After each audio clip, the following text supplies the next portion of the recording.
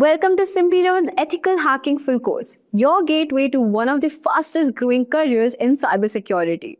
In today's digital world, every company depends on secure systems to protect sensitive data. But as cyber attacks become more frequent and advanced, the demand for skilled ethical hackers is skyrocketing. Ethical hacking is all about thinking like a hacker, but using those skills to protect and not to harm. From testing networks to securing applications, ethical hackers are the heroes keeping businesses and individuals safe online. So in this course, we'll start from very basics. So even if you're new to cybersecurity, you'll feel right at home. First, we'll learn about how hackers think, the tools they use, and the most importantly, how to defend against them. We'll also cover key topics like penetration testing, network security, web application vulnerabilities, and real-world hacking techniques step by step. And by the end of this course, you'll have the knowledge, skills, and confidence to start your journey as ethical hacker and open doors to exciting, high-paying career opportunities in cybersecurity. So are you ready to learn how to hack the system right away and secure the digital future? Let's get started. Also, if you're interested in stepping into one of the most in-demand fields, then the Advanced Executive Program in Cybersecurity by Simplilearn is the perfect choice for you. In just 6 months, you gain expertise in ethical hacking, penetration testing, ransomware analysis, and advanced defense strategies through a hands-on, industry-relevant approach. This program, offered in collaboration with IIIT Bangalore and IBM, features live interactive classes, real-world projects, and industry-recognized certification. You'll also benefit from masterclasses by top IIIT Bangalore faculty and an ex-NPCI expert right away. So whether you're just looking to start or advance your career in cybersecurity, this course will make you job ready with practical tools, projects, and certifications to help you stand out in the job market. So what are you waiting for? Hurry up and enroll now, and you can find the course link below. And welcome to the next video in the cybersecurity space. In this video, we are going to discuss what is ethical hacking. Now take this as an example. There is an organization that keeps on getting compromised or keeps on getting attacked repeatedly every month. And they're at a loss of why exactly this is happening. So an employee comes up with a brilliant idea of hiring an ethical hacker to test the security systems. The bosses agree and the company ends up hiring an ethical hacker. Now, what this hacker does is they try to test all the security controls that the organization has implemented, all the applications, maybe even the databases, and then they start giving a report. So here you can see that they are trying to test the firewall, maybe fire viruses, malicious queries towards the firewall, hack the company's website, test the company's websites, any applications that the company is utilizing, and try to analyze the responses that they're going to get. So they're trying to emulate a hacker scenario where a hacker is trying to attack and trying to figure out the vulnerabilities and the areas for compromise to the organization's infrastructure. So once the report is ready, they would be submitting the report to the organization, and they would then give recommendations of how to enhance the security posture of the organization. Once the security posture is enhanced, the likelihood of the organization getting compromised reduces drastically. Thus, the organization becomes a lot more secure than it was before. And this is what we are going to discuss in this video. So first and foremost, we are going to discuss what is ethical hacking. We are going to talk about the types of hackers. We are looking at phases of ethical hacking, common types of attacks that are possible on networks and other systems. And then we are talking about certification and job roles in the cybersecurity space as well. So what exactly is ethical hacking? Ethical hacking is locating weaknesses or vulnerabilities of computers and information system using the intent and actions of a malicious hacker. Now the difference here is the intent. A malicious hacker will try to gain something for their own personal gains, or try to cause damage to the other organization. Here, the intent of the ethical hacker is to identify possible flaws and vulnerabilities, weaknesses, and then try to enhance the security on those weaknesses by mitigating those weaknesses, thus preventing malicious hackers from getting access. So the intent is the complete other way around, where a malicious hacker may be looking at gaining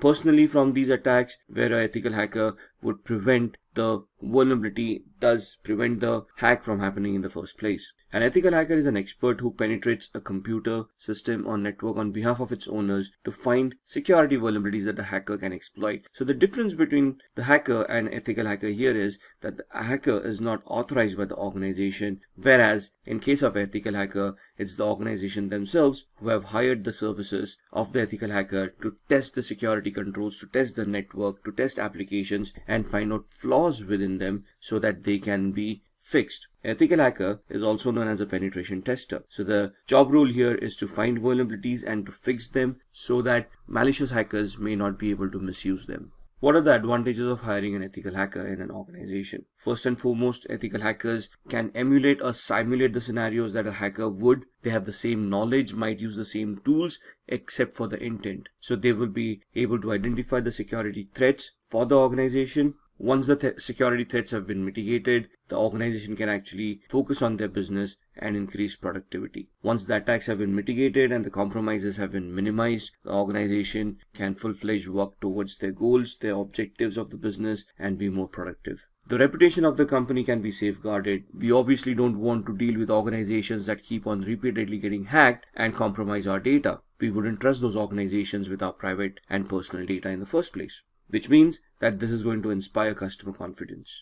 The customer would feel that if the organization is secure and is able to protect themselves, they would be able to protect the customer's data and customers' private information as well, which is the protection for your customers or clients. So this can be advertised as by the organization saying, we have ethical hackers, we do proactive approach towards our security measures, we have integrated security mechanisms in place, we are safe, we have been tested, and we can prove that we are security compliant. Once the customers come to know about this, customers would feel a lot more safer to deal with such organizations. After discussing the advantages of hiring an ethical hacker, let's discuss the types of hackers. The first classification is of a black hat hacker. These people are individuals with extraordinary computing skills, which means they are very intelligent, they can program quite a bit, they know everything about hacking, and these guys are experts. However, their intent is malicious or destructive in nature. They would want to harm the victim and gain possibly monetarily from these kind of activities. Some of these people would do it for fun, an ego boost if you will. The second classification is of a grey hat hacker. These are individuals who work offensively as well as defensively. So at times they can, for an agenda, become a black hat hacker, gain out of it, hack without authorization, and at times they can actually accept a contract from an organization to help them enhance the security of that organization. And then there are white hat hackers. These are individuals professing the same skills that of a black hat or a grey hat. They might use the same tools, possess the same knowledge, except for the intent. Their intent is not to cause harm, but to protect the organization and enhance their security skills. These are people like us. These are ethical hackers who essentially try to emulate or simulate the attacks from a black hat hacker's perspective to find out the flaws and then try to mitigate them, try to enhance the security posture of the organization to prevent that organization from getting hacked. And then there are suicide hackers. These are individuals who bring down critical infrastructure for a cause. The main difference between the black hat hackers and suicide hackers is that black hat hackers will try to hide their identity. Suicide hackers do not. In fact, they will claim responsibility for the attacks that they have done.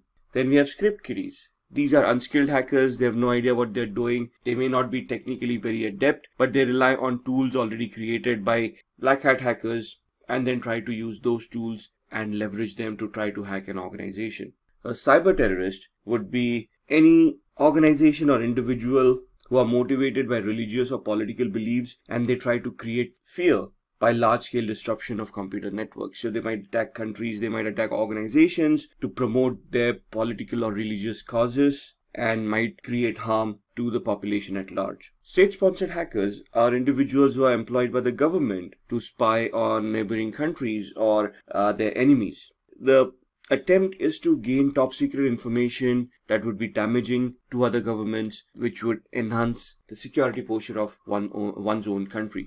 Now, this is not an official job profile, but it's a known fact that most of the governments have hired hackers to spy on other countries and other organizations. Then there are hacktivists, individuals who want to promote a political agenda by hacking and defacing websites. These guys do not cripple infrastructure, they just hack websites, deface them, put their own propaganda on the face of the website to promote whatever political messages that they want to promote. Now let's talk about the phases of ethical hacking. Ethical hacking is distributed into 5 different phases. They are the reconnaissance phase, scanning, gaining access, maintaining access, and covering tracks. The first phase, the reconnaissance phase, is all about information gathering. Here you're trying to identify the target, trying to get to know the target, gathering information about the target. Could be digital in nature, could be any personal information or organizational information that you can leverage later on for social engineering attacks as well. Here you might try to find out from a technical perspective the IP addresses, domain names, subdomains,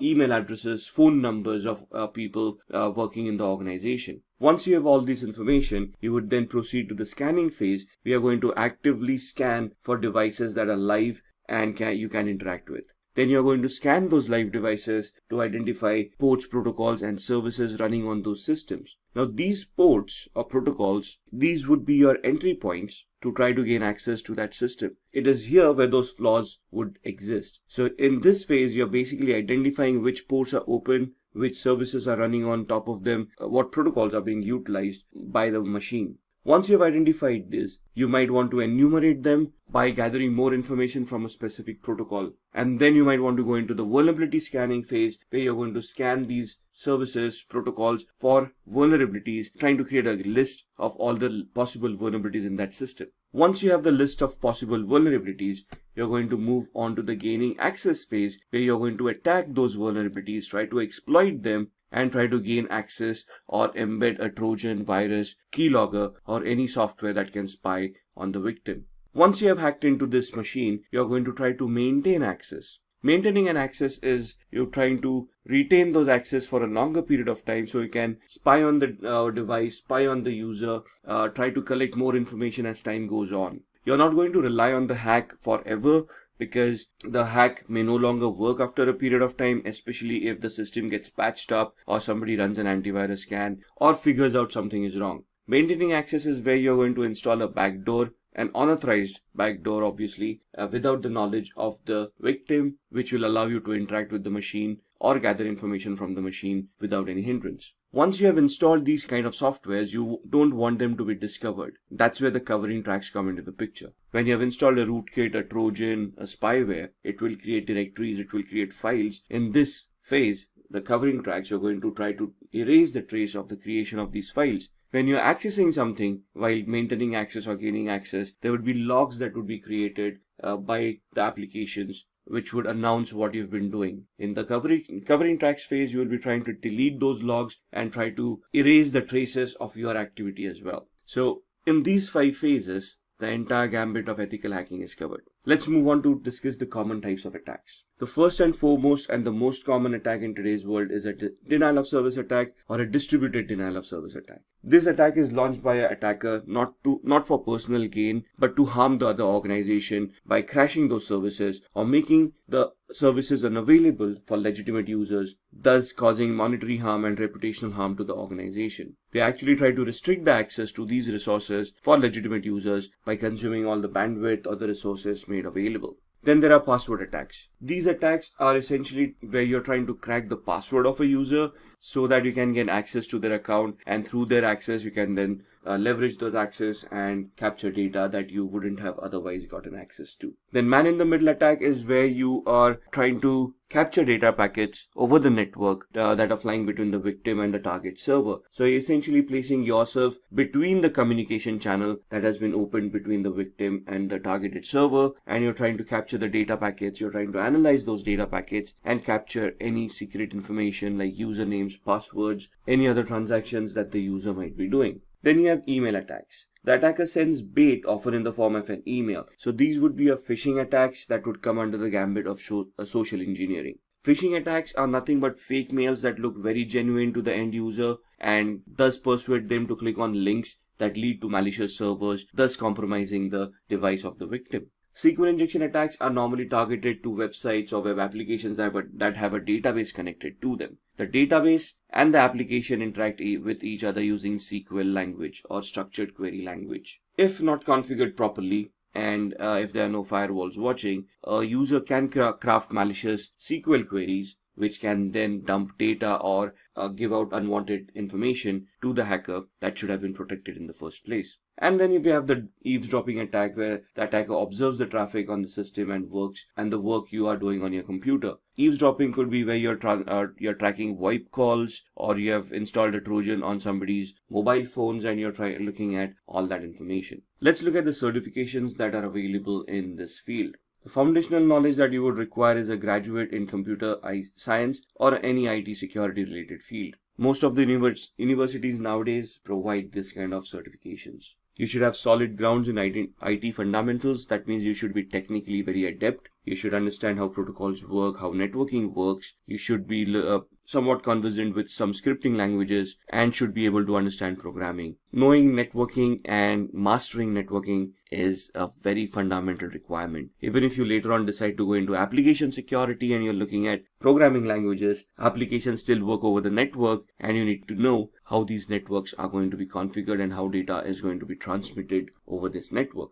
Coding skills. Like I said, programming, not from a developer's perspective, but at least good enough to understand how the program functions, what the flaws may be in the programming code that has been given, and how you can break that particular code. That is what is required. A few scripting languages like PHP, Perl, Python, Ruby, they would be a lot helpful at this point in time. Maybe Bash scripting or PowerShell scripting as well. And then our understanding of the architecture of an operating system. We just don't want to know how the operating system works and how it functions. We should be able to troubleshoot the operating system to recover from errors, flaws, and we should know how the operating system works, stores data, and interacts with the hardware at the first place. With everything, there is now cloud, and cloud is gaining traction a lot. We got public clouds like Amazon, Microsoft, and Google. We got private clouds like VMware, Microsoft again, Citrix, and so on and so forth. Most of the organizations in today's world have a hybrid environment where they've got a part physical IT infra and part cloud infrastructure. So learning what cloud is,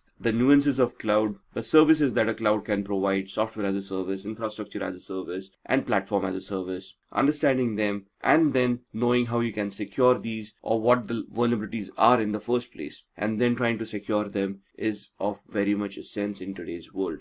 Over a period of time, you will have to learn cloud security to be relevant in today's world, especially with IoT, artificial intelligence, and machine learning picking up pace. And then malware analysis and reverse engineering. So let's say there's a new virus that has been released and there's an antivirus company who's working to figure out how the virus works, what are the signatures that are created by the virus, and this is where those malware analysis skills come into the picture. Even in real terms or in normal terms, if you're working in an organization and if a machine has been infected or is suspected of an infection, you need to investigate the machine to identify whether it was a worm, virus, or a Trojan, and need to take effective action to prevent further compromise from happening. And that is why malware analysis is of importance as well. The certifications that you have, Certified Ethical Hacker, it will train you in reverse engineering. So this is where you basically look at offensive security. This is where you're looking at hacking and you're looking at how the methodologies, the 5 steps that we have talked about. And this course deals with each and every one of those 5 steps and helps you analyze and understand the tool sets and the skills that are required for each of that particular step. Salaries may range between $71,000 and above in the US market and around 5 lakh rupees and more in the Indian market.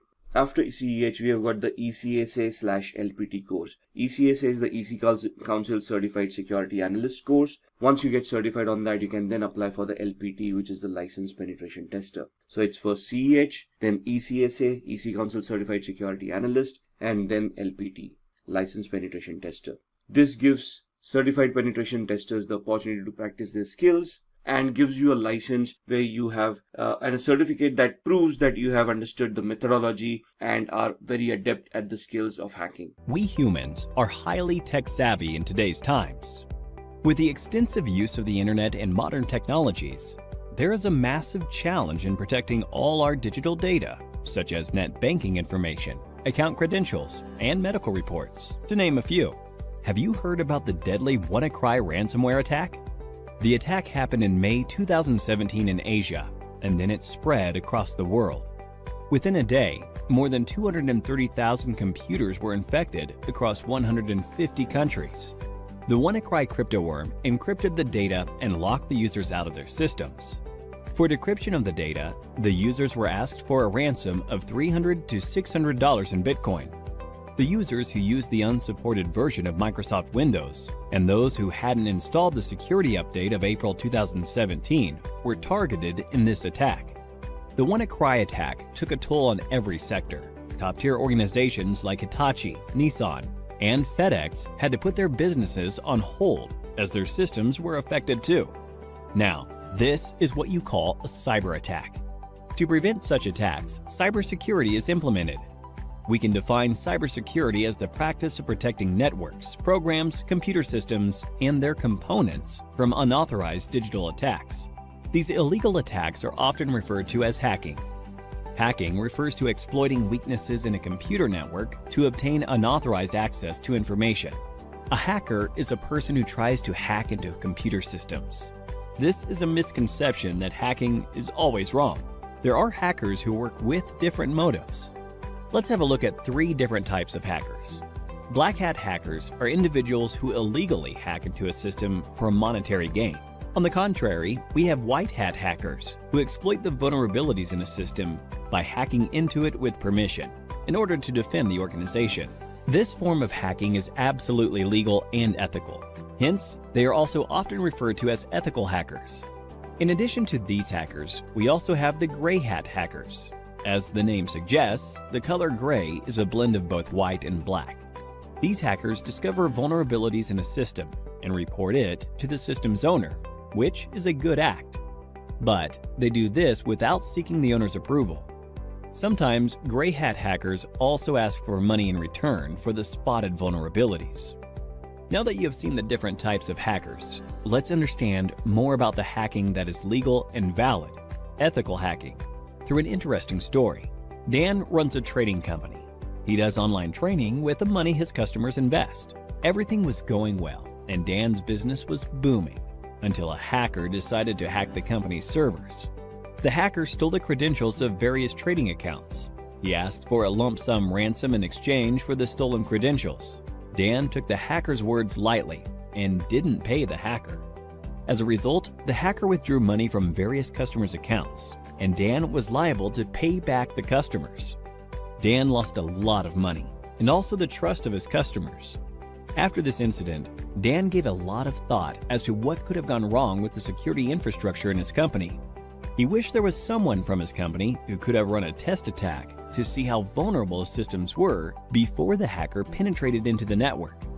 This was when he realized he needed an employee who thinks like a hacker and identifies the vulnerabilities in his network before an outsider does.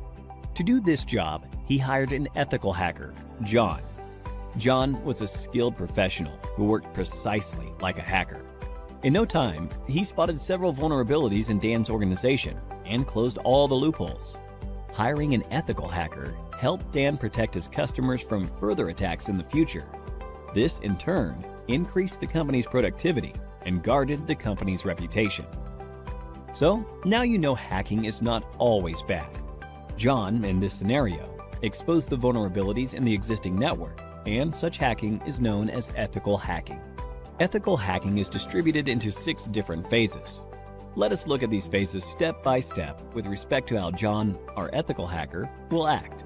Before launching an attack, the first step John takes is to gather all the necessary information about the organization's system that he intends to attack. This step is called reconnaissance. He uses tools like Nmap and hping for this purpose. John then tries to spot the vulnerabilities, if any, in the target system using tools like Nmap and Nexpose. This is the scanning phase. Now that he has located the vulnerabilities, he then tries to exploit them. This step is known as gaining access. After John makes his way through the organization's networks, he tries to maintain his access for future attacks by installing backdoors in the target system. The Metasploit tool helps him with this. This phase is called maintaining access. John is a brilliant hacker. Hence, he tries his best not to leave any evidence of his attack. This is the 5th phase, clearing tracks. We now have the last phase, that is reporting. In this phase, John documents a summary of his entire attack, the vulnerabilities he spotted, the tools he used, and the success rate of the attack. Looking into the report, Dan is now able to take a call and see how to protect his organization from any external cyber attacks. Don't you all think John is an asset to any organization? If you want to become an ethical hacker like John, then there are a few skills that you need to acquire. First and foremost, you need to have a good knowledge of operating environments such as Windows, Linux, Unix, and Macintosh. You must have reasonably good knowledge of programming languages such as HTML, PHP, Python, SQL, and JavaScript. Networking is the base of ethical hacking, hence, you should be good at it. Ethical hackers should be well aware of security laws so that they don't misuse their skills. Finally, you must have a global certification on ethical hacking to successfully bag a position of an ethical hacker like John. Few examples of ethical hacking certification are Certified Ethical Hacker Certification, CEH, CompTIA Pen Test Plus, and Licensed Penetration Tester Certification, to name a few. Simplilearn provides a Cybersecurity Expert Master's program that will equip you with all the skills required by a cybersecurity expert. You could have a look at it by clicking the link in the description. The endless growth of technologies in this area is directly proportional to the number of cybercrimes. Cybercrimes are estimated to cost $6 trillion in 2021. Hence, to tackle these cybercrimes, organizations are continuously on the lookout for cybersecurity professionals. The average annual salary of a certified ethical hacker is $91,000 in the US and approximately rupees 7 lakhs in India. So, what are you waiting for? Get certified and become an ethical hacker like John and put an end to the cyber attacks in the world. So let's talk about hacking and what exactly hacking is. Hacking refers to exploiting weaknesses in a computer network to obtain unauthorized access to information. A hacker is a person who tries to hack into computer systems. Now here there are some keywords that we need to understand. First and foremost, exploit. When you are exploiting weaknesses are technically called vulnerabilities, which are basically design flaws, misconfiguration errors, usage of default usernames and passwords which have not been modified. So any misconfiguration or anything that has been left behind by a security administrator that can be misused, which means exploited by a hacker to gain unauthorized access. So the next term is unauthorized access, something that you're not allowed to do. And when you say a hacker is a person who tries to hack, it's basically a person with malicious intent trying to gain access to a system or a resource that they are not authorized to access in the first place. How do they do it? They find a vulnerability that is a weakness or a flaw, and then they misuse it to gain access to that particular network. So here in the diagram, you can see that the sender on the left hand side is trying to send some data to the receiver on the right hand side. The hacker would try to gain unauthorized access to the transmission that is being sent and would try to capture the data packets and read the secrets within. Let's look at a business case scenario into hacking. Now there is an organization, everybody is going around their own business when they realize that their systems may have been compromised. Now they're trying to look at the customer data to ensure that that has not been compromised and trying to assure the customers. However, they do realize that some customer data has been lost and even the company reports have been modified as well. Now this is the scenario where there have been some security controls in place and those controls have been identified. They realized that there is an attack that has happened, and based on that attack they have realized that their data has now been compromised and their records have been modified by the hacker, which means that the data is no longer trustworthy and thus cannot be used by the business for any legal transactions. So then the hacker gives a call to the organization or gets connected to the organization demanding a ransom for the data to be replaced, to be taken back into the original state where it was trusted, and thus the organization can utilize it for business transactions. The organization has probably no backup, so they decide that they want to pay the lump sum to the hacker to restore that data so that they can continue on with the business. Thus money exchanges and the hacker is able to restore that data and the business continues as usual. However, the activity here of a hacker trying to leverage the misconfiguration of the weaknesses in the organization's security, thus being able to hack them and make these ransomware demands. So the company then wants to figure out, even if having a security system in place, how was the hacker able to hack their systems? Thus, one of the employees comes up with a brilliant idea of identifying vulnerabilities in the network to proactively search for any flaws that have been left behind so that they can plug those flaws and nobody can misuse them.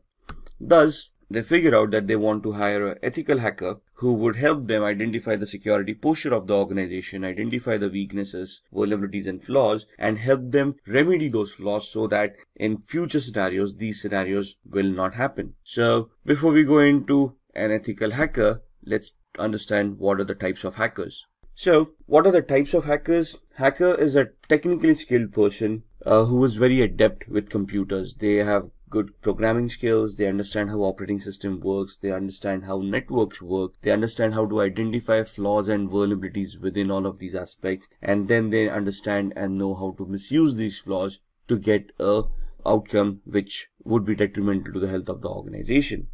So there's 6 types of hackers that have been identified: black hat hackers, white hat hackers, grey hat, script kiddies, nation sponsored hackers, and hacktivists. So black hat hackers are basically the malicious hackers who have malicious intent and have criminalistic tendencies. They want to harm the organization by hacking into their infrastructure, by destroying their infrastructure, by destroying their data, so that they can gain from it from a monetary perspective.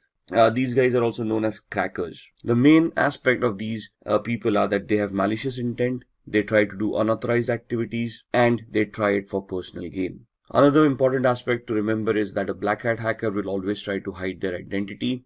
They will spoof their online digital identity by masking it, by spoofing their IP addresses, MAC addresses, and try to remain anonymous on the network. A white hat hacker, on the other hand, is also an ethical hacker or a security analyst who's an individual who will do exactly the same thing that a black hat hacker would do, minus the malicious intent, plus the intent of helping the organization identifying the flaws and remedying them so that nobody else can misuse those vulnerabilities. So they are authorized to act on the company's behalf. They are authorized to do that activity which would help the company identify those flaws and thus help the company mitigate those flaws, improving on their security posture. So these kind of security experts or ethical hackers would help organizations defend themselves against unauthorized attacks. Grey hat hackers is a blend of both white hat and black hat hackers. So here they can work defensively and offensively both. They can accept contracts from organizations to increase their security posture.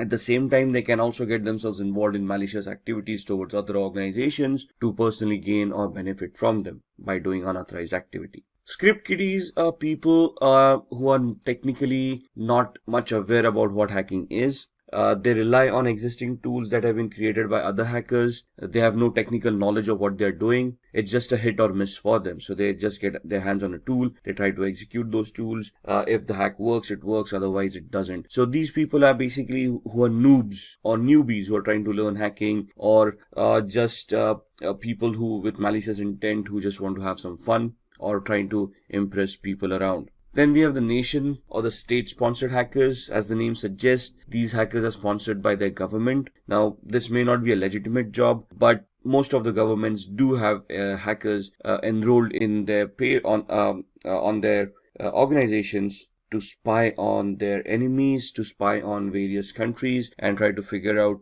the aspirations of those countries. So this is basically a spying activity where you're technically trying to get access to other countries' resources and then try to spy on them to figure out what their activities have been or what their future plans have been. And then we have the hacktivists, who is an individual who has a political agenda to promote, and they promote it by doing hacking. So these guys, what is the difference between a black hat hacker and a hacktivist? The black hat hacker may try to hide their identity. A hacktivist will claim responsibility of what they have done. So for them, it's a political agenda, a political cause, and they will try to hack various organizations to promote their cause. They would probably do this by defacing the website and posting the messages that they want to promote on these websites. So what exactly is ethical hacking then? We have discussed the types of hackers. We have identified a malicious hacker as a black hat hacker with the intent of doing harm to an organization's network for personal gain. We have discussed what the ethical hacker is. So an ethical hacker would be doing the same activity but in an authorized manner. So they would have legal contracts that they would be signing with the organization, which would give them a definite scope of what they're allowed to do and what they are not allowed to do. And the ethical hackers would function within those scopes, would try to execute those test scenarios where they would be able to identify those flaws or those system vulnerabilities, and then they would be submitting a report to the management of what they have found. They would also help the management to mitigate or to resolve those weaknesses so that nobody else can misuse them later on. They might use the same techniques and the same tools that black hat hackers do. However, the main difference here is that these guys are authorized to do that particular activity. They're doing it in a controlled manner with the intent of helping the organization and not with the intent of personal gains. So who's an ethical hacker? Again, an ethical hacker is a highly intelligent, highly educated person who knows how computers function, how programming languages work, how operating systems work. They can troubleshoot. They're technically very adept at computing. They understand the architecture. They understand how various components in a computer work. They can troubleshoot those components, and they can basically be very good with programming as well. Now, when I say programming, we don't want an ethical hacker to be a good developer of applications. We want them to understand programming in such a way that they can create scripts. They can write their own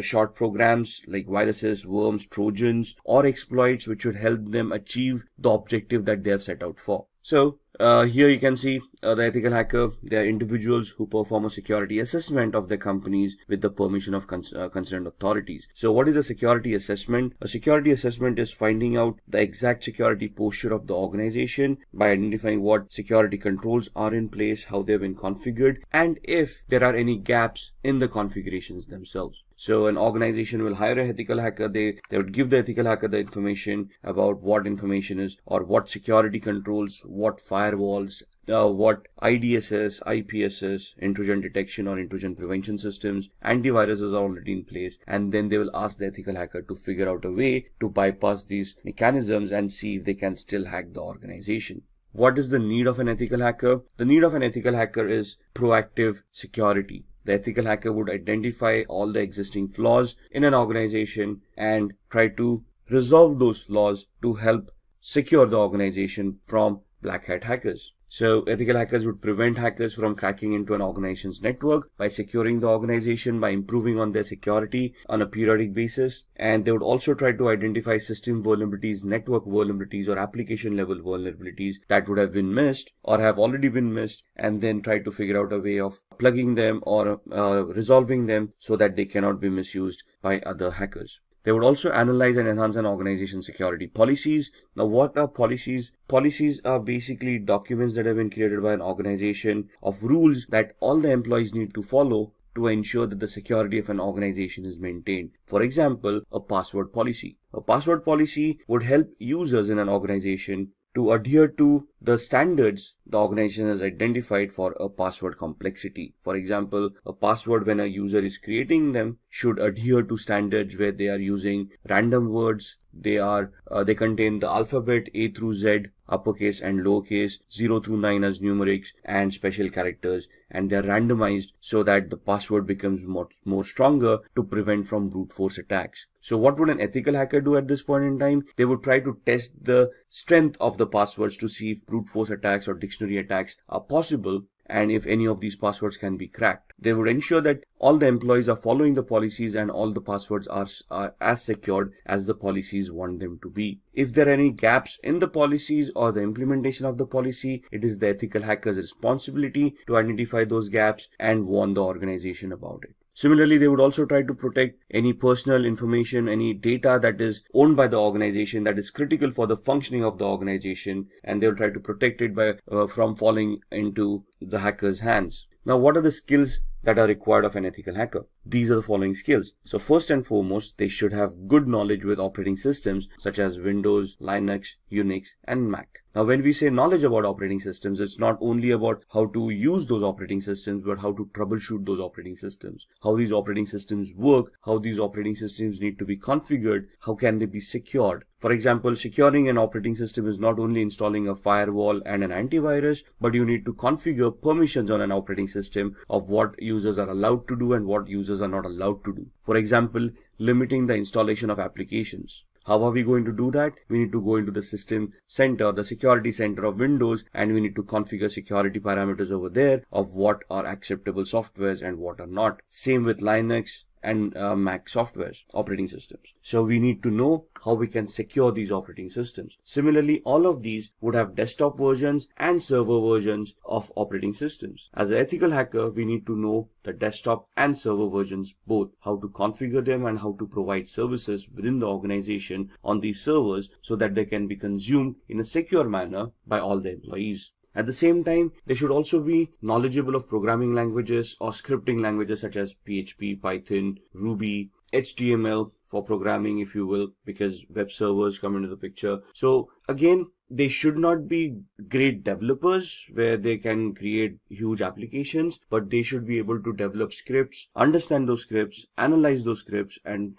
figure out what the output should be of those scripts to achieve the hacking goals that they have set out for. An ethical hacker should have a very good understanding about networking. No matter whether you're in application security, you're in network security, or you're in host-based security, since a computer will always be connected to a network, either a local area network like a LAN or the internet, we should know how networking works. We should know the 7 layers of the OSI model. We should know which protocols work on those 7 layers. We should identify the TCP/IP model and how a OSI model can be mapped to the TCP/IP model. We should understand how TCP and UDP work, how each and every protocol is crafted, how they are supposed to behave for us to analyze and understand any network-based attacks. We should be very good in security measures. So we should know where those vulnerabilities would lie, what are the latest exploits available in the market, and we should be able to identify them. We should be able to know the techniques and the tools of how to deal with security, how to analyze security, and then how to implement security to enhance it as well. Along with that, it is important that a security analyst or ethical hacker is aware of the local security laws and standards. Why is that? Because an organization cannot do any illegal activity. Whatever responses that they have, whatever security mechanisms, whatever security controls they will implement, they need to be adhering to the local law of the land. They should be legal in nature and should not cause undue harm to any of the employees or any of the third-party clients that they are dealing with. So the ethical hackers should be aware of what security laws are before they implement security controls, or even before they start testing for security controls. And all of these should be backed up by having a global certification or a globally valid certification related to networking, related to security, ethical hacking, the law of the land, anything and everything. Maybe even programming. It's good to have a certification in PHP, Perl, Python, Ruby, and so on and so forth. Why? Because most of the organizations, when they hire ethical hackers, look out for these certifications, especially globally valid certifications, so that they can be sure, or they can be assured that the person that they are hiring has the required skill set. So let's talk about a few of the tools that an ethical hacker would utilize in their testing scenarios. To be honest, there are hundreds of tools out there. What you see on the screen are just a few examples of them. Nessus is a vulnerability scanner. What is a vulnerability scanner? It is an automated tool that is designed to identify vulnerabilities within hosts, within operating systems, within networks. So they come with their ready-made databases of all the vulnerabilities that have already been identified, and they scan the network against that database to find out any possible flaws or any possible vulnerabilities that currently exist on the host or the operating system or on the network. Similarly, there would be application scanners like Acunetics or Arachne that would help you scan applications and identify flaws within those applications as well. Now, all of these are automated tools. The essence of ethical hacker is when these tools churn out the reports, the ethical hacker can understand these reports, analyze them, identify the flaws, and then craft their own exploits or use existing exploits in a particular manner so that they can get access, or they can bypass the access or security controls mechanisms that are already in place. How can they do that? With the tool called Metasploit. You see that big M there on the right hand side? That M logo is for a tool called Metasploit, which is a penetration testing tool. What is a penetration testing tool?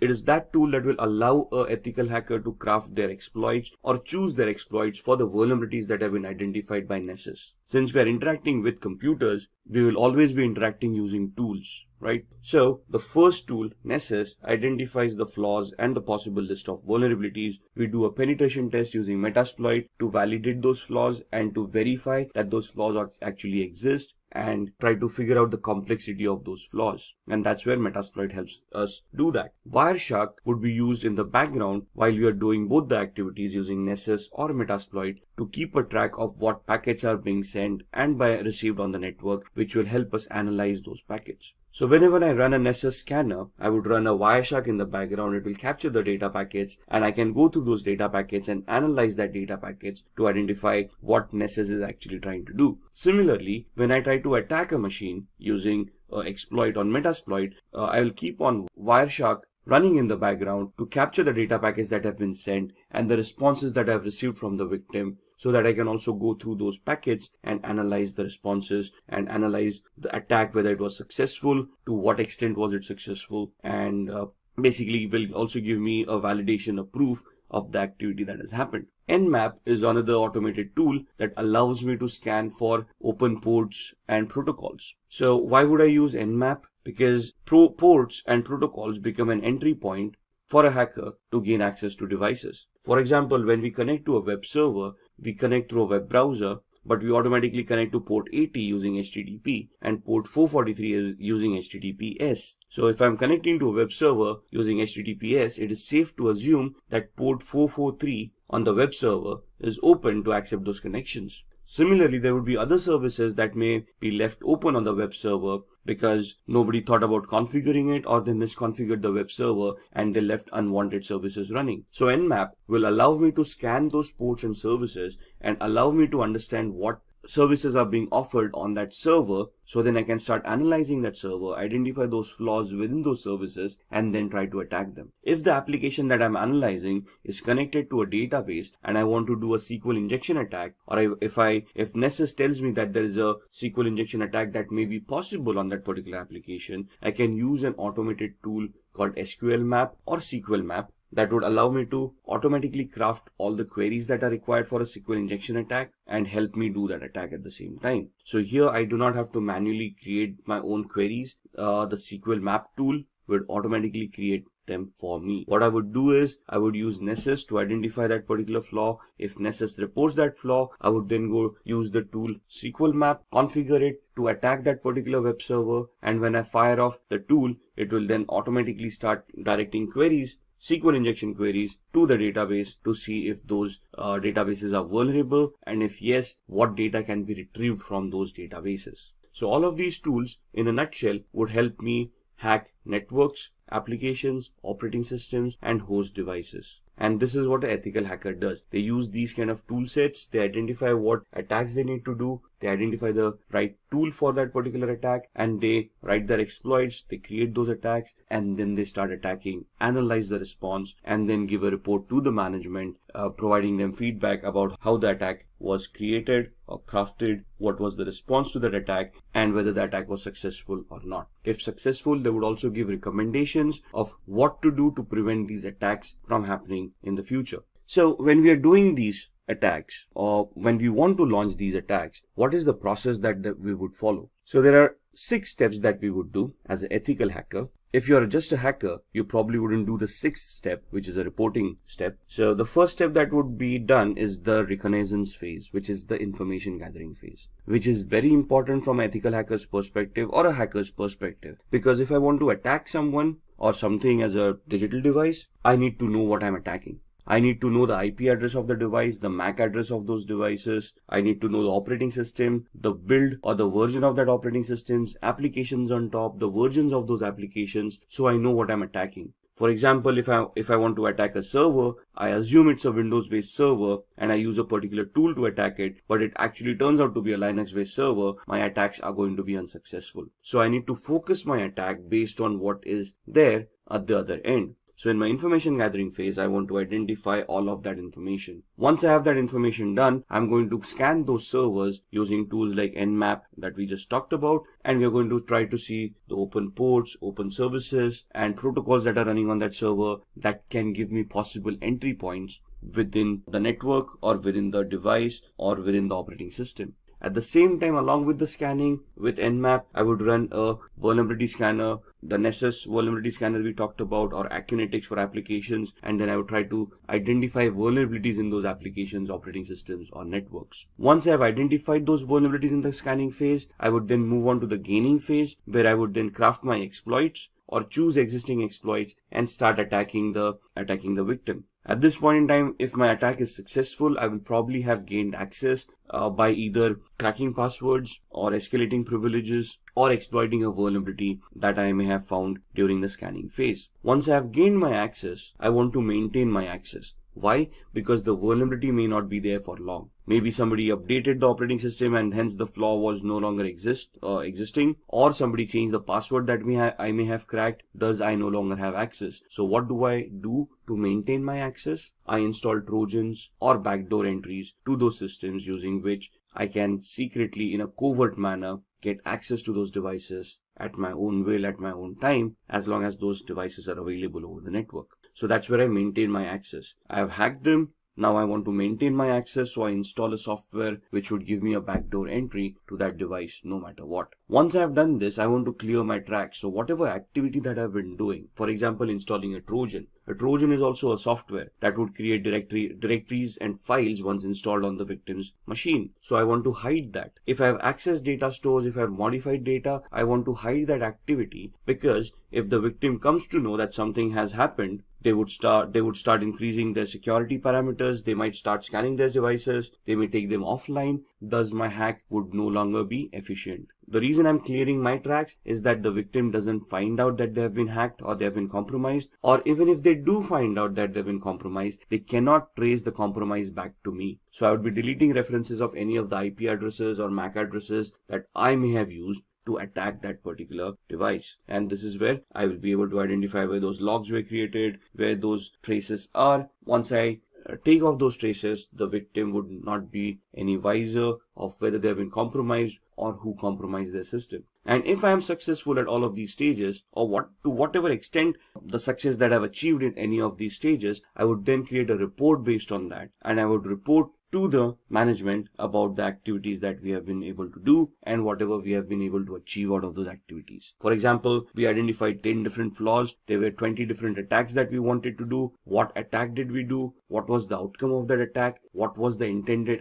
or the expected output of that attack? I'll create a report which would give a detailed analysis of all the steps that were taken, along with screenshots and evidences of what activity was conducted, what was the output, what was the expected output, and I would submit that report to the management, giving them an idea of what vulnerabilities and flaws exist in their environment or their devices that need to be mitigated so that the security can be enhanced. So these are the 6 steps that the ethical hacking process would take. Just going through this, the reconnaissance is where you're going to use hacking tools like Nmap, HPing to obtain information about targets. There are hundreds of tools out there depending on what information you want. Then in scanning, again, Nmap, Nexpose, these kind of tools to be utilized to identify open ports, protocols, and services. In gaining access, you're going to exploit a vulnerability by using the Metasploit tool that we talked about in the previous slides. In the maintaining access, you're going to install backdoors. You can use Metasploit at the same time. You can craft your own scripts to create a Trojan and install it on the victim's machine.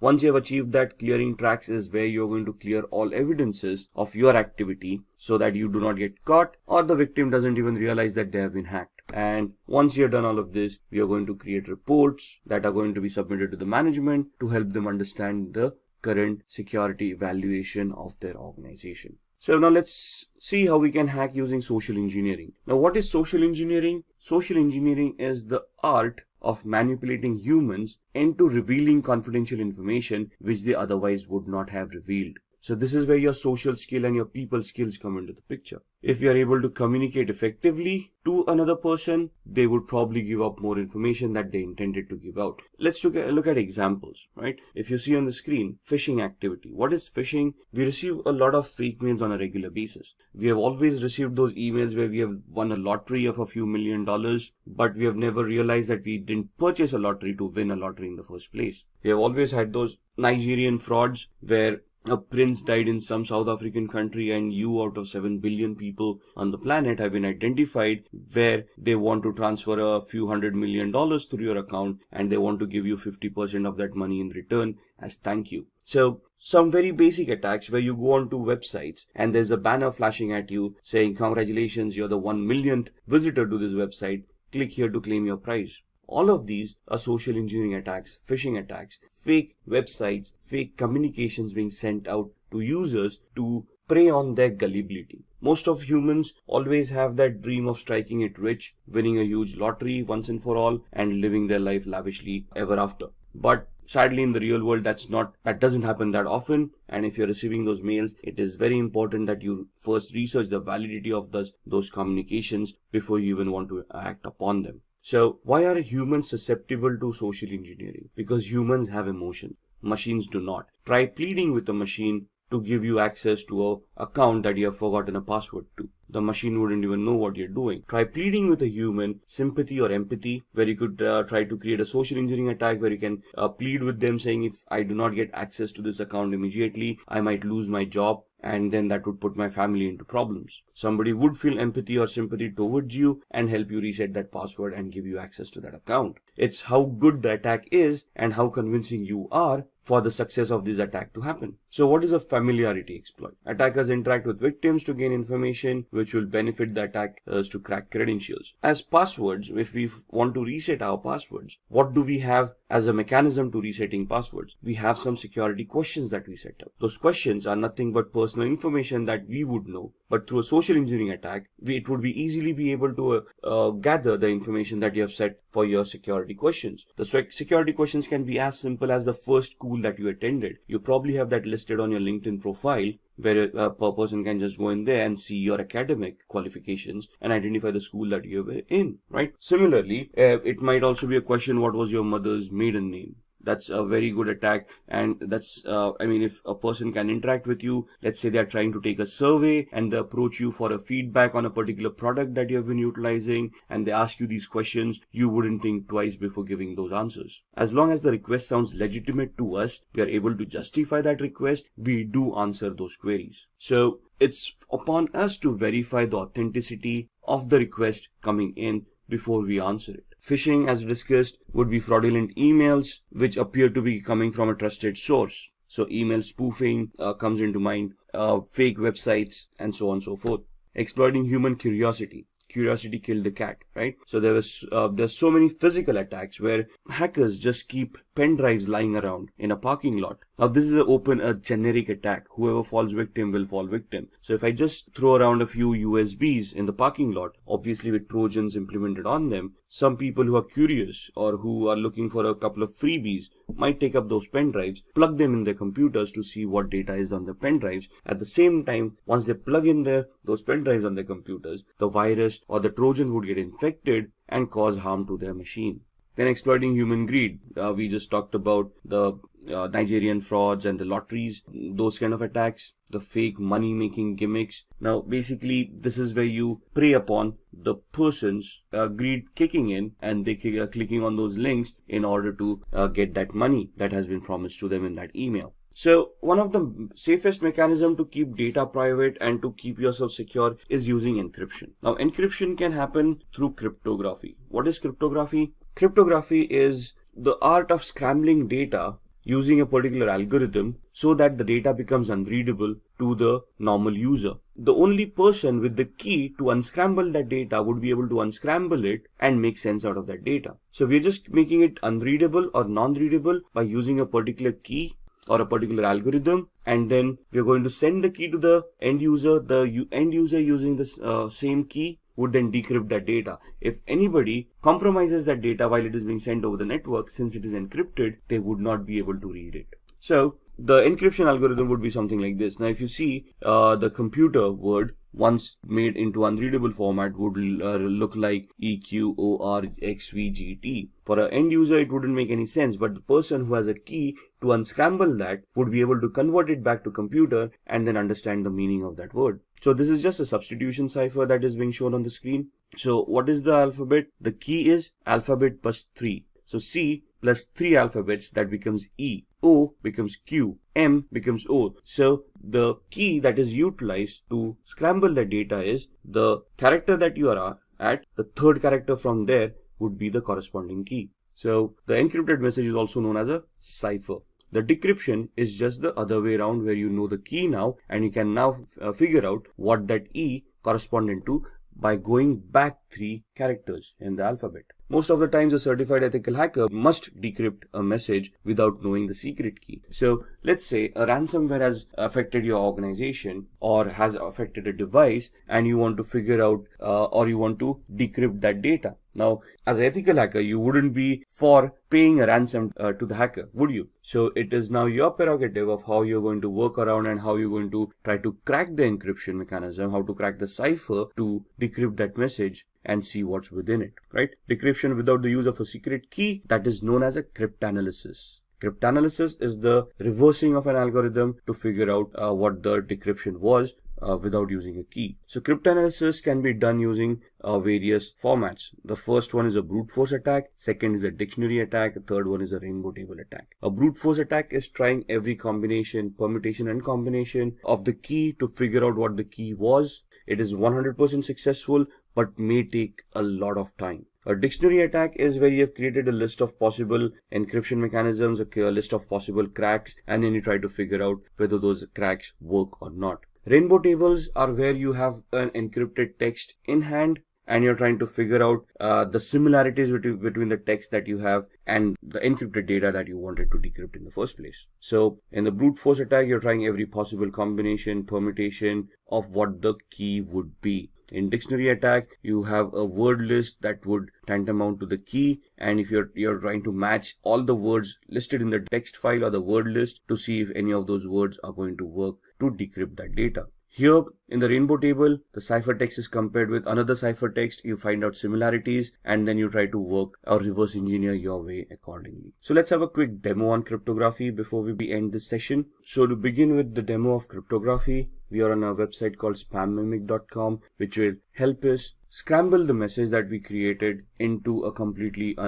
format which would be unrelated to the topic at hand. So if I say I want to encode a message, turn a short message into spam. So what this does is, you want to send across a secret message, you type in the secret message, a short one, and it will convert that into a spam mail. You send it across, so whoever's reading that spam mail would never get an idea of the embedded message within it. So if I want to type in a message here, hi, this is a secret message, the password is ASD@1234, and I want to send this out to people or to one of my colleagues, but I want to send it out in a secret manner so that others are not aware of this. So when I press on encode, what the algorithm will do is it will convert this message into a spam mail. So my message, hi, this is a secret message, the password is @1234 or ASD@1234, gets converted into this. Now if you read it, dear e-commerce professional, this letter was specially selected to be sent to you. This doesn't make sense. There is nowhere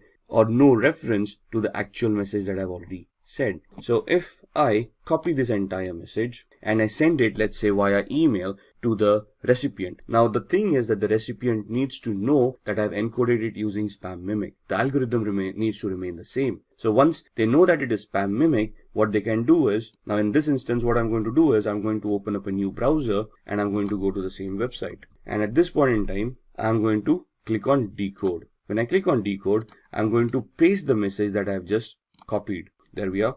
And this message is now being copied into a different browser. And if I decode this, you will see that it will convert it back to the original message that there was. So the key is there at spam mimic and it is embedded within the message. So whenever we paste the message in the decode factor, it knows what the key was and it can decrypt that message and give me the actual message that was embedded within it. There we are, the entire message. This is what we created in the Google Chrome browser, and in the Firefox browser we decoded. Similarly, if I want to protect these kind of messages, there is an aspenencrypt.com website where, let's say, we use text encryption and I want to encrypt the same message. This is a secret message. The password is ASD@1234, and then I give it a password to protect this message, let's say the word password, and I use the cipher to scramble this by using, let's say, AES, which is the strongest cipher right now, and I say encrypt. So this is what the encryption would look like. And basically, if I don't have the password over here, if I decrypt it, you would see that the error has occurred. Now, if I type in the password over here and then decrypt it, it will be able to convert that back into the unscrambled text, and it will give me what the original message was. This is a secret message. The password is ASD@1234. So if I want to keep my data secure from hackers, I want to scramble it in such a way that they would not be able to crack it, or it would be very difficult for them to crack it. And this is one of the first mechanisms that would be recommended by any ethical hacker to keep the data secure. Now let's talk about downloading and installing Kali Linux. Along with that, we'll also be looking at the basic commands that are required for Kali Linux. Alright, so I've opened my browser and we want to go to the Kali website. So we want to go to kali.org. You can directly type in kali.org and go to the website. I can just do a Google search and say Kali download, and it will give you the same website, but it will directly take you to the downloads pages. So either here or you can go to the home page. Cookies are being installed on your machine, so see which cookies you want to allow. I'm only going to use the necessary cookies to support this site, and you can see that this gives you the latest Kali Linux news and tutorials, gives you the latest release, what is in that release, and gives you a lot of documentation which will help you understand what tools have been developed and what functionality has been given in the latest version. If you want to download, you can directly go here and you can download Kali Linux. Now, Kali Linux is a 2.6 gigabyte download, so it's going to take time, the latest version being 2019.4. And we click over here. I'm using a download manager to manage all these huge downloads, and you can see it's pointed to the operating systems folder, and it is going to be a 2.57 GB download. So we click on download, and in the background, you can see this is going to be downloaded, and we're going to minimize this. And it will take a few minutes for that to download, but this is an ISO image, so we need to install it on a virtual machine. So what we need is we need to use a hypervisor which will allow us to create virtual machines. So we can either use VMware Workstation, which you can download from here. However, this is paid version, so you can see it is around $250 or something for this software, but it is a very good software to have. So if we click on download now, it is going to start the download. It's a 30-day trial period if you want to use it. After 30 days, you'll need to enter the key, which you'll get after purchasing the software. If you do not want to utilize this, the free version that you have, you can either download VMware Player, but there are some limitations for VMware Player that you might want to look at. You want to compare these products before you want to purchase them, right? Otherwise, you can download Oracle VirtualBox, which is a free hypervisor. It's not as robust as VMware Workstation, but it does the trick, right? So the free version 6.1 is free, and you can then create your own virtual machines over there and install operating systems on them. What I already have a VMware Workstation installed, so I'm just going to open that up, and that's my VMware Workstation. As you can see, I already have a lot of virtual machines created over here. What we are going to do is we are going to configure a virtual machine for the Kali Linux operating system that we are downloading, which should be somewhere here. Let's see, it's at 43%, so halfway there. Till then, let's create the virtual machine. So I click on File, create a new virtual machine. I'm going to customize the machine, so click on Next. This leave it default, we don't want to change that, and then we want to install the operating system later. We don't want to point it out right now, so I'll just click on I will install the operating system later. Click on Next. We want to install Linux. Now in the drop down, you would not see Kali Linux over here. However, you can choose Ubuntu 64-bit. That's what I'm going to choose. There it is. Next. What is the name that we want?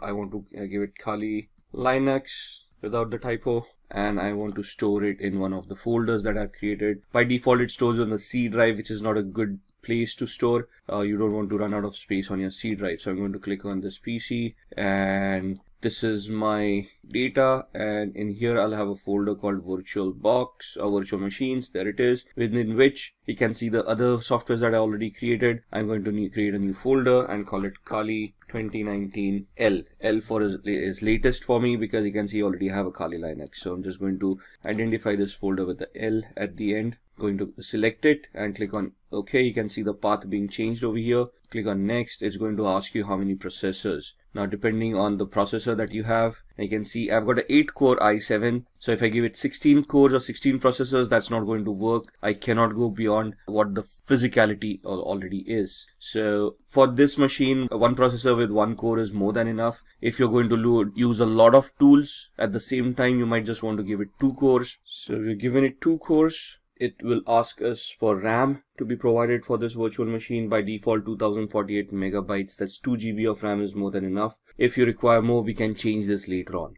So click on next. We want to use NAT for now. Leave this default. Next. Whatever is recommended, keep it the way it is. We do not want to change it. Next. Create a new virtual hard disk for this machine.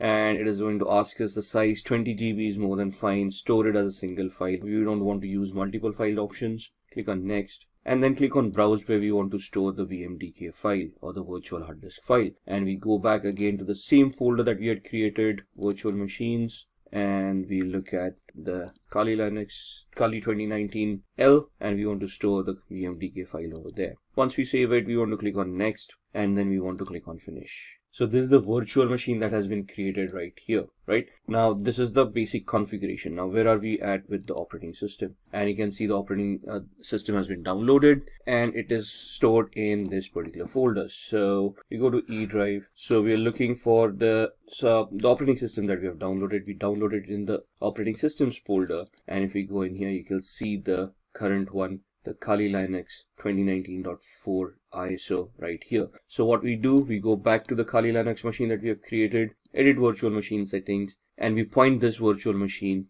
using the CD DVD, and then we point the ISO, the one that we downloaded over here. So we go back to E drive, we go back to OS, and we click on Kali Linux 2019, click on open. So now when this boots up, it will boot up with this ISO, and then it will allow us to install the operating system. So click on OK. Then we click on power on this virtual machine. It will start powering on. It will boot to the ISO and it will start giving us the booting option. So I'm just going to enter the full screen mode over here for this to be better visible. And we don't want the live mode. What we want is we want to use the graphical install. And then we highlight that, we press enter, and you can see the setup starting up. We'll wait for the GUI to pop up. There it is. Which language do we want? For now we want English. Click on continue. Where are we located?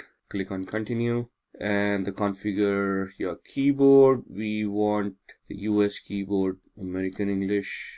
Continue. It is going to detect the hardware. So as you can see on the screen, it's attempting auto configuration for most of these settings. The network with DHCP, it has identified the network cards, hardware like the processor that has been provided. Now it is asking for a host name. We're going to leave it at default. We're going to click on continue. Domain name, I'm not joining this into a domain as yet. There's going to be a standalone machine, so I can leave this blank. Click on continue. Now it is going to configure the network. It is asking for a password at this point in time, the root password. Type in any password that you want. Ensure that you remember the password. Now by default, the username for the account is the word root. We are just creating the password for the root account. And then we want to click on continue. Setting up the clock, looking at the hard disks. Now here it asks us, do we want to use the entire disk, the 20 GB virtual hard disk that we had provided, or do we want to give it a manual configuration or a guided one where we want encryption and a logical volume management coming into the picture. We're just going to use the first option, guided, use entire disk. Don't worry, it's only going to use the virtual disk that we had created.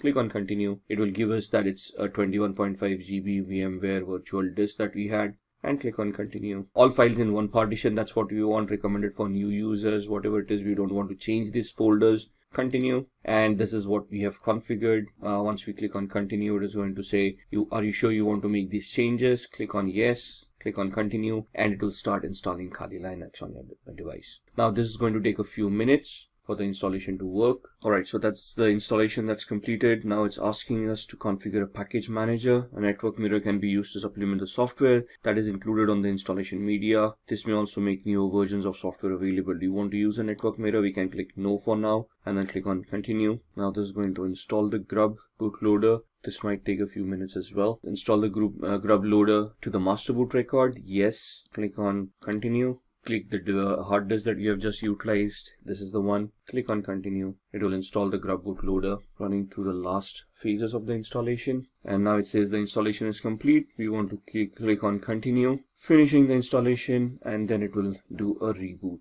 Alright, and you can see this is starting up. So we are going to you just wait out the boot, and now it started the booting sequence. Just going to maximize the screen, and you can see it's asking me for the password. This is the one that we created. Now that's not the password, that's the username, that's the root, and the password that we had created at that point in time. And then click on login, and this is your screen. Now what we need to do here is we need to install VMware tools, which will help us manage the screen and help the virtual machine to be a little bit better integrated on the system. So that's not mounted yet, so we're just waiting for it to mount. There it is. And what we want to do here is open VMware tools upgrader.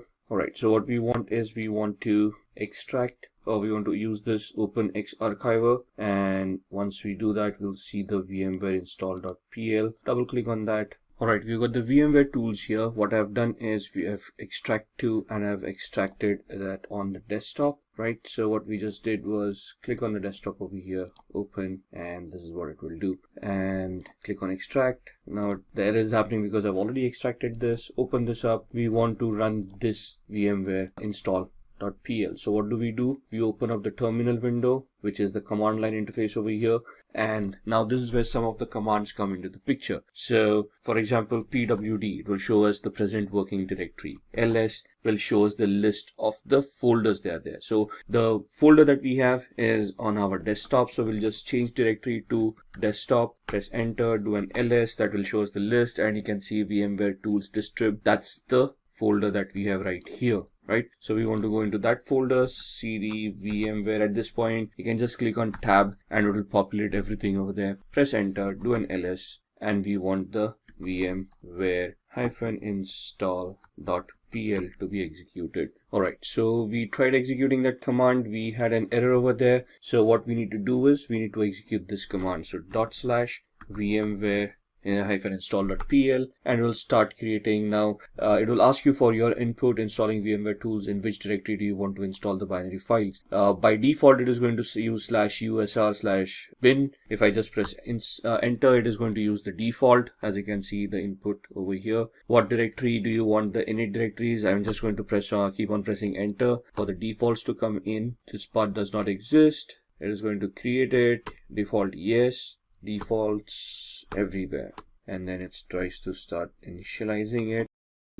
To maximize this, this is where it is installing, and you can see it automatically adjusted the screen, and now we got a full screen of Kali Linux right here, right? And that is what VMware tools does for us once we have installed the operating system. And now you can see the entire screen. On here you will see the tool sets that are given here. Now, why are we using Kali Linux in the first place? Because this comes in with a bundle of thousands of softwares that are ready to be utilized for ethical hacking, right? And they have been categorized over here for information gathering, vulnerability analysis, web application analysis, and so on and so forth. So you can see from forensics onwards, reporting tools, and as you scroll down, you can see your development tools, graphics coming in, internet, and the system configuration coming into the picture. These are your settings for your operating system. So these are basically your tools. We are right now on the favorites. If I click on information gathering, you will see that other tools for information gathering start appearing over here.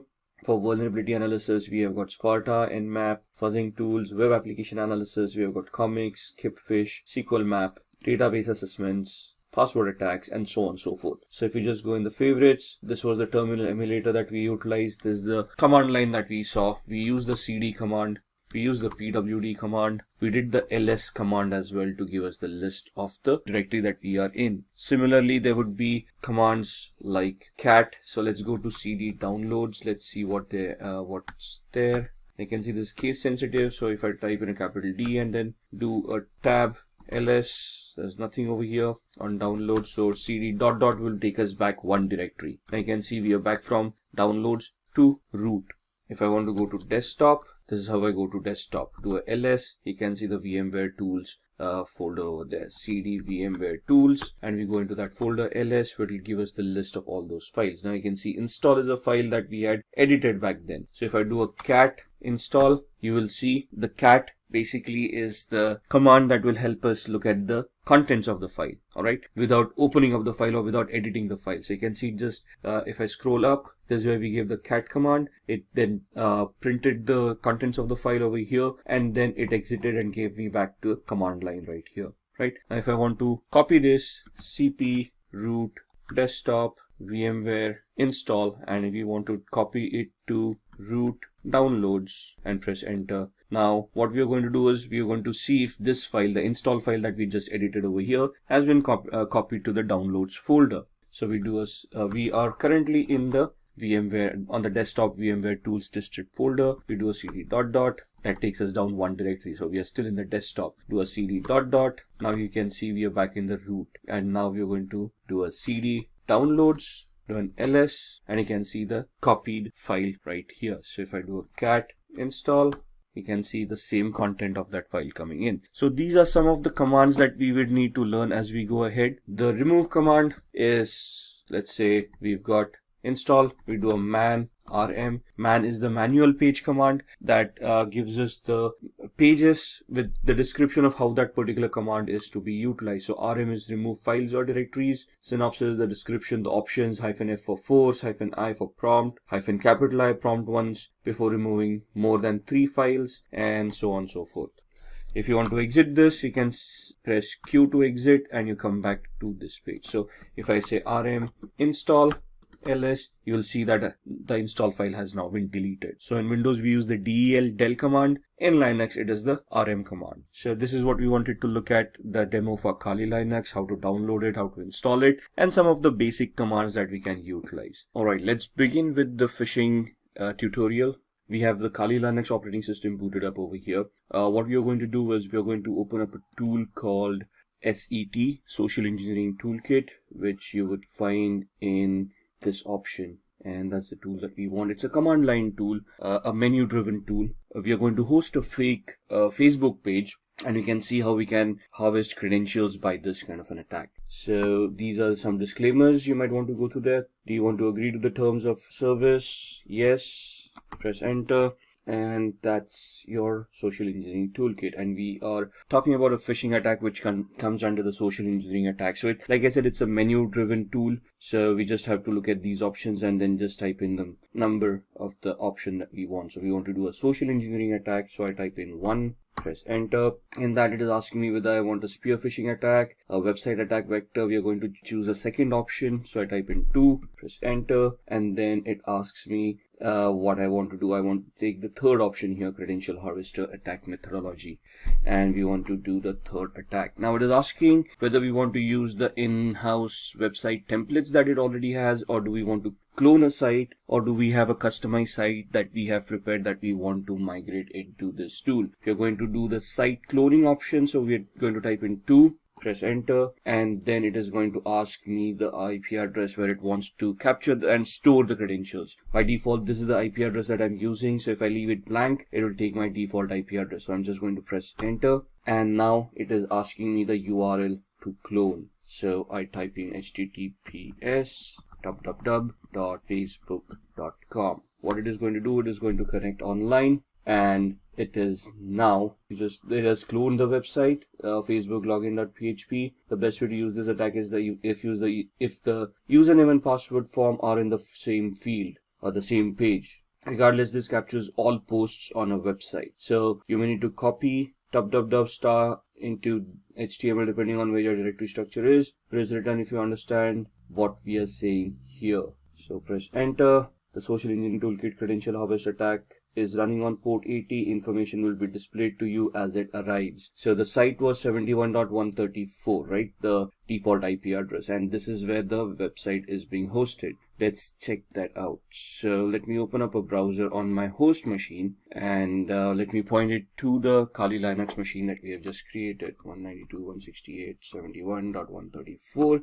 and you should see a login to Facebook coming up right here. Looks genuine. It is genuine because we just went online and downloaded this. Let's just have a recap. Let's have an explanation of what we are trying to do. I am trying to host fake Facebook page on my server, which has an embedded script in it, which is going to do credential harvesting. So the attack here is, let's say if I'm now hosted this, I can craft a fake email, send it across to a victim saying your Facebook account has seen some unforeseen activity, create a hyperlink using HTML coding. Within that, click here to access your account and verify that the account is secured. And when they click on that link, they will be redirected to my fake page, which is here. You can see the IP address is my virtual machine's IP address, but I'm seeing a Facebook login page, and I'm going to type in someone@somewhere.com, and the password I'm just going to type in the regular ones that I use. And if you see it, when we typed in the username and password, the page just refreshed and gave us the login page again. But now if you look at the URL, I'm actually on Facebook's login page, which is exactly the same that I was hosting. So a layman wouldn't probably figure out they've been hacked by now. They just would figure out, okay, they probably typed in the incorrect password and the page refresh or something like that, and they're just going to log in and they're actually going to access the Facebook page. Thus,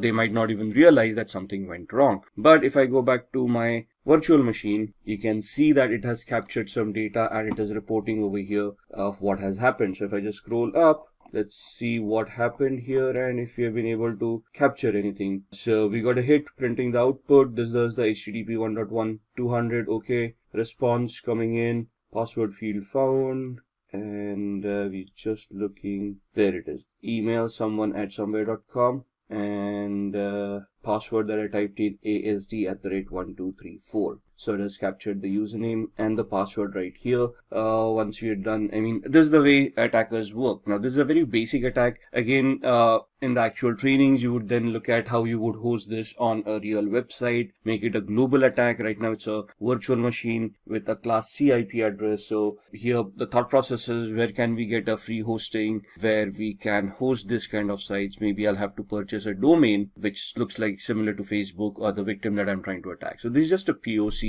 So we just wanted to find out if we can, how phishing is done. And this is exactly how it is done, right? So pressing Ctrl C would exit this tool and takes you back to the actual menu. Press 99 to exit, and there it is. Close the window, and that's the phishing practical. After phishing, let's talk about SQL injection. SQL injection stands for structured query language injection, which is a database attack, though it resides within the application. So it's the application vulnerability that we are trying to look at to try to bypass authentication. As the name suggests, a SQL injection vulnerability allows an attacker to inject malicious input into a SQL statement. What is a SQL statement? A query that is used by an application and is fired off to the database. Database executes that query, gets that information that is required, and sends it back to the user if the user is authenticated. So we're going to look at a SQL injection attack demo here.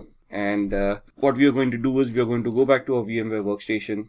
And I've got a tool over here called OWASP, Broken Web Application, which is a utility that has been created for people like us to test our skills, to learn on how we can develop our skills further. So this has a lot of vulnerable applications built within it. We're just going to try to access it, and we're going to see if we can create a SQL injection attack.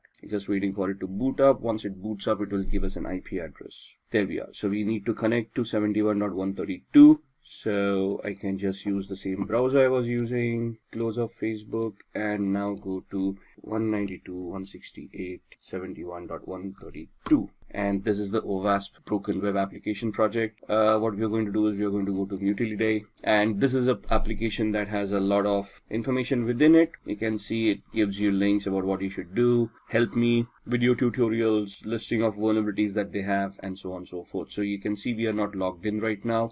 I'm just going to do this as a demo. So what we are going to do is we are going to look at this and bypass authentication. So we are taken to the login page where you need a username and password to log in. I'm going to type in test as the username and test as the password. click on login, and you can see that account does not exist, so the authentication mechanism works. Now what we want to do is we want to create a query. Now what does a query look like? When I type in a username and a password, if I just type in a single quote here, it is going to create an error, and this is what a SQL query looks like. Select username from accounts, where username is a single quote, and then the exception error happened, so it's not showing the rest of the query to us. Now what I'm going to do is I'm just going to craft a query here, single quote, and give it a condition, or 1 equals 1 space hyphen space. What happens, hyphen space is comments out anything after that. So the password field is being commented out at this point in time, and I'm just giving it a condition where the condition is true. 1 does equal 1. And if this condition is true, it is going to allow me to log in. So you can see right now we are not logged in. This bypasses the authentication mechanism, and you can see user authenticated, and we are now logged in as admin. So in the training, what we need to understand as a whole is how SQL works, what are the queries that are structured with, how you can, what are the testing operators. Now, the single quote that we used, that was an operator in the SQL syntax, what these operators are, how they function, and then how you can leverage these attacks. There are different tools that are given to you in Kali as well that you can utilize. So in Kali Linux, you can just open up a command prompt, and there's a tool called SQL map. You need to give it a particular site. So SQL map -u for the URL and whatever the URL is. Now URL here, and then once you're here, you just press the enter key. This tool will craft all the queries in the background for you. You don't even have to know SQL query or SQL languages. This is a very easy tool to utilize. Sadly, I cannot demo this on a live website because that would be illegal, but you can see how you can operate this yourself. That's what SQL injections are all about. Moving on, we now talk about VPNs, virtual private networks. And a virtual private network is basically a secure network that allows me to anonymize myself over the internet. So what I'm doing is I'm connecting from here to a server that encrypts my channel, encrypts my connection, and thus allows me to keep my data secure. Now, the basic essence of a VPN or a virtual private network is to allow me this encryption mechanism where I can encrypt and safeguard my data. The added advantage that nowadays a VPN gives is that they can allow us to spoof our IP address or obfuscate our IP address so we can actually become anonymous on the internet. It can allow us to use multiple IP addresses and thus secure ourselves on the internet. For example, I use VPN called CyberGhost. And what this allows me to do is it allows me so many servers over here.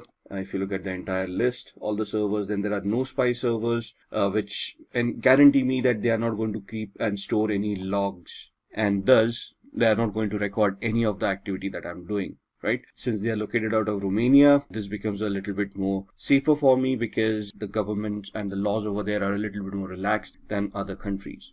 They give me different links for torrenting, for streaming, for connection features. So there are a lot of VPNs out there. So for example, let's go to the website cyberghost.com. So you can see there's a sale going on, 76% sale, or you can go on to ExpressVPN, which is also a very good VPN. Then there is NordVPN. It depends on what you want and how you want to utilize it. So just purchasing a VPN or getting a free VPN is not enough. It depends on which country the VPN originates from and which server you're connected to. For example, most of the countries have a pact where they share information amongst themselves even if you're connected to a VPN. That means that these companies that provide these services have to generate and store logs, and these logs have to be reported to the government if they ask for it. Now, if there's a list of 14 countries that actually focuses on this practice, so you have to find out VPN that and a server that is not a part of those 14 countries and ensure that those logs are not going to be reported to the government. And these are 3 VPNs basically are something that which are good, and I personally use CyberGhost. I've used the others. I just keep on rotating them just to get an idea of which one is better. So these are VPNs that can allow you to anonymize yourself on the internet. Moving on, these are the ones that we talked about. There are others: Safer VPN, Hide My Ass, ExpressVPN, and so on and so forth. From our terminologies, let's now talk about VPS. VPS is basically virtual private server where you can rent a service or a server as a service, a virtual machine as a service. So basically on a cloud using infrastructure as a service, you can rent a server and utilize it for whatever activity you want. So let's go to these sites, register.com, GoDaddy, Network Solutions, or we can talk about other cloud solutions as well. So here you can get register your domain names.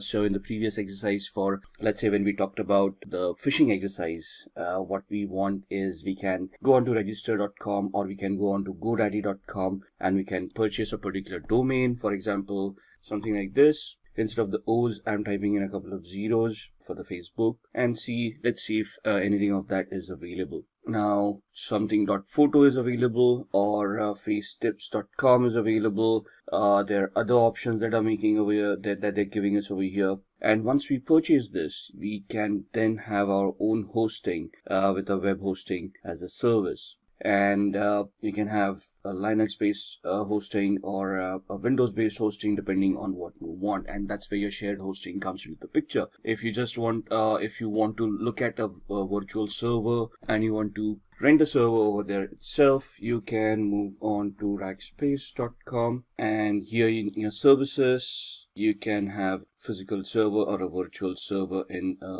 public cloud.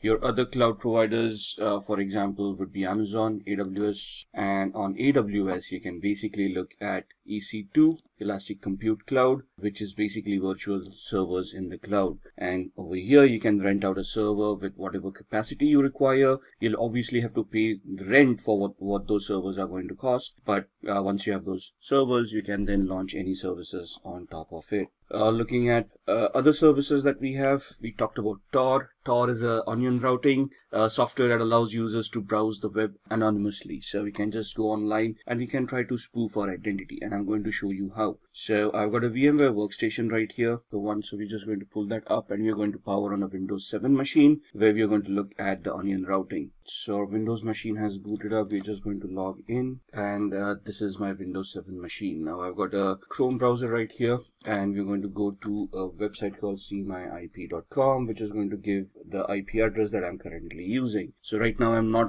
connected to any VPN or anything, and you can see that's my IP address that I'm utilizing. Now if I want to anonymize myself, what I'm going to do is I am going to use Tor, and that's the Tor browser that's set up right there. If I click on it, it's going to open up the software, and it's going to create a new network, and it's going to connect to the Tor network and allow me to anonymize myself. Right, so that's the Tor browser opening up and giving me a new browser over here.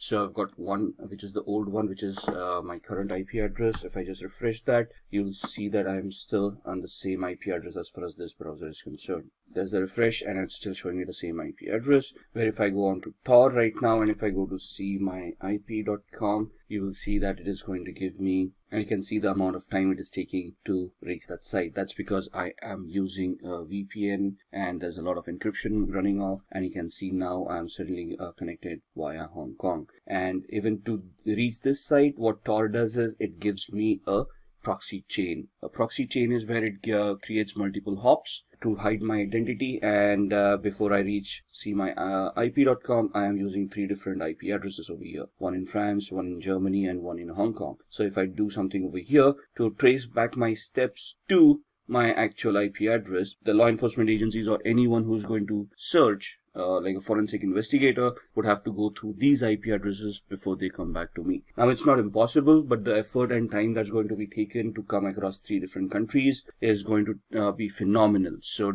it may just defeat the purpose of having so much resources spent to identify who did what. So that's what Tor does for us. Alright, moving on from Tor, we are going to look at keyloggers. Keyloggers are basically softwares that run in the background and record all the keystrokes of the user. So if I've got a keylogger installed right now, whatever I type will be stored in a text file for the hacker so that they can look at it later on. And just to give you an example of that, we go back to my VMware workstation and we open up another Windows 7 machine. I'm going to power this on, and I'm going to close this one till then. So this virtual machine has booted up. We are going to use user 1, log in as user 1, just close all these softwares which are not required. And once this machine is booted up, what we're going to do is I'm just going to open up a random websites and see what we're doing. Basically, there's a keylogger that's there in the startup that's going to record our keystrokes. and we just want to see what it actually does. Now Firefox is getting updated, so let's hold on. Now this is the latest version of Firefox, right?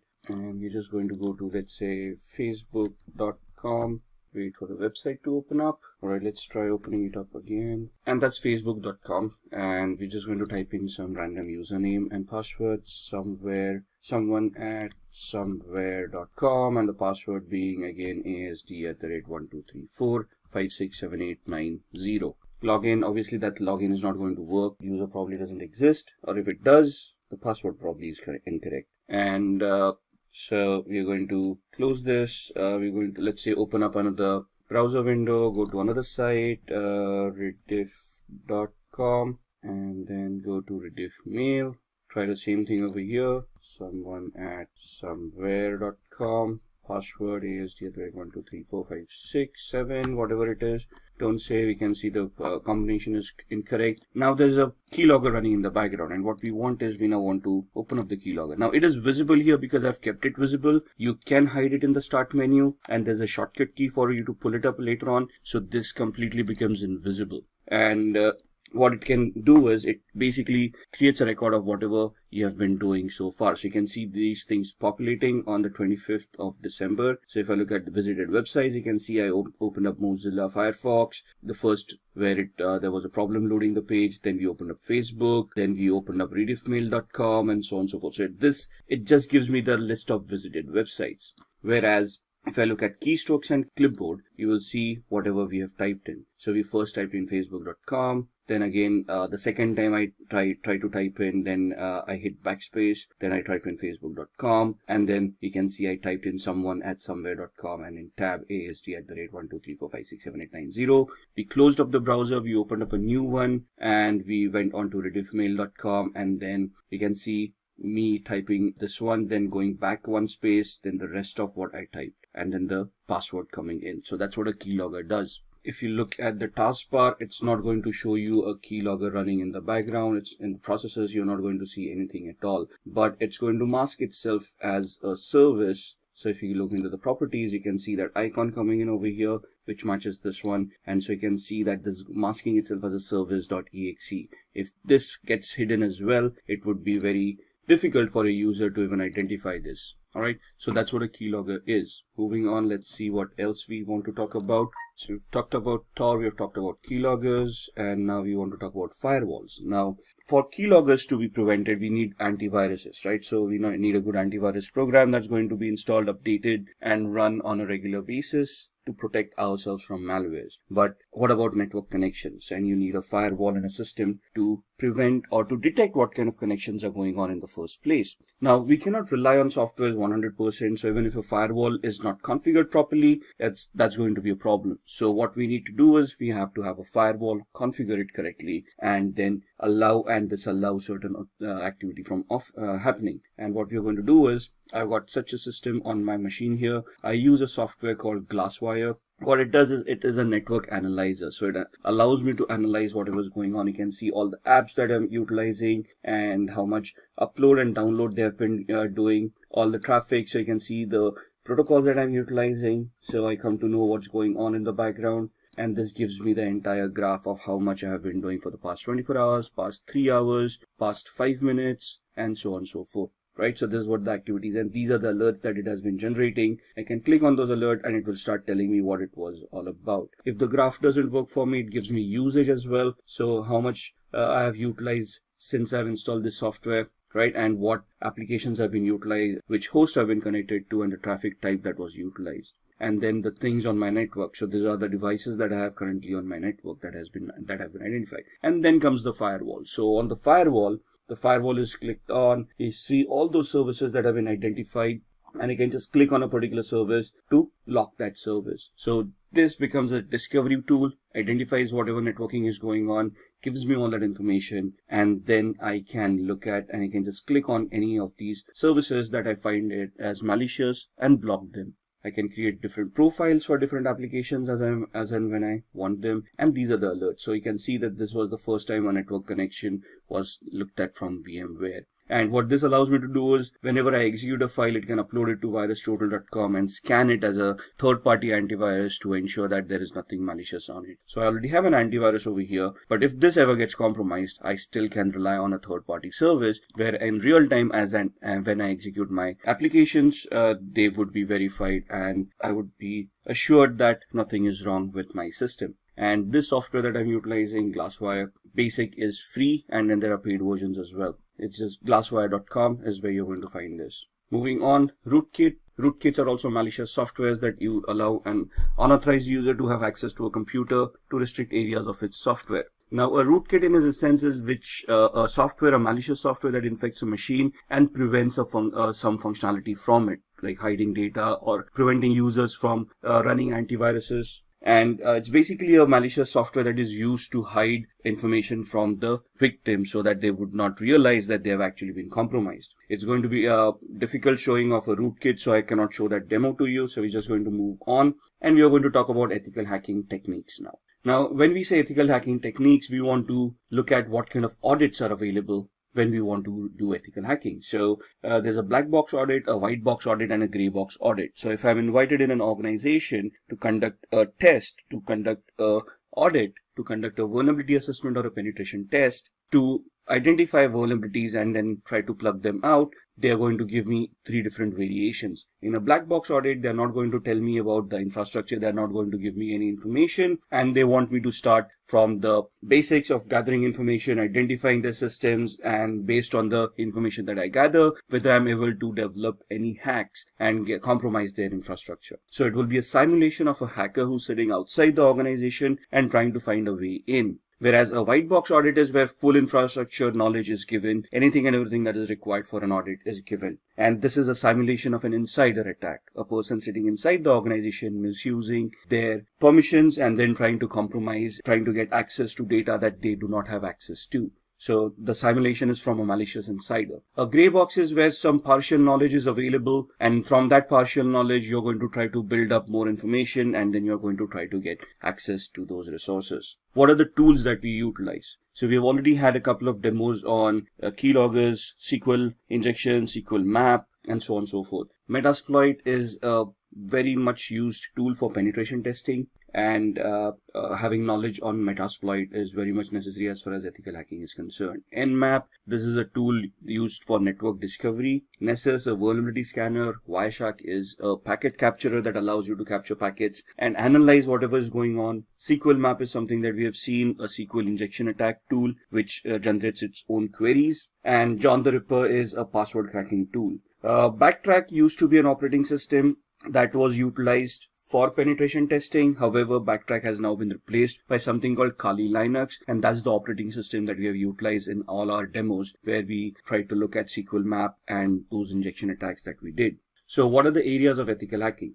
We have just talked about all these areas as well. Network services, we looked at the Glasswire application that showed us how my machine is consuming networks, which protocols are being consumed, how the connections are being created. If somebody is able to install a Trojan on my machine, it is going to try to create a new connection on the network with the hacker to allow that hacker a backdoor access. Now, if I have that Glasswire or a similar firewall implemented, it is this firewall that is going to detect it and prevent that connection from happening. So if I install a software that is suddenly suspicious or that installs something else in the background that I may not be aware of, that tool is going to identify all the connections that are being made and it is going to highlight that connection. I need to go through all of those connections and identify whether they are legit or not. And if I find some suspicious or doubtful, I'm going to block that connection and then I'm going to investigate what's going on.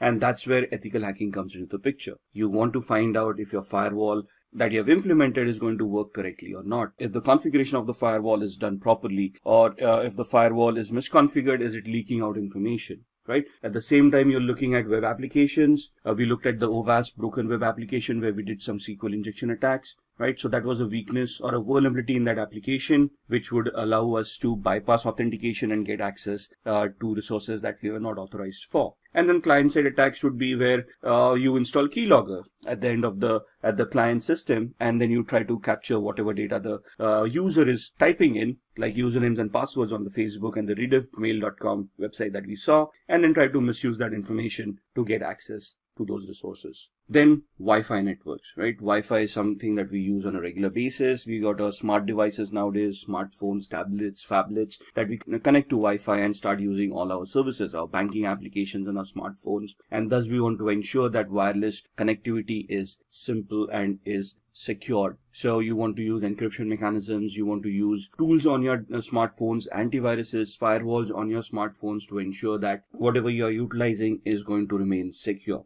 And then social engineering, we've looked at the phishing website on facebook.com. We've seen how easy it is to clone websites and host them on Apache server.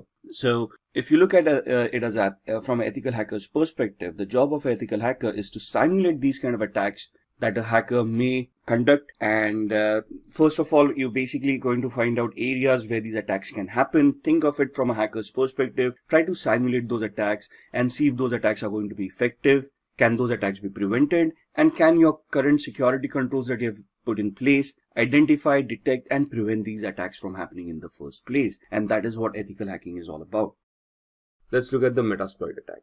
Metasploit is a framework of penetration testing that makes hacking very simple. You just need to know how to utilize the tool. You need to identify the vulnerability associated with a particular exploit and then run the exploit on Metasploit. We'll be demoing this during the practical. So there are active exploits and passive exploits. In active exploits, it exploits a specific computer, runs until execution and then exits, uses brute force and exits when an error occurs. In a passive exploit, these exploits wait for incoming requests and exploit them as soon as they connect. They can also be used in conjunction with emails and web browsers. So in passive exploits, we create a payload, like a reverse connection payload. We send it to the victim. Once the victim installs that software, the machine will then initiate a connection to us. Our machine will be in a listen mode, and then we will, once the software is executed at their end, we would then try to connect and exploit that particular vulnerability. This is the practical that we'll be doing on Metasploit.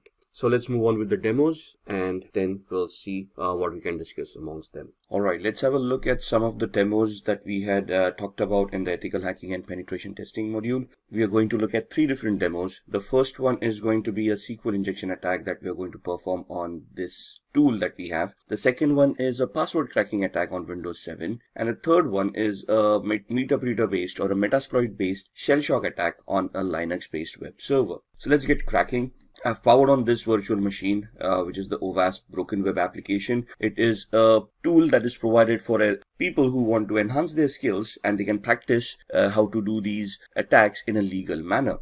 So we are going to go to this site. I'm just going to open up my browser. The IP address is 71.132, and that's the OWASP Broken Web application that we want to utilize. We are going to head off to Mutility 2, and we are going to look at a SQL injection attack where we want to bypass authentication. Now this takes us to the login screen, so we can just try our luck here and see that the authentication mechanism works. The account does not exist, so the username and password that we have supplied is not the correct one. So we want to ensure that there's a SQL database, and we can try to attack it and see if we can bypass the authentication. Now what we want to do is we want to create a SQL based malformed query that can give us a different output. So I'm just going to type in a single quote over here and type login, and you can see that this is now suddenly recognized as a operator, and there's an error that is given out compared to the login that we tried earlier. When we used a proper text-based login mechanism, it gave us the account does not exist, but here the single quote gave us an error,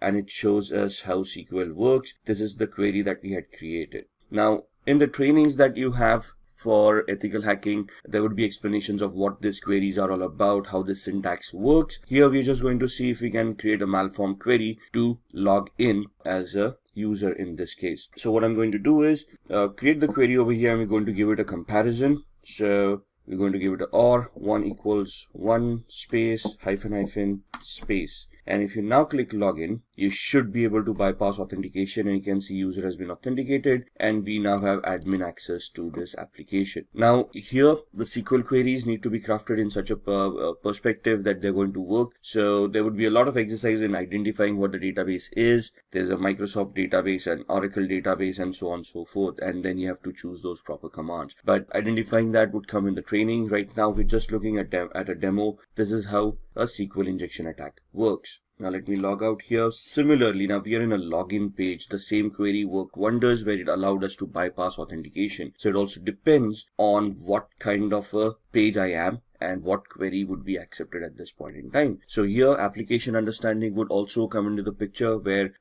which function we are calling upon when we are connected to a particular page. Now this is a user lookup function, right? So again, here we try the same method, test.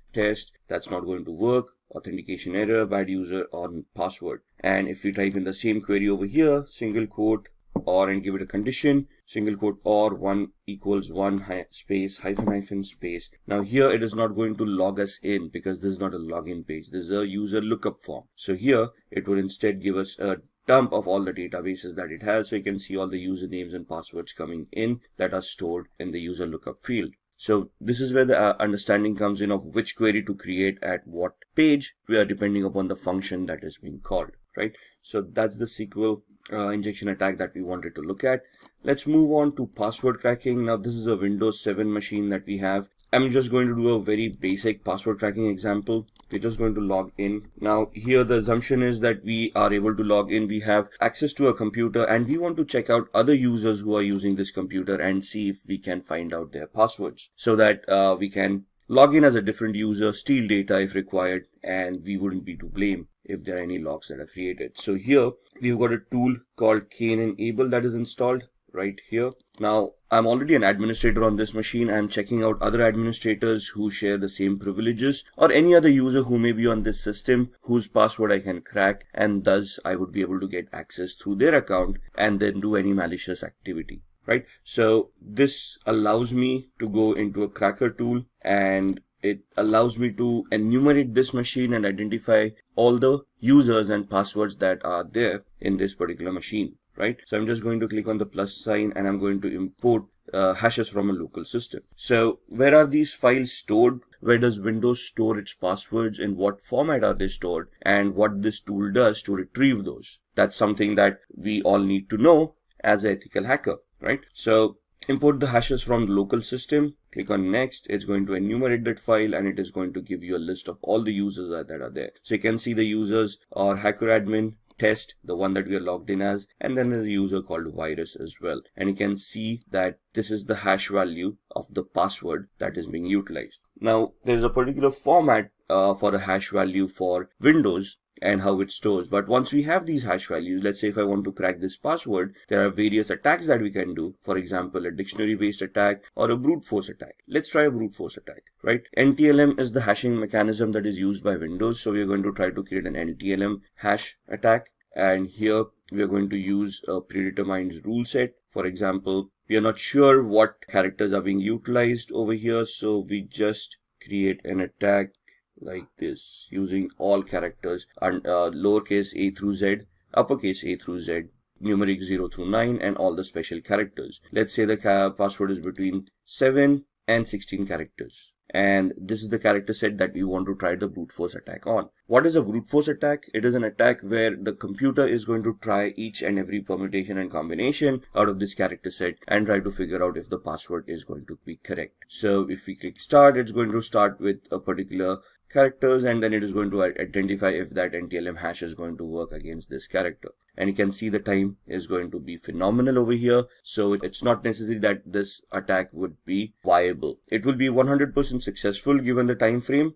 However, the time frame is huge enough for this attack to become a little bit redundant. There are other attacks that we can do which can easily identify this data for us as well, but that is something that we will look on in future videos. So that's how we can get access to users and passwords. There are different mechanisms where, let's say we don't have login access, then what are we going to do? How we can create a fake user, login, or how we can remotely access a machine and then try to get the same access. And that is what we are going to try to do in the next demo on a Linux machine. So what we are doing in a Linux machine could also be doable on the Windows machine with a different exploit. So what I'm going to do is, this is the Linux web server that I have that I'm going to power on. I'm going to use a Kali Linux machine to hack that device, and I'm going to just power off my Windows 7 machine. Give it a minute till it boots up. Now this is also a demo machine that we have which has its own pre-configured vulnerabilities. So here we've got something from the pen testers lab and has a shell shock vulnerability implemented inside. Shell shock vulnerability affects Linux, Mac, and Unix based operating systems for a particular version of the bash shell. Bash is the born again shell,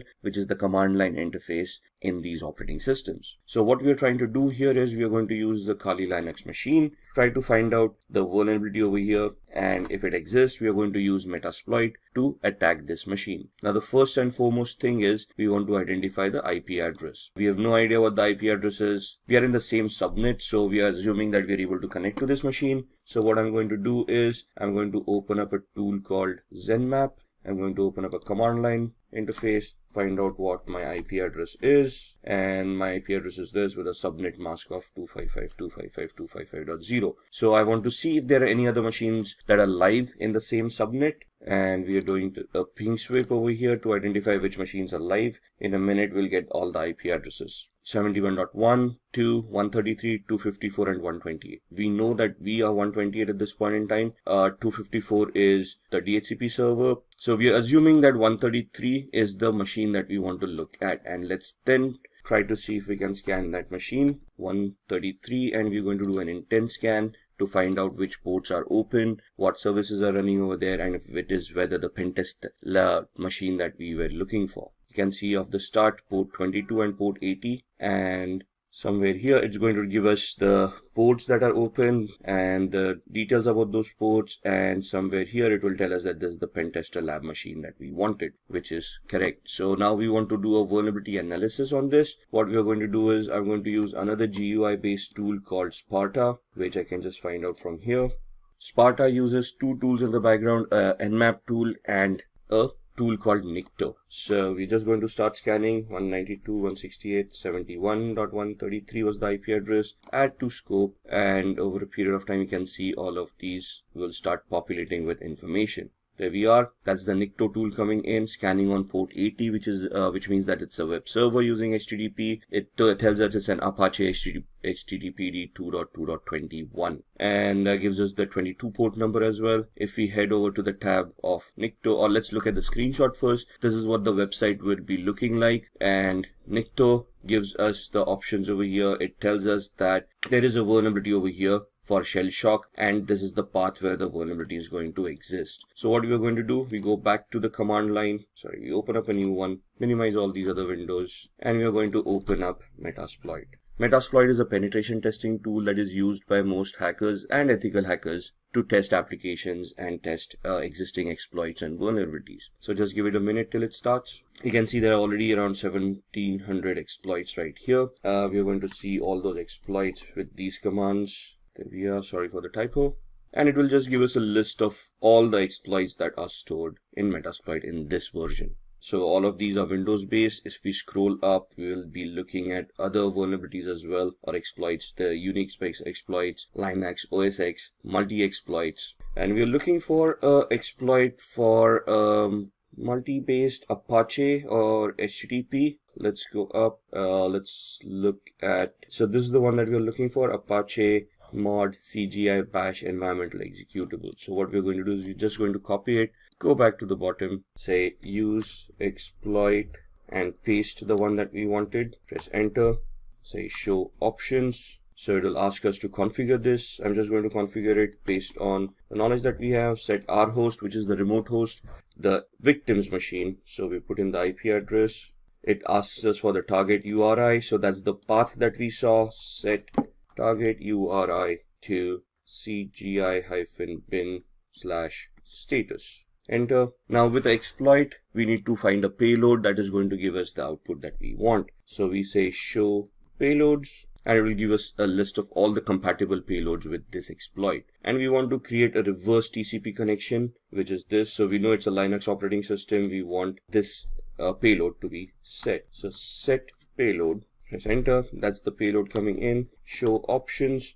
Now that we have set the payload, this is the options for the exploit, and now we want to set our options for the payloads as well. So we are creating a reverse TCP connection, which means we are remotely executing code at the victim side and making the victim connect back to our machine, which means we need to set up a listener. So I need to put my IP address over here, set localhost or lhost 192.168 171.128, which was our IP address. Show options again just to ensure everything is fine, which looks like it is, and we then type in the word exploit so that it will start this attack. I can see that it has created a meter session at the victim side, and it has opened up a session. So if I do a pwd, now pwd is a Linux command for present working directory, and it will show us that we'll connect it to var www cgi-bin. Do an ls, it will list all the files. That's the status file over there. Do a cd /, it will take us to the root of this machine. Now remember, we saw the passwords on a Windows machine. Similarly, we can head over to the cd etc folder, ls, and you can see these files, psswd and shadow. Now psswd is the file where Linux stores its usernames, and shadow is the file where passwords are shown. So do a cat command, psswd, and you can see these users coming up. So you can see the last user, Pentest Lab, and you can see there are no passwords. So let's do a cat shadow, and that's your hash value for the password that we have for the user Pentest Lab. So these are the different attacks that we need to understand and we need to create based on the vulnerabilities that exist on different machines. So if we just looked at Windows and Linux and how we can exploit them depending on existing vulnerabilities. As an ethical hacker, this is what we need to learn in our trainings, and then we need to clear our exams based on this knowledge of how these things work, so that we get certified and then we can position ourselves for the penetration testing jobs. Now let's begin with who is a certified ethical hacker.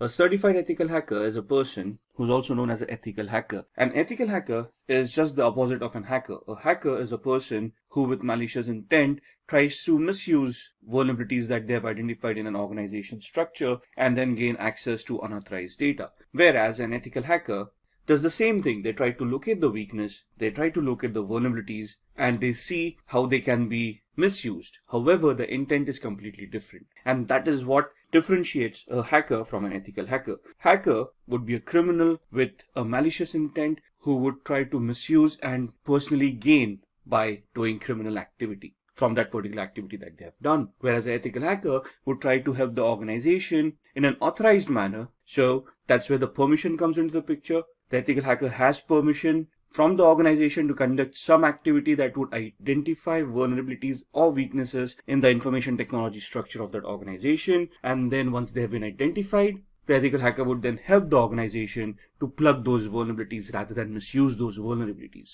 So any person who completes CH version 10 certification is known as a certified ethical hacker. So there's a certification. Once you complete that, once you pass the exams, you can essentially call yourself as a certified ethical hacker, and you're going to get a certificate with the same terminology. So as you can see in the diagram, your responsibility would be as a certified ethical hacker would be with the proper permission of the organization. With the authorization coming in, with contracts coming in, you would legally help the organization to identify those weaknesses and vulnerabilities. And once you find them, you're going to report them to the organization, and you're going to help the organization with remediation plan, which would help them remediate, mitigate, and resolve the vulnerabilities that you have identified, thus making the organization's security structure a lot better, based on which black hat hackers or malicious hackers would be unable to attack the organization. So what is CH version 10? Now this course was initially introduced in September 2015, and I think if you look at the versioning, this is the 10th version that is there in the market. So essentially CEH, or the Certified Ethical Hacking course, as the course itself, has been for a long time in the industry. It's a very well accepted course, and it's a well renowned course. The current version as it is was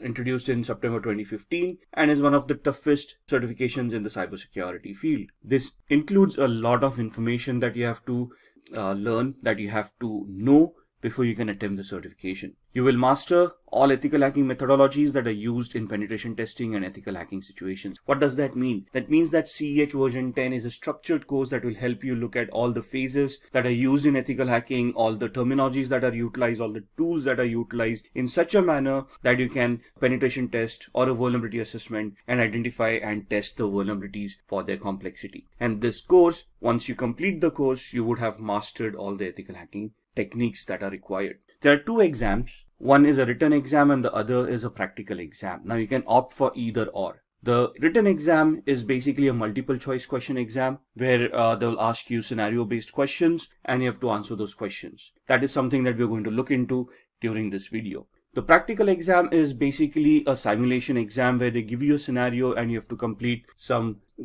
those tests and prove that you are a good ethical hacker. Based on the report that you give, if the report tallies to what the test was, you would be clearing that exam. So practical exam is a little bit tougher. It's more hands-on. It tests the actual skills that you would perform in a hacking scenario or an ethical hacking scenario. Thus the practical exam going to be that much tougher. The written exam, to give it credence, tests you a lot on your mentality, on your thought process, on your judgment characteristics. So they will give you a scenario and ask you what do you think is happening, what does this attack tantamount to, or what would be the next step in the particular attack that they're describing. Thus it's more of an intellectual test where when your thought processes are being checked and you are giving those exams. So what would be the difference between these exams? In a practical exam, you would be conducting all those steps yourself and you would be reaching a conclusion. So here essentially you're being tested on the skills that you have developed on the execution part of it and to see whether you can execute a test end to end. Whereas in a written exam, you would be put in the middle of a test where you have to assume something, where you have to understand what the steps would have been performed in the previous steps and what would be the expected result, and you're supposed to analyze that and then come to the correct answer. So if there is a question which exam is better, written or practical, the answer to that is from an intellectual perspective, a written exam would be a lot tougher than a practical exam, and from an execution perspective, a practical exam would be tougher than a written exam. So it depends on us which exam we want to give. Both of them are widely accepted and well respected in the information security field. So it's just the option that we choose which exam we want to give.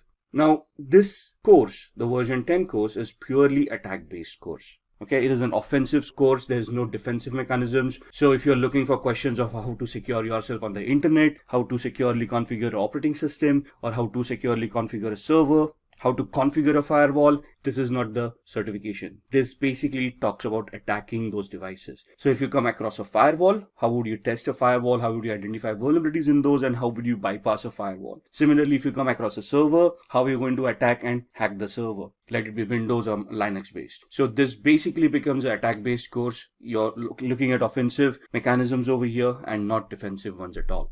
So what's new in this version? In this version, there's a new module for IoT, Internet of Things. It focuses on emerging attacks, vectors like cloud, artificial intelligence, and machine learning. It basically talks about smart devices. And it talks about the vulnerabilities, the risks that the smart devices face in today's world.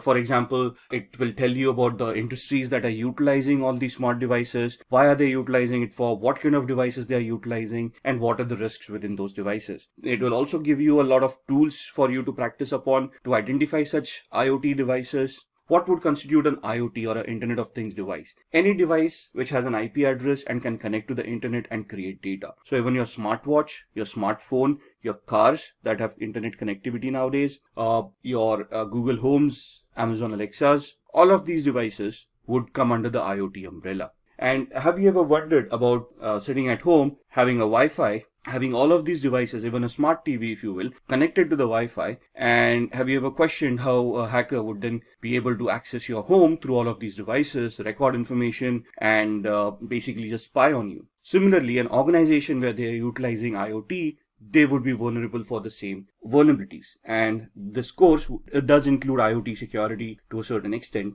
where we talk about vulnerabilities and how to identify those vulnerabilities in IoT. Then there's a new vulnerability analysis module where it gives you risk assessment. It talks about CVSS scoring systems. It talks about how to do a vulnerability management program in the first place. What are the steps required in a vulnerability management program? How should it be repeatable and how it should be measurable as a program? And what should be the outcome? So basically, it will give you a structured way of how to do a vulnerability management assessment and how do you want to achieve the end goal, thus leading you to a penetration test. So all the modules are leveled up. What do you mean by leveled up? That means they've been updated to the latest tools, latest standards, latest technologies. So you've got cryptographic attacks, you have got attacks on applications like SQL injection, we will be talking about packet sniffing using various tools. All of these are upgraded, which means they are up to the latest operating system. So even when we do this course, You'll be looking at operating systems like Windows 10, Windows 8, Windows Server 2012, Windows Server 2016, Kali Linux machines, Android machines, and Ubuntu desktop as well. So all of the operating systems are latest, the tools are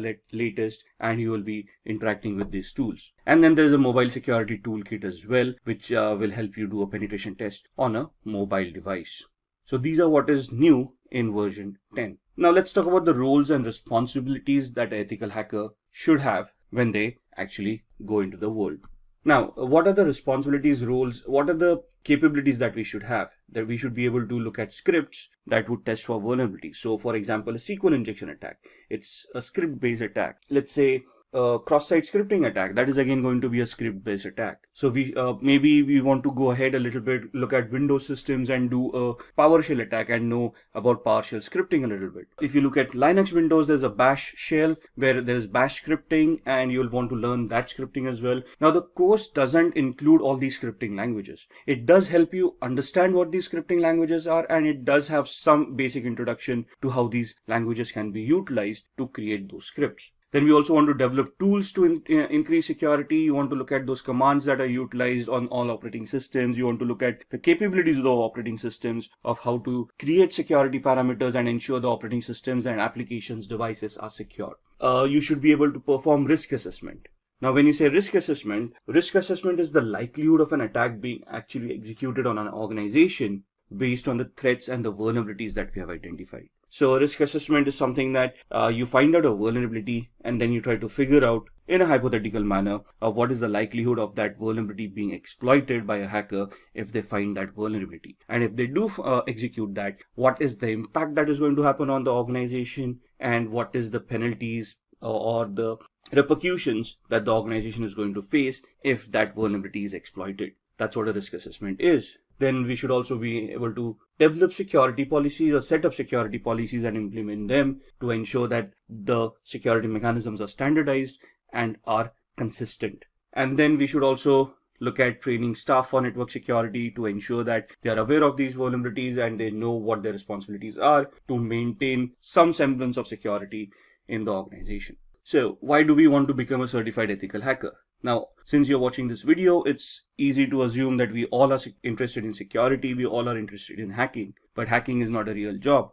For us to get a job in the industry on a security parameter or information security parameter, we want to become a certified ethical hacker. So if you look at the popular hacking cases that have happened, in 1990s, there was a national crackdown on criminals. Microsoft NT operating system was hacked. Now this was back in the 90s when security wasn't that much evolved. And there were a lot of attacks back then that crippled infrastructure, that crippled banks, when they started realizing that computing isn't as easy as it seems. Of course, if you use a computer, the functionality is always there, but if the functionality is not properly configured, you're just exposing yourself to cyber criminals where they're going to steal information and your organization may just go bankrupt because of that. In 2013, an example, Adobe reported 2.9 million accounts as stolen. In 2016, Kaspersky, which is an internet security firm, announced that there were 758 million malicious attacks that occurred worldwide. Imagine that, 758 million malicious attacks that were identified and reported.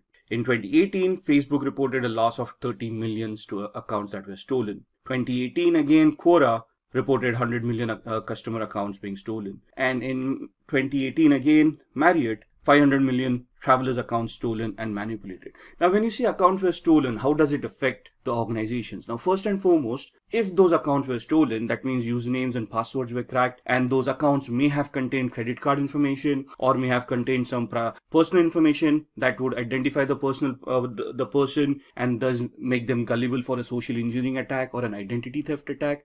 So it has a cascading effect. If I would have been affected, or you would have been affected with these attacks, the repercussions would have been catastrophic. Your credit card information being stolen, that means somebody else would have misused it and you would have seen a huge bill come your way. Now, you can go back to the bank and dispute that, but that's again a dispute that you're trying to have with the bank for something that you didn't do, which requires a lot of energy and a lot of time. And at the end of it, somebody has to pay for that particular loss. Now, in this scenario, the bank would have had to bear the loss, but then that's a loss for the bank and bank doesn't want to do that. And that's where they would try to hire certified ethical hackers who would try to test these vulnerabilities and plug them in so that the end consumer is also secured, the bank is also secured, right? In this case, Marriott, there were 500 million travelers' accounts that were stolen. A lot of credit card information was leaked out. Email accounts were hacked and compromised. And thus there was a lot of repercussion that happened. Now, the thing is that there are also laws that these organizations need to adhere to that tell the organizations how to keep their information secure and also have penalties in place if the organization gets hacked. And the penalties are pretty severe. So organizations do not want to get hacked or do not want to get compromised, not only from the customer's perspective where they would be losing customers, losing reputations, and then thus facing losses, but also from a legislative perspective where they would have to pay fines to the government for the frauds that have happened. So these are some of the popular hacking cases that have cost these organizations quite a lot of money, and thus they have a lot of security in mind. If you look at the news, in BBC News, there was something reported from a French police that there was a virus that infected more than 850,000 computers worldwide. Now, on the similar lines, if you remember ransomwares, and if you look at WannaCry that happened in 2018 or 2017, it also cost the world $4 billion in losses during that just one small month of its infection. Then Google basically disclosed that a large-scale hacking effort was targeted at Apple devices. And this has been, it has reported that there was a sustained effort to hack iPhones over a period of at least 2 years, which means that there's a specific target towards Apple consumers, and they are at a higher risk of getting hacked than others. Then the Texas government organizations hit by ransomware attack. So hackers have infected 23 organizations connected to local government in the US state of Texas with ransomware. That means that their databases have been encrypted. The government themselves do not have access to that database. The databases could have been compromised by the hackers. And that means that whatever services were being provided to the users based on that database may no longer be available to the end users because of the ransomware. Now, moving on with these, why do we want to become a certified ethical hacker? Increased attacks lead to more job openings. Now, if you look at ransomware, the WannaCry attack that happened in 2017, there was a knee-jerk reaction given by the rest of the world for IT security. Suddenly budgets started opening up. Suddenly people wanted more ethical hackers on their payrolls to test for vulnerabilities.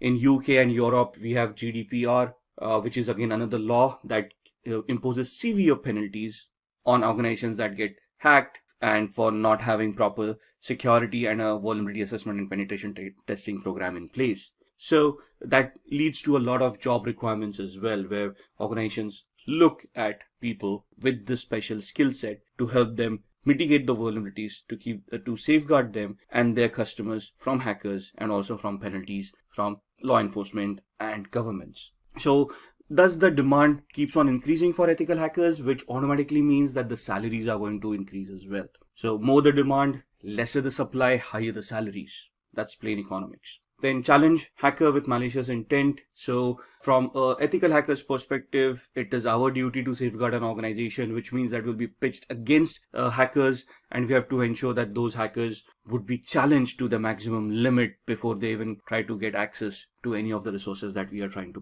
protect. It offers a boost in your career. So more efforts that you put in, more vulnerabilities that you find, the better the career prospects that you have, and the better job aspects that you're going to get. And this also lets you keep yourself updated on the latest technology. As the technology progresses, as we evolve on technology, security will also evolve, and the ethical hacker would need to keep themselves updated on these technologies. So this is what is a plus point to become a certified ethical hacker. So why do we want to get the certification, and what would it mean by being a CEH certified individual? Take this into consideration. You are applying for jobs, and you have been applying for cybersecurity related jobs, of course, and you go in for an interview. In the interview, you are asked quite a few questions, and they will be testing you on cybersecurity concepts. So they will be asking you a lot of technical questions about cybersecurity, about information security, and any other related topic. So let's say in a few minutes into the interview, there are some concepts that you have not brushed your skills upon, and they ask you about certifications. And one of the main certifications that is sought after is the CEH certification. And if you're not certified, that's where things can become a little bit problematic, where organizations today very proactively start looking for people or candidates who are already certified rather than take them on board and get them certified. So in this scenario, having a certification would obviously help not only to be shortlisted for the job, but the certification involves a lot of training which would help you understand the concepts and prepare you for the interview a lot better as well, right? So getting yourself certified is quite necessary in today's world. Let's look at what the certification is all about. The certification involves a very hands-on training that trains an individual into thinking about cybersecurity from a hacker's perspective. And developing this mindset is very important, because to catch a thief, we have to think like a thief. Teaches the candidate to spot vulnerabilities in a system, so it trains you on how to identify flaws, how to verify that they exist, and then how to treat them as well. Like I said, this is a very sought after certification, and companies look for people who are already certified as CEH, or a certified ethical hacker. So what is this certification all about? This is a globally accepted certification, and it tests the knowledge that a candidate will have about threats and their preventive mechanisms. So the certification, the exam itself will test you on the parameters. The training would provide you with all the information that you require to clear the exam and to gain knowledge from a real world perspective. So it will train a candidate to think like a hacker. It will train the candidate to use the tools to identify those flaws, to spot those flaws in the first place. And it will give an understanding to the candidate where to look for those flaws in the first place. So essentially, when you get certified as a certified ethical hacker, you become a white hat hacker or an ethical hacker, which means that you will be looking at flaws ethically and reporting them to those organizations. The certifying authority is the EC Council. It is a very well known and a widely accepted certification authority across the globe. It is based out of the United States, but the certification is valid across the globe. So what does it take to take the exam, and who can take the exam in the first place? Now, the basic criteria is that a candidate should be 18 years and above. So any person who has completed an official EC Council training is eligible to attempt the exam without going through an application process. So there are two ways you can actually attempt the exam. You either have work experience, that means you're already in the cybersecurity space, you already have some hands-on knowledge, and you want to give the exam. In that scenario, you just have to prove that you've got 2 years of experience with network or information security, and then you can apply to EC Council to directly appear for the exam without attending the training. Else, you can then approach EC Council and register yourself for a training course, after which you can give the exam. So there are two ways that you can deal with it. What are the fees for this exam? Now, the fee itself is $500 for the exam. Candidates who take the second route, where they prove that they have experience and they directly want to appear for the exam, there is another additional $100 of application fee that they have to pay to EC Council for them to verify that you actually have that experience and then allow you to appear for the exam. So what are the exam questions like? What is the exam all about? The exam code is 312-50, and there are 125 questions that need to be answered in 4 hours. Now that sounds like a lot of time, but trust me, it isn't. The questions are descriptive in nature. They give you a scenario. You have to identify those keywords based on the knowledge and the understanding that you have, and then gauge the correct answer for that particular scenario. And the scenarios could be a little bit complex, could be a little bit confusing. The exam will be a multiple choice question exam, so 1 question with 4 answers. If any question has multiple answers, they will mention it in the question itself. The pass percentage cuts off at around 60 to 85%. So there is no fixed percentile.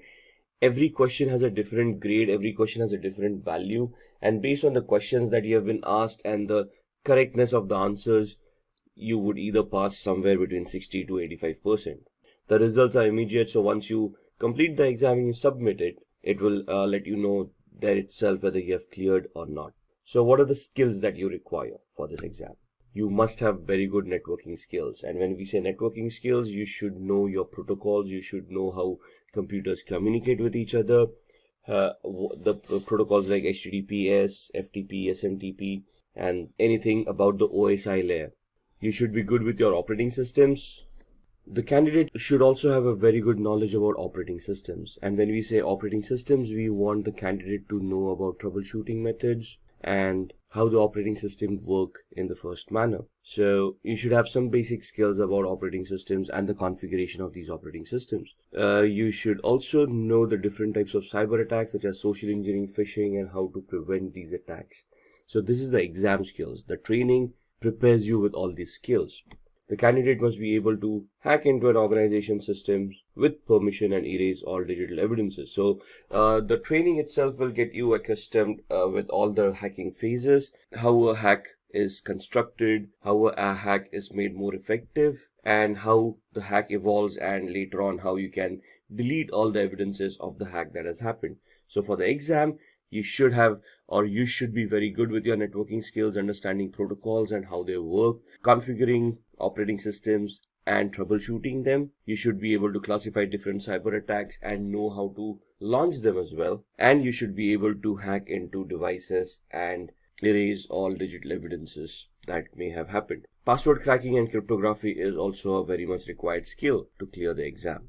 There must be a few rules followed, and there is a code of ethics from EC Council. So they essentially give you a non-disclosure agreement before you start the training, which you have to go through, and you have to sign it, submit it to EC Council. Only then are you allowed to go forward with the exam. So what are the exam all about? What are the topics within that exam, and what kind of questions would you get?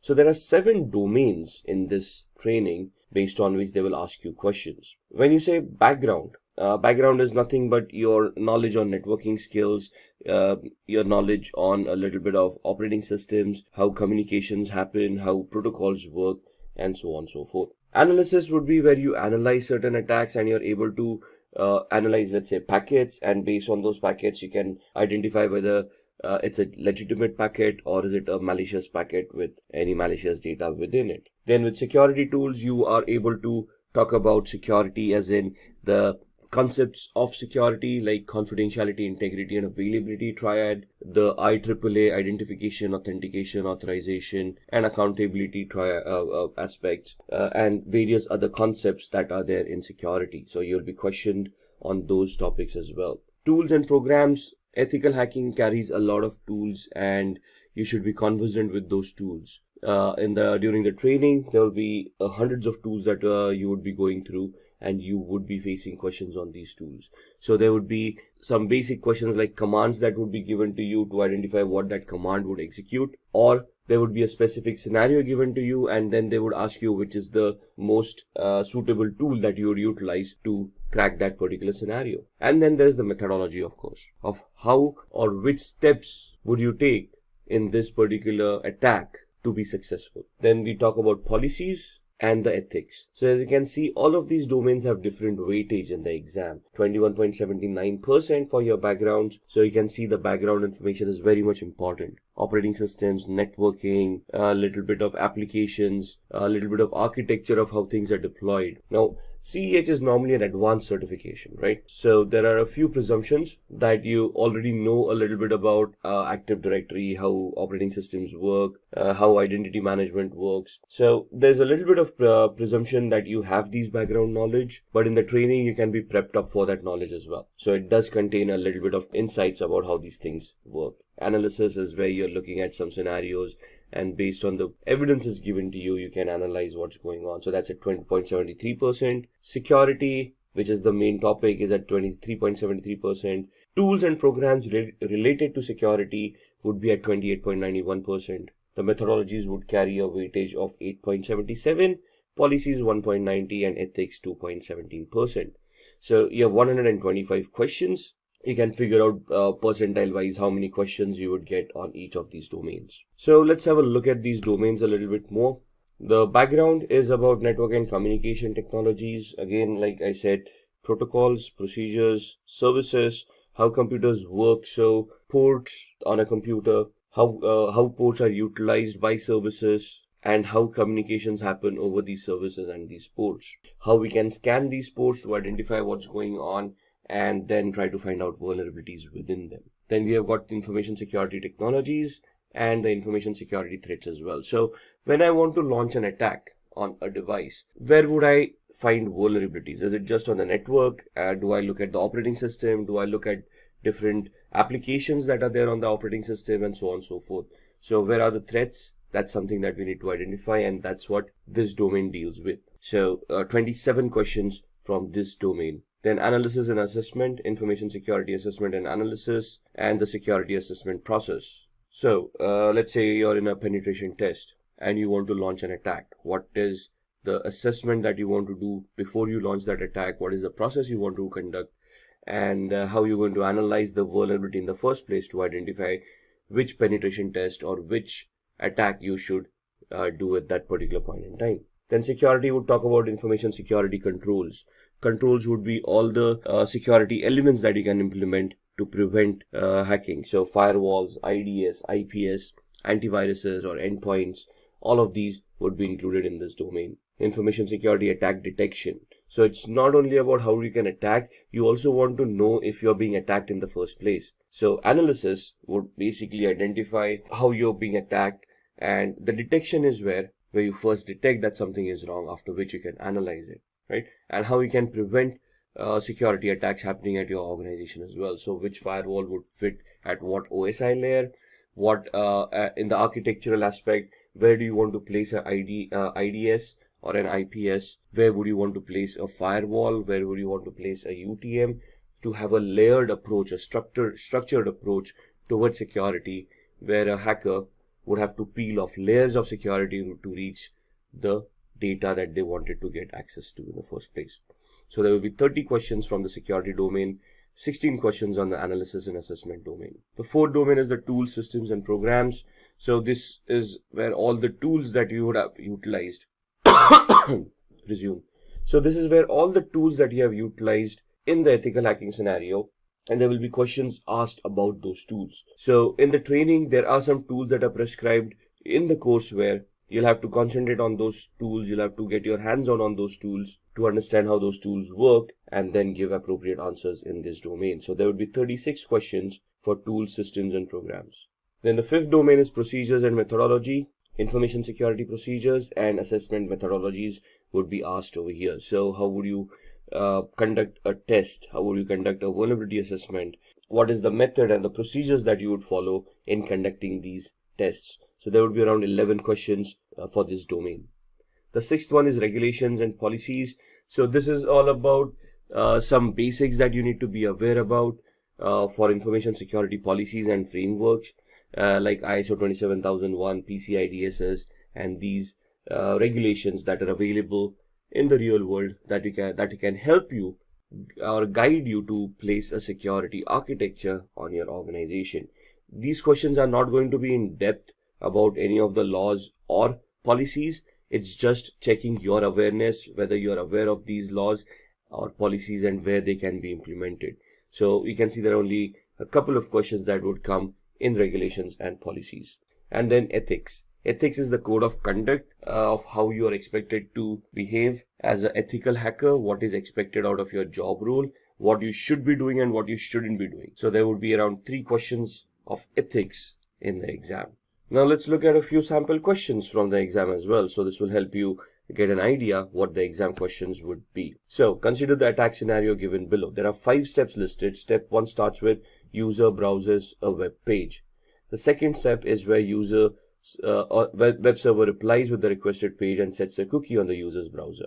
In the third step, attacker steals the cookie by either creating an attack on the network for sniffing, or at the application with cross-site scripting, or sending a fake mail, or hosting a fake website by a social engineering attack, which is a phishing attack. In the fourth step, attacker gets access using whatever they have done and orders a product using modified cookies. And in the fifth step, the product is actually delivered to the attacker's address, whereas the bill is footed by the victim. So what is the attack that is happening here? Identify the web application attack. Is it a session fixation attack? Is it a unvalidated redirect attack? Is it a cookie poisoning attack, or is it a denial of service attack? So again, going through these steps, which of these would be the correct answer? In this scenario, it is C, which is a cookie poisoning attack, because if you look at the steps, the attacker basically hijacked the cookie or stole the cookie and then modified it to be utilized for some malicious reasons. Second question, which one of the following scanning techniques do attackers use to bypass firewall rules, logging mechanisms, and also hide themselves as usual network traffic? A. Stealth scanning technique, B. TCP connect scanning technique, C. Maintaining access, or D. FIN scanning technique. Now here, as you can understand, we need to know what these techniques are, right? So what does a FIN scan mean? What is maintaining access? What is TCP connect? What does TCP mean? TCP is transmission control protocol. How does it work? So when you connect using TCP, what is actually happening in the backend? That is what the knowledge is all about. And in here, the correct answer is A. Stealth scanning technique. So what do we mean by stealth? How can we achieve that? Which tools help us achieve that? That is what we want to gain an understanding in before we can attempt the exam. Question 3. Which of the following Wi-Fi chalking method refers to drawing symbols in public places to advertise open Wi-Fi networks? War walking, war flying, war chalking, or war driving? Now, here we need to know first that there is something known as Wi-Fi chalking, right? And there are some symbols that are utilized globally and they are recognized globally. They're standardized, by the way. And these symbols represent some type of Wi-Fi networks. For example, open Wi-Fi, which means you can freely connect to the Wi-Fi, or paid Wi-Fi, where you have to pay before you can connect to the Wi-Fi. Or once you get connected, you're first to have to make a payment. Only then the internet would be activated, right? So for different Wi-Fi mechanisms, there are different options that can be utilized, and the question is which of the Wi-Fi chalking method refers to drawing these symbols in public places to advertise open Wi-Fi. So in this, the answer is war chalking. Now the question here itself is a little bit, so here the question itself is a little bit misleading because it mentions Wi-Fi chalking in the question itself, and that would then lead us to whether war chalking is a correct answer or not. So some of the questions could be a little bit misleading. So let's start looking at the certifications.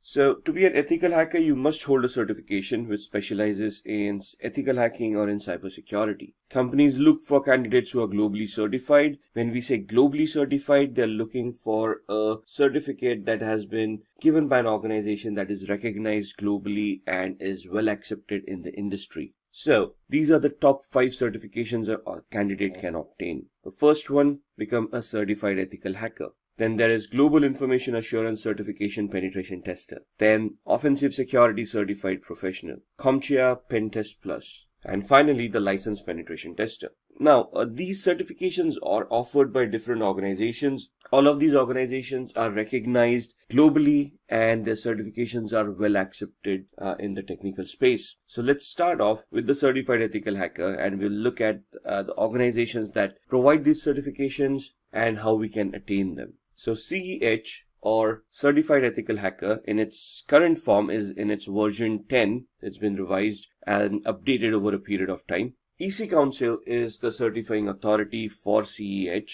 They have their own authorized training centers through which you can attend trainings, give those exams, get yourself certified, and thus become globally certified and can be eligible to apply for security related jobs. It is a very well-known certification and is widely accepted at the same time. It would test the candidate's knowledge of security threats and preventive measures. Now there are 2 types of exams that you can give with CEH. One is a multiple choice question exam, which is theoretical in nature. They ask you questions and you answer the correct one. You select the correct answers. If you clear, you get certified. The second certification nowadays is where there's a practical exam associated with it. That's you'll have to purchase the voucher for that exam and give that exam. The practical exam is held in a virtual lab where you're given scenarios, and based on those scenarios, you have to resolve the questions given to you and give proof of the resolution, which would then get you certified as an ethical hacker. The theoretical exam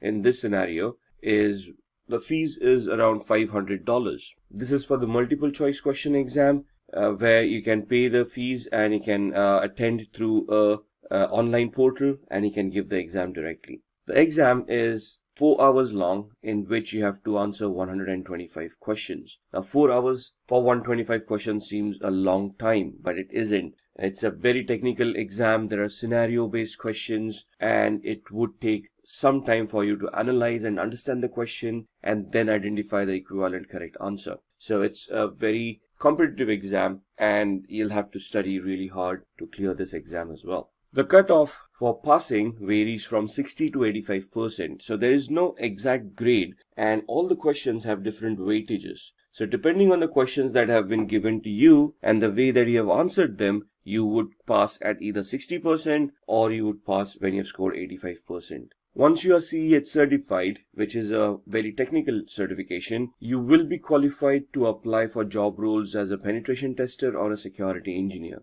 These are job roles where you would be responsible of ethically trying to attack applications, servers, switches, and try to find out vulnerabilities within them. The training of this certification will make you adept in most of these tools that are required. There are a lot of practicals in this trainings, and if you successfully completed those practicals, clearing the exam is a easy task. With the practicals comes your knowledge and would help you understand how you would be performing penetration tests in the real world. An average annual salary in the USA for a CEH certified person is around $91,000 and in India is around 4,76,000 odd rupees. The salaries would vary as far as organizations are concerned. More established organizations can afford to pay a little bit more, but these are average salaries that we have seen across the market. The next certification is the GPEN, also known as the Global Information Assurance Certification Penetration Tester. This certification looks into the different pen testing practices and methods, also focuses on the various problems and pen testing. So again, this is where you're getting certified as a penetration tester. So it's again a technical certification where your knowledge on networking, applications, and security of which will be tested. You will be trained on this, of course. So the training will include all these areas where you need to focus, identify those problems, and thus be ready for the real world scenarios. The candidate will have to understand networking concepts and operating systems such as Linux and Windows, and you should be very well aware of the TCP/IP protocols. This is true for any of the technical certifications for ethical hacking. GIAC is the certification provider. It's again a very well-renowned and well-accepted certification authority across the globe. The exam fees are $1,899. 82 to 115 questions to be answered in 3 hours. Now, why 82 to 115? It depends on the test that has been associated, and depending on how you're answering those questions, you would be given those many number of questions to begin with. But all of these need to be answered in 3 hours. 74% is the pass percentage that is required to clear this exam. The average annual salary in the USA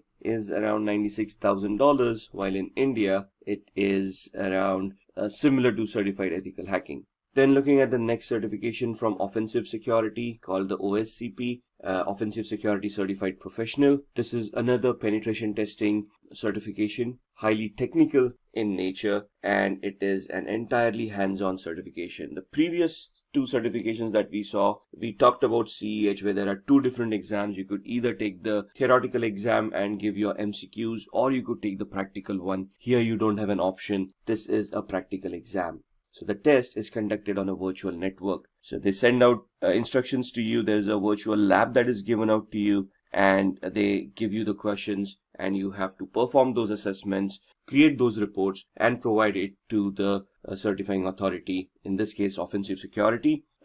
If you match their criteria of whatever you have identified in those reports, you get certified. Here, the requirements of good understanding of networking protocols, how systems function, how Kali Linux operating system functions, and the candidate must complete Offensive Security's penetration testing with the Kali Linux course and pass the hands-on exam. So this focuses purely on Kali Linux. Kali Linux is an operating system that is freely distributed over the internet and comes structured with around 300 plus tools used for ethical hacking. So this course totally relies on Kali Linux for you to use as a tool set for penetration testing. The certificate provider, as stated, is Offensive Security. The name of the course is OSCP, Offensive Security Certified Professional. Exam is around $800 to $1,550. Now understand that this exam is technical and is hands-on. So for you to prepare for this exam, they come up with virtual labs where you can start practicing and honing your skills. Depending on the number of days for which you have purchased the access to that particular labs, the amount will vary from $800, which would be the minimum access days available, to to $1,550, where the maximum number of days would be given to you for practicing. Once you're ready, even during the time span of where you have that access, once you're ready for the exam, you can attempt the exam and clear. The average annual salary is similar, around $91,000 for the US market and 905,000 rupees in the Indian market. Then looking at the CompTIA Pen Test Plus. CompTIA is another certification authority or a certification provider, a training provider that will help you get yourself certified in the ethical hacking space. So they have certification called Pen Test Plus, which is focused towards penetration testing. So it is an intermediate level certification. It assesses the vulnerability assessment and the penetration testing skills of a candidate. Here, the training will provide you with all the essentials, where it will help you identify how to do vulnerability assessments, how to identify those vulnerabilities, and then which tools to utilize for what kind of a penetration test. For the requirements, a minimum of 3 to 4 years of hands-on experience in the information security field. Also, a CompTIA Security Plus or a Network Plus or equivalent knowledge is required. So in the Network Plus, they talk about securing networks, and they help you understand the OSI layers, the TCP/IP layers, and help you understand the protocols and all of those things. So having that knowledge is an added advantage. The certificate provider is CompTIA, and the cost of the exam is around $349. Maximum number of questions is 85, and I think it's a 3-hour exam. The passing percentage is scoring 750 marks out of a possible 900. So the scale is, the minimum you can ever score is 100. If you're completely unprepared, the maximum you can score is 900. You get a leeway of 150 marks for your certifications. So you have to score a minimum of 750 to clear the exam. Average annual salary for a CompTIA certified penetration test plus professional is $97,000 in the US market, and in the Indian market it would be around 5 lakh rupees. Then comes the licensed penetration tester. Now this is an advanced certificate again from EC Council. This is where EC Council gives you a license which certifies that you have undergone thorough training and have cleared your exam, in which you can conduct or lead an audit for vulnerability assessment and penetration testing. It is an expert level certification, comes after the CEH certification. It is the ultimate test which tests this candidate's penetration testing skills. So there are 2 certifications over here. One is the ECSA, EC Council Certified Security Analyst. Once you clear that, you can appear for the licensed penetration tester. Both of these are hands-on certifications. So you will be given a virtual lab, you will be given a scenario in which you'll have to perform some assessments, create reports, submit it to the EC Council. They will analyze your reports. If they meet the criteria that have been identified, you will then be certified as a licensed penetration tester. The candidate must be above 18 years of age. A recertification is required every 3 years. So the validity is 3 years. After 3 years, you will have to be recertified, or there is a continuing point education system over there where you can score points by publishing articles, by attending trainings or giving out trainings, and you can get yourself recertified. It is preferred that the candidate has CEH and the ECSA certification. So the previous certification that we saw, Certified Ethical Hacker, and then the ECSA, EC Council Certified Security Analyst, after which you can appear for the LPT, the Licensed Penetration Tester. The certificate provider again is EC Council. The Licensed Penetration Tester exam has a different process. The candidate must purchase an exam dashboard for $899, which is valid for a year. So once you purchase the voucher, the validity is 1 year. You can prepare within that 1 year and then give the exam and attain the certification. Only once you're ready, the exam can be scheduled and you can give that exam. The exam consists of 3 different levels. Each level has 3 different challenges. The candidate must pass at least 1 challenge in order to qualify for the next level. And for each level, the exam is 6 hours. So this is a grueling exam. This is hands-on. They're giving you challenges and they are going to test you on your skills as a penetration tester. So be ready to be very hands-on for this kind of a certification. Average annual salary in the US is around $100,000 and above, and in India, $825,000 and above. Next, Shruti will guide you through the career of an ethical hacker. With the increase in the number of cybercrimes across the globe, there is also an increase in the number of cybersecurity jobs, and the role of an ethical hacker tops the list. Hi guys, this is Shruti from Simplilearn, and today I will run you through this video on ethical hacking career. So let's get started and explore the world of ethical hacking. Let's begin with a few facts. Did you know that by the year 2021, there will be 3.5 million cybersecurity job openings? That is a huge number, isn't it? And also, according to the US Bureau of Labor Statistics, there will be 28% increase in the number of jobs from 2016 to 2026 for information security analysts, which includes ethical hackers. This proves that there is a great demand for ethical hackers at the moment. As I mentioned earlier, the number of cybercrimes across the world will increase as the digital era will only continue to grow.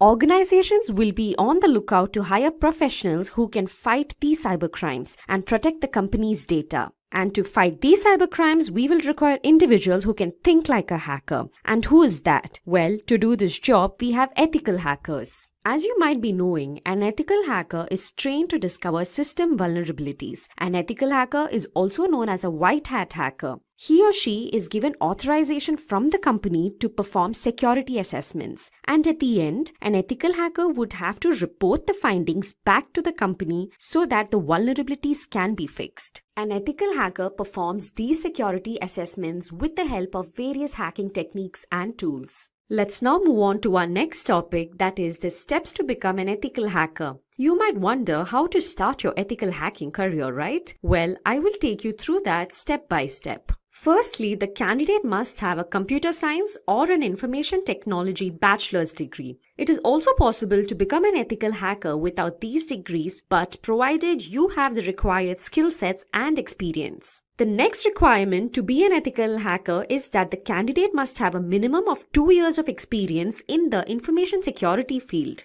You have to start your career with a software or a networking job, and only then can you move on to the ethical hacking field. You have to start your career with a software or a networking job, and only then can you move into the ethical hacking field. Coming to the certifications, it is necessary for the candidate to hold various cybersecurity certifications. Certifications play a vital role in the field of cybersecurity. Your job opportunities can solely depend on these certifications. To become an ethical hacker, you can start off with the foundational level certifications such as the CCNA and CompTIA Security Plus certifications. Finally, the last step to become an ethical hacker is to clear the Certified Ethical Hacker examination. CH certification is provided by the EC Council. It trains the candidate to protect a company's network by using the same tools and methods that a hacker would use. The CH exam will have a duration of 4 hours with 125 number of questions. If the candidate clears this exam, then he or she will become a certified ethical hacker. Now that you know the steps to become an ethical hacker, let's look into the skill sets which are required to help you achieve these steps. First and foremost, an ethical hacker needs to have an in-depth knowledge of the working of the operating systems. Knowledge of Windows, Linux, and Macintosh operating systems is required. For penetration testing, creating exploits, and bug hunting, programming will be important. So knowledge of programming languages such as C, C++, HTML, Python, and PHP will be very helpful. Basic knowledge of networking, TCP/IP protocols, and OSI model is necessary as networking is the foundation of cybersecurity. For securing databases, knowledge of SQL, NoSQL, PostgreSQL is necessary. Cryptography is used to secure information. It is the process of converting data from a readable format to a non-readable format and vice versa. Cryptanalysis is decryption without a secret key. In most cases, certified ethical hacker would need to perform cryptanalysis. Hence, ethical hacker has to be comfortable with cryptography and cryptanalysis. Ethical hackers should be proficient in network security control measures such as intrusion detection and intrusion prevention techniques. Now let's move on to the responsibilities which are taken care of by an ethical hacker. Let's have a look at these responsibilities. An ethical hacker is responsible for scanning systems, open and closed ports using tools like Nessus and Nmap. Vulnerabilities and threats are identified by doing this. In addition to scanning for vulnerabilities, they also search the deep corners of the network to spot critical information such as passwords, which can make the organization vulnerable to an attack.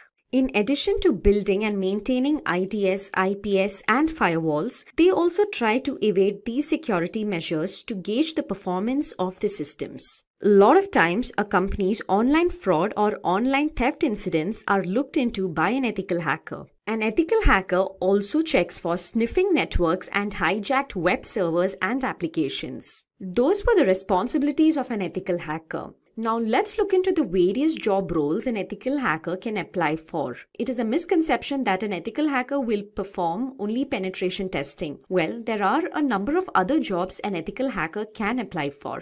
The different job roles such as that of a penetration tester, information security analyst, security consultant, and an information security manager. Let's have a look at each of these job roles one by one. A penetration tester performs the typical responsibility of an ethical hacker. That is, he or she tries to exploit a security system's vulnerabilities. This is carried out using different hacking tools and techniques. An ethical hacker can also apply for the role of an information security analyst. There is a difference between the job roles of a penetration tester and that of an information security analyst. Here, the candidate will be required to primarily design and protect the organization's network from various cyber attacks. Finally, the candidate is also required to document the identified security breaches so that it can be omitted the next time. The responsibilities of a security consultant is more or less similar to that of an information security analyst that we saw previously. As a security consultant, you will be responsible to design, implement, and maintain various security architectures. In addition to this, you're also required to upgrade the security systems as and when required. Finally, an ethical hacker can also apply to the role of an information security manager. As the name suggests, this role will require the candidate to possess managerial skills, as an information security manager is responsible to head the IT and the information security team. Now that we have seen the responsibilities, the skills, and the steps to become an ethical hacker, let's have a look at the different companies hiring ethical hackers. To name a few, we have Bank of America, Ernst & Young, KPMG, Urban Pro, and IBM.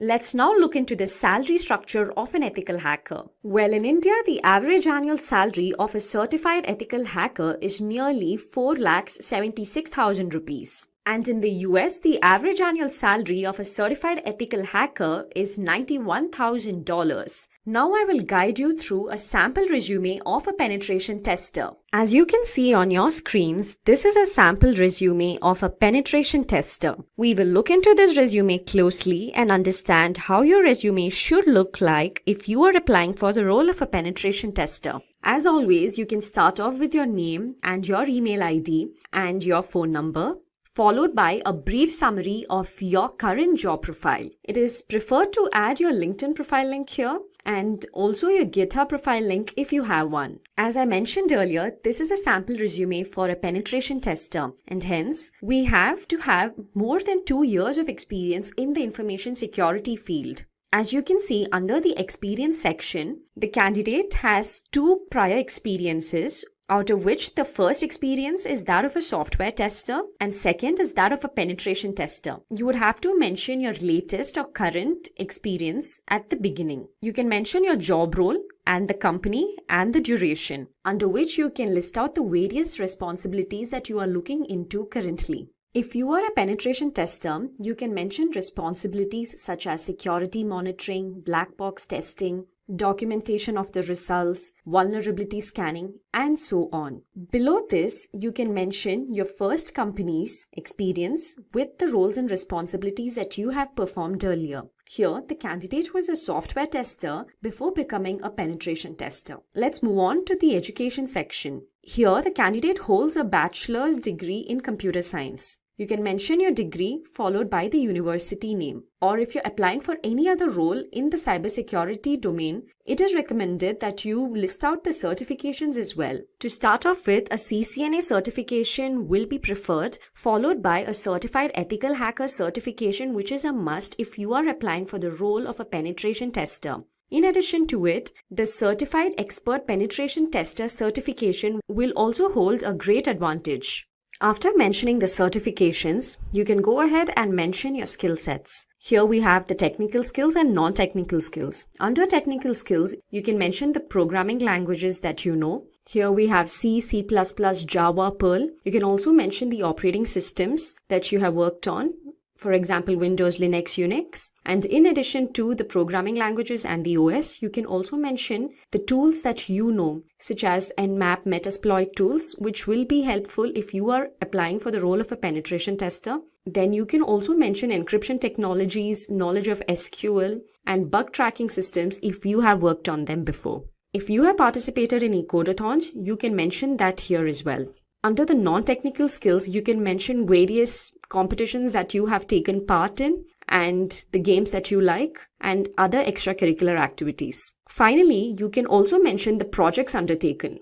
Under the projects undertaken, you can talk about the various projects that you have performed in your company or outside the company. Here, we have two projects, one as a software test engineer and second one as a penetration tester. So this is how a resume of a penetration tester will look like. Imagine this, you are a protector of a digital world, keeping intruders out and ensuring sensitive data stays safe. That is what the core of cybersecurity. And at the heart lies Kali Linux, the ultimate operating system trusted by ethical hackers and security experts. In this beginner-friendly tutorial, we are going to understand what Kali Linux is and why it is important. We are going to discover the most essential tool it offers. We are going to dive into the hands-on activities to practice the real-world scenario. So let us start first understanding what is Kali Linux. My dear friends, Kali Linux is a powerful open-source Linux distribution specifically designed for cybersecurity professionals like ethical hackers, penetration testers. So these guys can use this tool. Actually, this tool is built on Debian.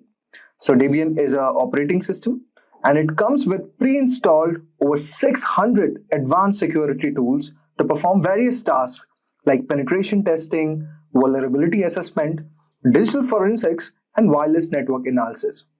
Kali Linux was developed by Offensive Security, and it is widely used in cybersecurity training and certifications like OSCP certification program.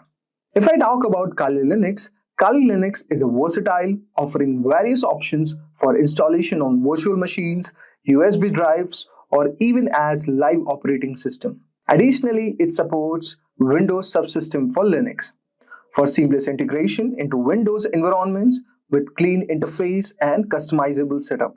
Kali is just not for professionals, but it is also an excellent platform to learn cybersecurity.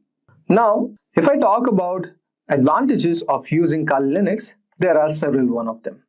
Like, first of all, it has over 600 tools, which are pre-installed tools and which is specifically tailored for security professionals. Second of all, it has wide support. Now, in terms of wide supports, it works on multiple platforms like virtual machines, Windows subsystem for Linux, Raspberry Pi, etc. Third of all, because of its documentation. Now, it has extensive tutorials and forum for guidance. So you could see all over here, this is the official documentation of Kali Linux, and you could see there's a very amazing documentation. It will help you with installation, introduction, then it has given option for USB, Kali on ARM, WSL, cloud, and many more. And finally, you could customize this. It is fully customizable to suit specific tasks and workflows. Now, let us move ahead and let us try to understand some of the known commands of Kali Linux. But before that, let us learn how to install this on Windows. Now, before installing Kali Linux, I want you to make sure that you have Windows subsystem for Linux installed on your system. If not, you can navigate to this website, which is installing WSL. So you will get a Microsoft official website. And in this, you could see there are certain prerequisites. Suppose if you're using Windows 11 operating system, so it should be higher than 10. Okay. Now, just type on the PowerShell. Okay, open PowerShell. And just copy this and install this. So with this command, you will be able to install Windows subsystem for Linux. Now, the next step would be installing Kali Linux. So you have to do nothing. Go onto the Microsoft Store and just click install. Now, since I've already installed Kali Linux and it is very easy process, after that it will be very comfortable for you to operate on Kali Linux. So you could see I have installed the minimal configuration all over here. Okay, so this is the Kali Linux terminal. So it has opened. Now we are going to learn certain important commands which will help you to understand, and these are very basic Linux commands only, so you have to not worry about it too much. So guys, let's try to understand our first command. Let us say we want to know the date. So the name of the date command is just date, and you could see you will get the exact date of today and the given time.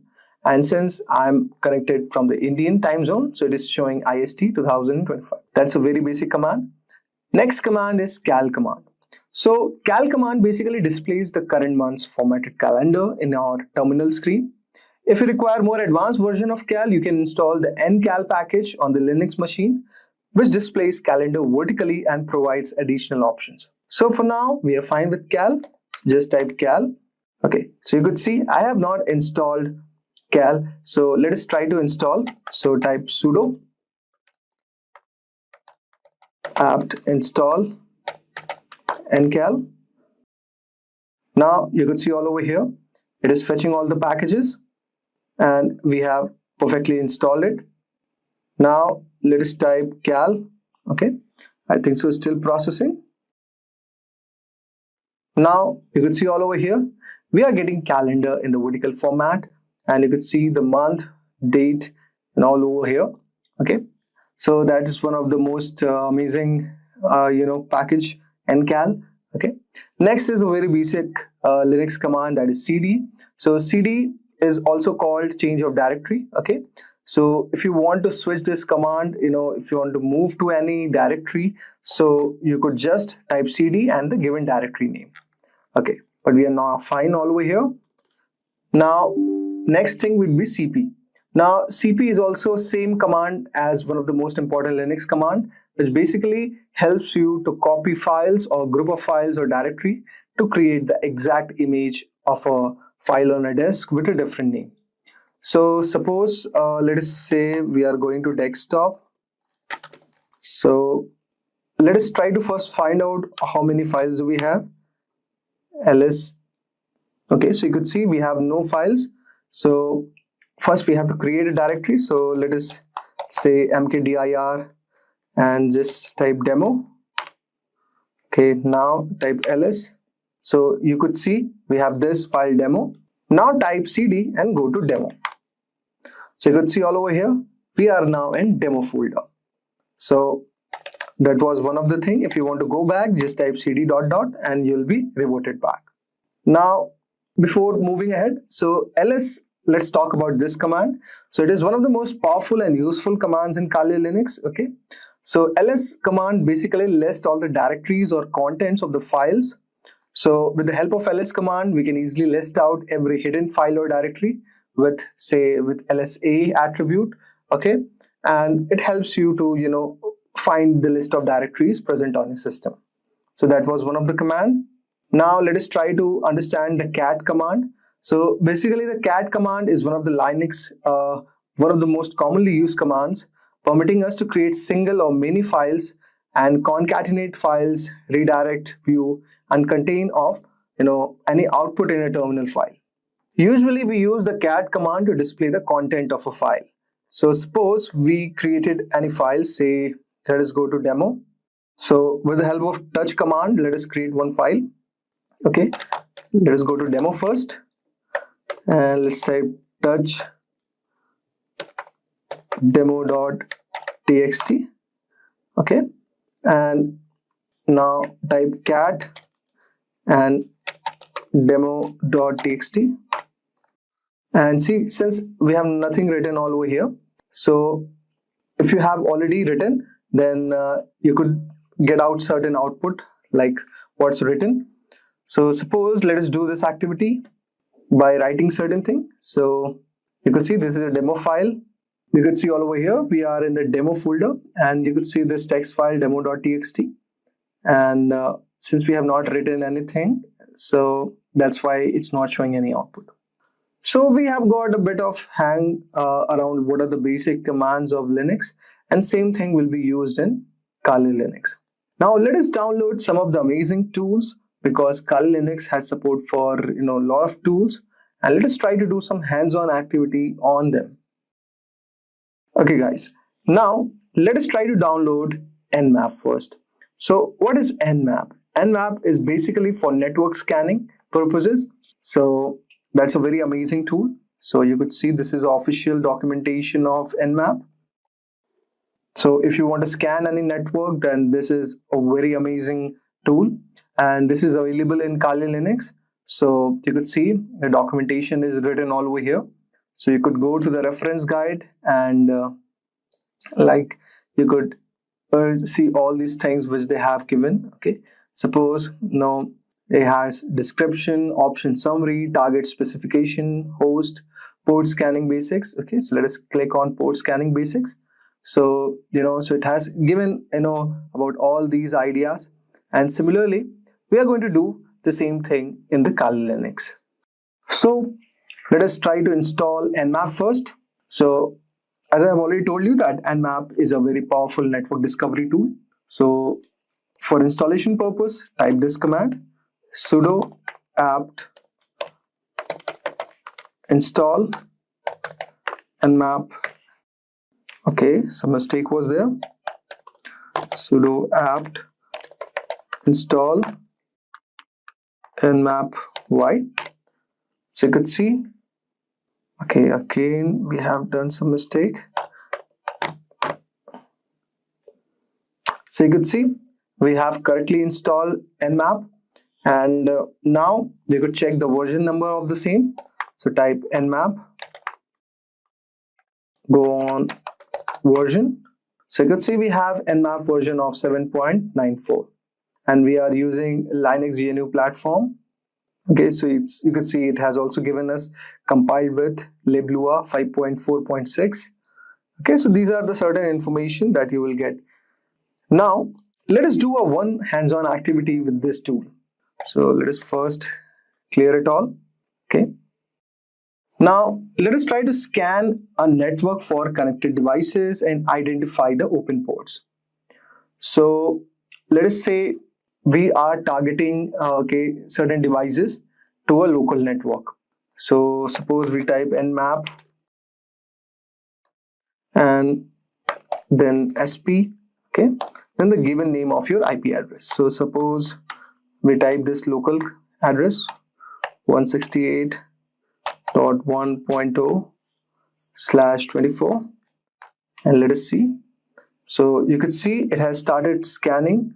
Okay, and you could see host is up with this latency, host is up with 0.055 seconds latency. So you are getting a scan report on this given IP address. So basically what it is doing is, this command is sending ping request and receives a list of live host.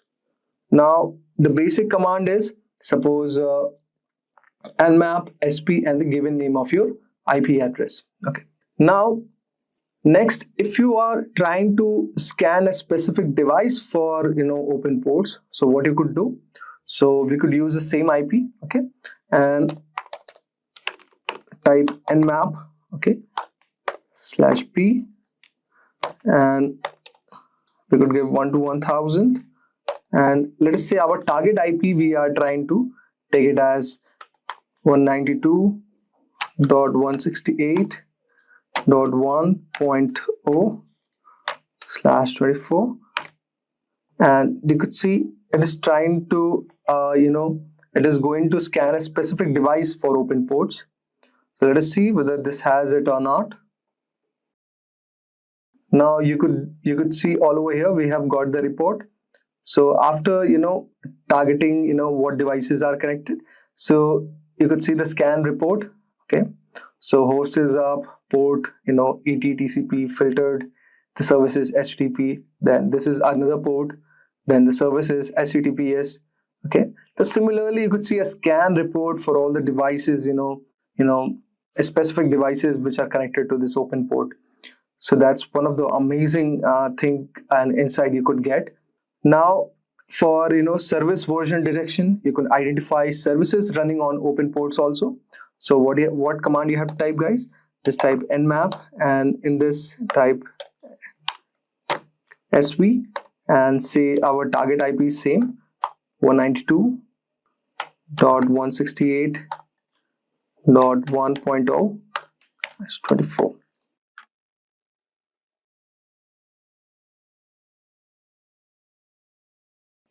So guys, as you can see all over here, the service scan is done. So you could see the scan report is given and it is saying service detection performed. So you could see service info, operating system, CPE. So it has given all these amazing things. So guys, with this tool, what you could do, one activity is find your router's IP address and then find the open ports and research the services associated with this. Now, you will find a bit difficulty, or even you'll be thinking how to find a router's IP address. So you could use this command, guys. So you could use a Kali Linux terminal and you could just type all over here IP route grep default. So you could see we are getting certain thing default, IP 172.28.8.1. So it is going to look something like this. So this is going to be your router's IP address. Now use the nmap command, perform the basic scan, put that IP, okay, then perform detailed scan to identify the service with the help of this command nmap sv and given name of your IP address, and full report scan. How you could do it, guys? So for a full report scan, you could do nmap p, then the given router ID all over here. So this tool is very amazing and very insightful, and you could research a lot of things and get to know. Okay, so this is one of the amazing tools which is present in Kali Linux. Now let us explore some of the other tools. Now let us try to install Metasploit. So guys, first let us understand what is Metasploit. So Metasploit is a framework for developing and testing exploits. So what it does is it allows penetration testers to simulate real-world attacks and identify vulnerabilities in the system. Basically, Metasploit is usually pre-installed on Kali Linux, but if not, you could install with certain thing like this. Type this command sudo apt install Metasploit and type y. Okay, so it is going to install Metasploit framework. Since I have already installed it, so I need not to do it again. And if you want to verify the installation process, type this command ms fconsole and type version. So you could see you will get certain thing like this. The version number is 6.4.34 dev. Now let us do a hands-on activity. Now let us exploit a vulnerable system using Metasploit. So first type msf console. So it is starting the Metasploit framework console all over here. So you could see we have come up into this documentation. Okay. Now you could go on to the official documentation of Metasploit. Okay. Just copy this or go all over here. So this is the official documentation of Metasploit. You could read about it. You could read about pen testing, how to set up module options, upgrading shells to meterpreter, and a lot of other things are there. So based on the thing which you want to learn, you could just read this documentation. It's a very amazing documentation. So I will show you a very small or simple hands-on activity. So let us try to exploit a vulnerable system. Okay. So we have come into our console and let us look for SMB related vulnerabilities. Now you'll be wondering what is an SMB protocol or what basically is an SMB vulnerability. So as I can tell you that SMB is a vulnerability or a security flaw in server message block protocol or an SMB protocol that allows attacker to gain unauthorized access to a given network. So let us do this attack first. So type this command search SMB. So you could see all over here that we have got a lot of files as an output. Now what we are going to do, we are going to select an eternal glue exploit.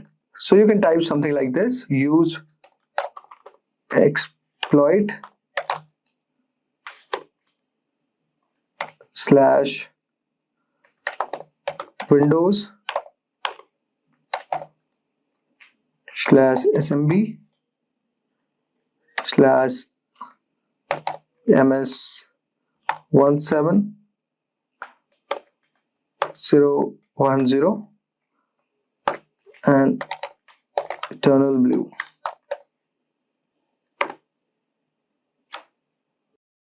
Now what after this, so it's saying no payload configured, defaulting to Windows XP Meterpreter reverse TCP. Okay, so this is MS-F6 exploit. So let us say, you could just, after do certain thing like this, set RH host first and give your target IP all over here, and you could execute the exploit after this. So say we have the same target IP, say 192.168, say 1.1, and after this just type exploit. So you could see we have started the exploit all over here. So it says that the target is not vulnerable at all. Okay, so similarly you could perform exploit for the given target IP. I deliberately chose this. Okay, so guys, you could use this tool to deliberately target a system and simulate exploit. Now I'm going to show you one more amazing tool. Its name is Nikto. Okay, so Nikto is basically a web server vulnerability scanner that identifies potential issues like outdated software, misconfigurations, and exposed files. So how you could install Nikto? So type this command: sudo apt install Nikto and type Y. So you can see we have started setting up our Nikto. Then type Nikto version, and you could see all over here that, okay, so this is not the command for version. Let's try this. Okay, so you can see all over here we have the version of Nikto as 2.5.0. okay, so this is the latest version. And now let us try to do a hands-on activity. If you want to learn about Nikto, just go to the official website. So you could see it is Nikto 2.5, and you could read about Nikto. So you could go, read the docs like overview, description, and all those things. So let's do one small activity. So we are going to scan a web server for vulnerabilities. So let us say we target this website. Okay,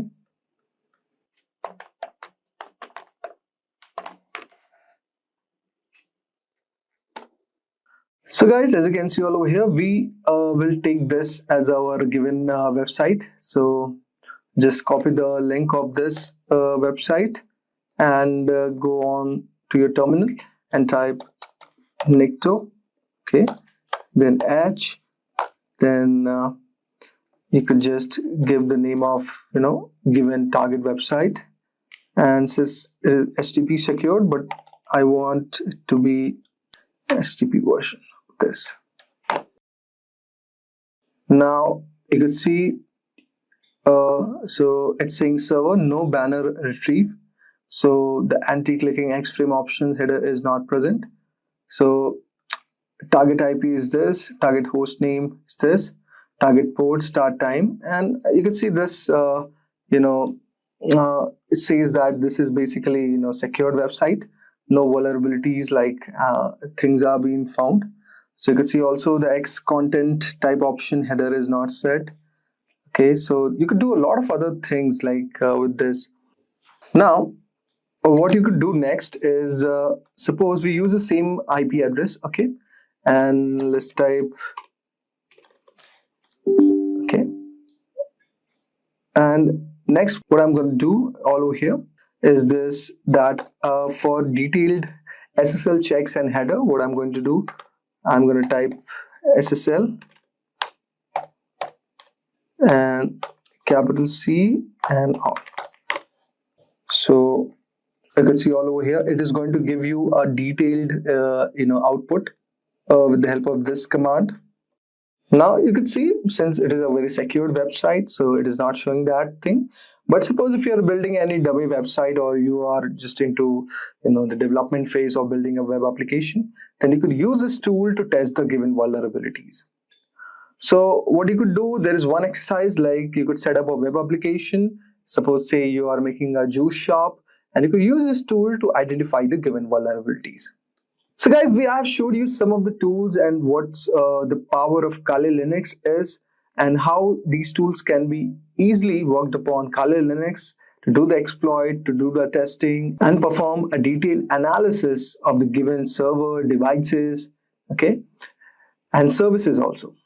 Basically, the tools which I have showed you represent the core of what makes Kali Linux so powerful for cybersecurity professionals. So by using the tools like Nmap, Metasploit, Nikto, you have gained a bit of hands-on experience with network scanning, packet analysis, exploitation, how to do brute force attacks, and web vulnerability assessments. If you do a regular practice with these tools, it will help you to improve your skill, and it is also going to help you to understand the importance of ethical hacking and securing system. Hello everyone, and welcome to this tutorial on how to learn cybersecurity using AI. In this video, we are diving into how AI is changing the game in ethical hacking. If you have ever wondered how hackers find security weaknesses so fast, or how cybersecurity experts keep systems safe, you are in the right place. We will explore some powerful AI tools that automate tough tasks like scanning networks, spotting vulnerabilities, and even cracking passwords. So guys, let us start with first understanding what is ethical hacking. Have you heard about ethical hacking? It's sometimes called the white hat hacking. Basically, ethical hackers are the people who try to break into computer systems but only with permissions. Their goal is to find weak spots before bad guys do, so those holes can be fixed. It's like testing a door to make sure it's locked and tight. Think of ethical hackers as digital security guards who help protect your data and privacy. Let me tell you a story about Priya, who is an ethical hacker hired by a bank. Priya used AI-powered tools to check the bank's online system, and within minutes, the AI found hidden security flaw that hackers could have used to steal customer info. Because of Priya's work, the bank fixed the problem fast, saving millions of dollars and protecting millions of people. Ethical hacking isn't just about finding bugs, it's about building trust and keeping everyone safe online. And now with AI helping out, hacking tests can be faster and smarter. But that also means ethics and rules are more important than ever. Now let us move ahead and try to understand why AI is transforming hacking and cybersecurity. Artificial intelligence is rapidly changing the cybersecurity landscape, including the hacking itself. Traditionally, hackers manually searched for vulnerabilities, analyzed codes, and tried various attacks, which could take a lot of time and skill. AI can automate many of these tasks by quickly analyzing huge amount of data, recognizing patterns, and predicting weak spots. Here are some of the key points to understand why it is transforming cybersecurity. Before AI, hackers had to manually search for system weaknesses, which was slow and time consuming, taking days or even weeks. AI can scan now thousands of websites, networks, or devices just in minutes, speeding up the process dramatically. AI also detects patterns and unusual behaviors that might indicate security problems, such as unusual login attempts, sudden spikes in the network traffic, etc. Some AI tools can even automatically suggest ways to exploit detected vulnerabilities. And on the defense side, cybersecurity teams can use AI to spot attacks more quickly, respond to threats in real time, and protect systems better against hackers. So guys, seeing this bunch of reasons, you would have got an idea that how AI is transforming cybersecurity. Now let us move ahead and try to understand some of the AI basics for hacking. So guys, have you ever tried to find one broken link on a huge website with thousands of pages? You would imagine doing that manually can take forever. Now imagine AI doing that in seconds for hackers, quickly spotting security weaknesses or unusual behavior hidden deep inside complex websites and systems. So, with the help of this, we can scan weaknesses, analyze logs, and figure out how to exploit problems. These are some of the key areas where AI integration has changed the cybersecurity landscape drastically. Hacking involves many steps, as we have discussed, like scanning for weaknesses, analyzing logs, figuring out how to exploit problems. AI automates these tasks so hackers don't have to do everything manually. For example, guys, instead of checking one part of a website at a time, AI tools can crawl thousands of pages and flag where security holes might be. It's like having a drone scan a whole neighborhood instead of walking door to door. AI can also look at system logs, spot weird behavior like repeated logging attempts or strange data access that might mean someone trying to break in. This automation helps hackers, both ethical and non ethical. Now, we will move ahead and try to understand what are those AI tools which can help you in hacking. So guys, we all know that isn't just a theory. It's a part of real tools that hackers use every day to make their work faster and smarter. So guys, now let us move ahead and try to understand some of the AI tools for hacking. We all know that AI isn't just a theory. It's a part of real tools and hackers use it every day to make their work faster and smarter. Now, we are going to discuss certain parameters where we are going to understand how AI is actually integrating with the cybersecurity. Like imagine you are an ethical hacker named Priya, and your job is to test companies' network for weaknesses before criminals find them. So instead of manually searching each device, you could use a tool like Sniper. Using AI-enhanced tools like Hashcat, Priya runs smart password guesses based on common patterns like birthdays, popular words to quickly check which account could be easily hacked. Thanks to these AI tools, because Priya completes a thorough security test much faster than manual methods, providing the company with detailed findings to fix before real attackers can strike. So guys, you could see all over here that how AI tools are actually improving the turnaround times to find the vulnerability, scan it, crack the password, and there are AI-powered reconnaissance tools like Sniper. Now, let us move ahead and try to discuss some of the popular tools. The first one is Sniper, next one is Autosploit, Showdown, and Burpsuit. So let us go to their official website and see what features these tools have. So guys, now let us explore some of the popular cybersecurity tools. So first one is Sniper. So Sniper is an automated reconnaissance tool for scanning and gathering information about a target system. It's available on the AWS Marketplace and you can integrate into your AWS. It helps automate the process of discovering open ports, services, and potential vulnerabilities. It uses AI techniques to prioritize findings, helping ethical hackers focus on the most critical weaknesses. So imagine guys, a security consultant may use Sniper to quickly scan a client's network for vulnerabilities without manually testing each device. So this is how this tool works. Let me show you another tool. So this is Autosploit, and this is the GitHub repo of it.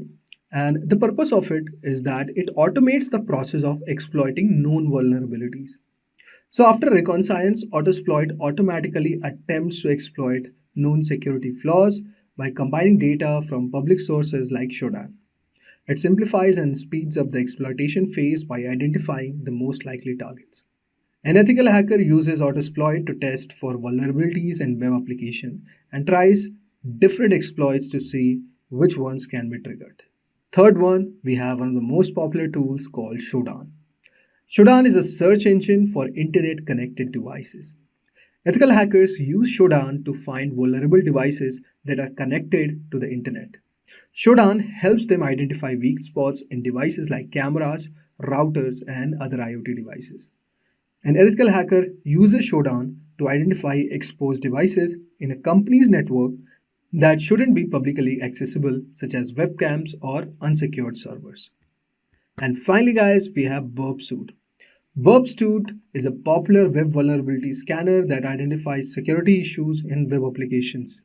While Burp itself is widely used for manual web application testing, it also integrates with AI-based tools to improve the accuracy of vulnerability detection. It can automate certain tasks like brute forcing login forms and optimize payload generation. So guys, imagine a web security tester may use Burp combined with an AI plugin to automate vulnerability scanning of e-commerce website, detecting potential SQL injection and cross-scripting flaws. So if you are very new to this, so don't worry about this ethical hacking buzzwords. You can search on our Simplilearn's official channel.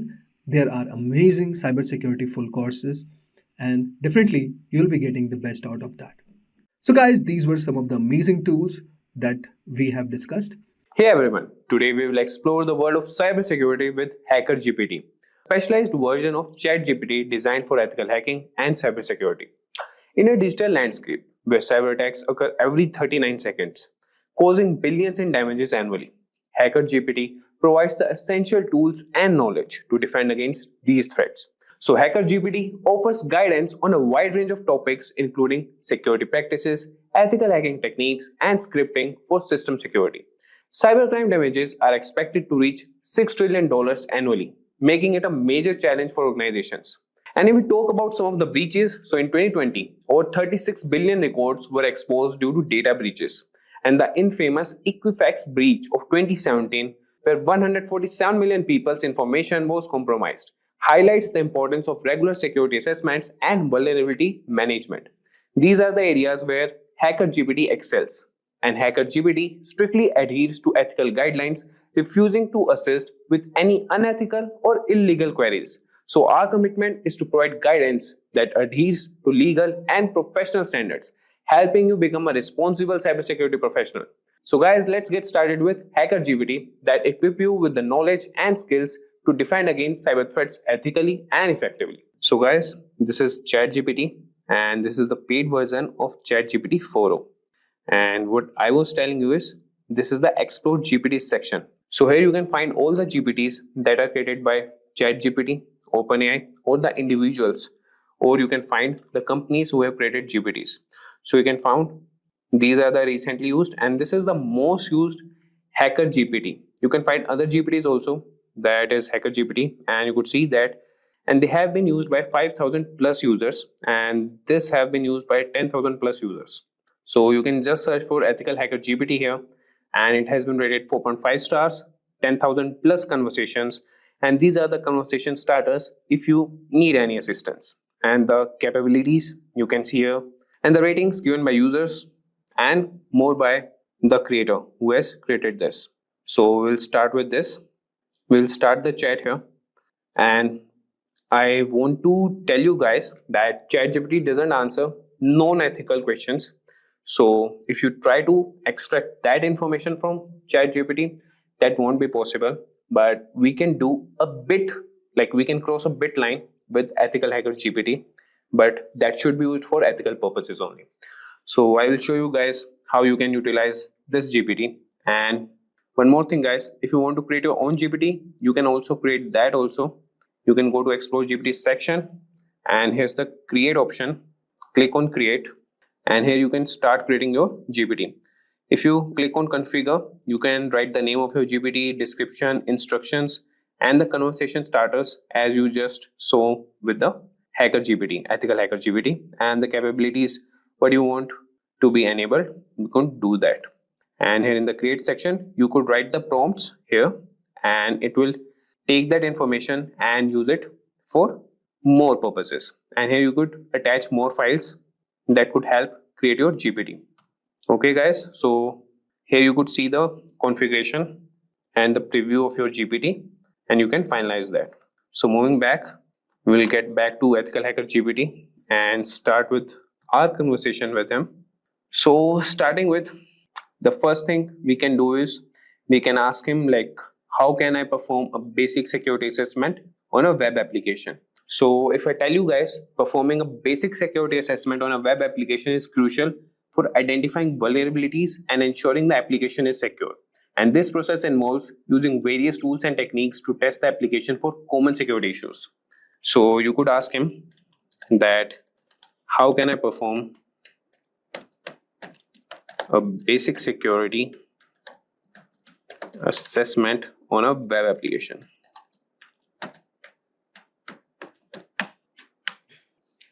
And just wait for a few seconds and you could have the response from EthicalHacker GPT. So you could see that performing a basic security assessment on a web application involves several key steps. And these are the key steps. Number one is preparation and information gathering. And how you can do that? These are the steps: identify the scope, gather information. Then is the second step, that is reconnaissance. And you can use the tools Burpsuit, Nikto, and others.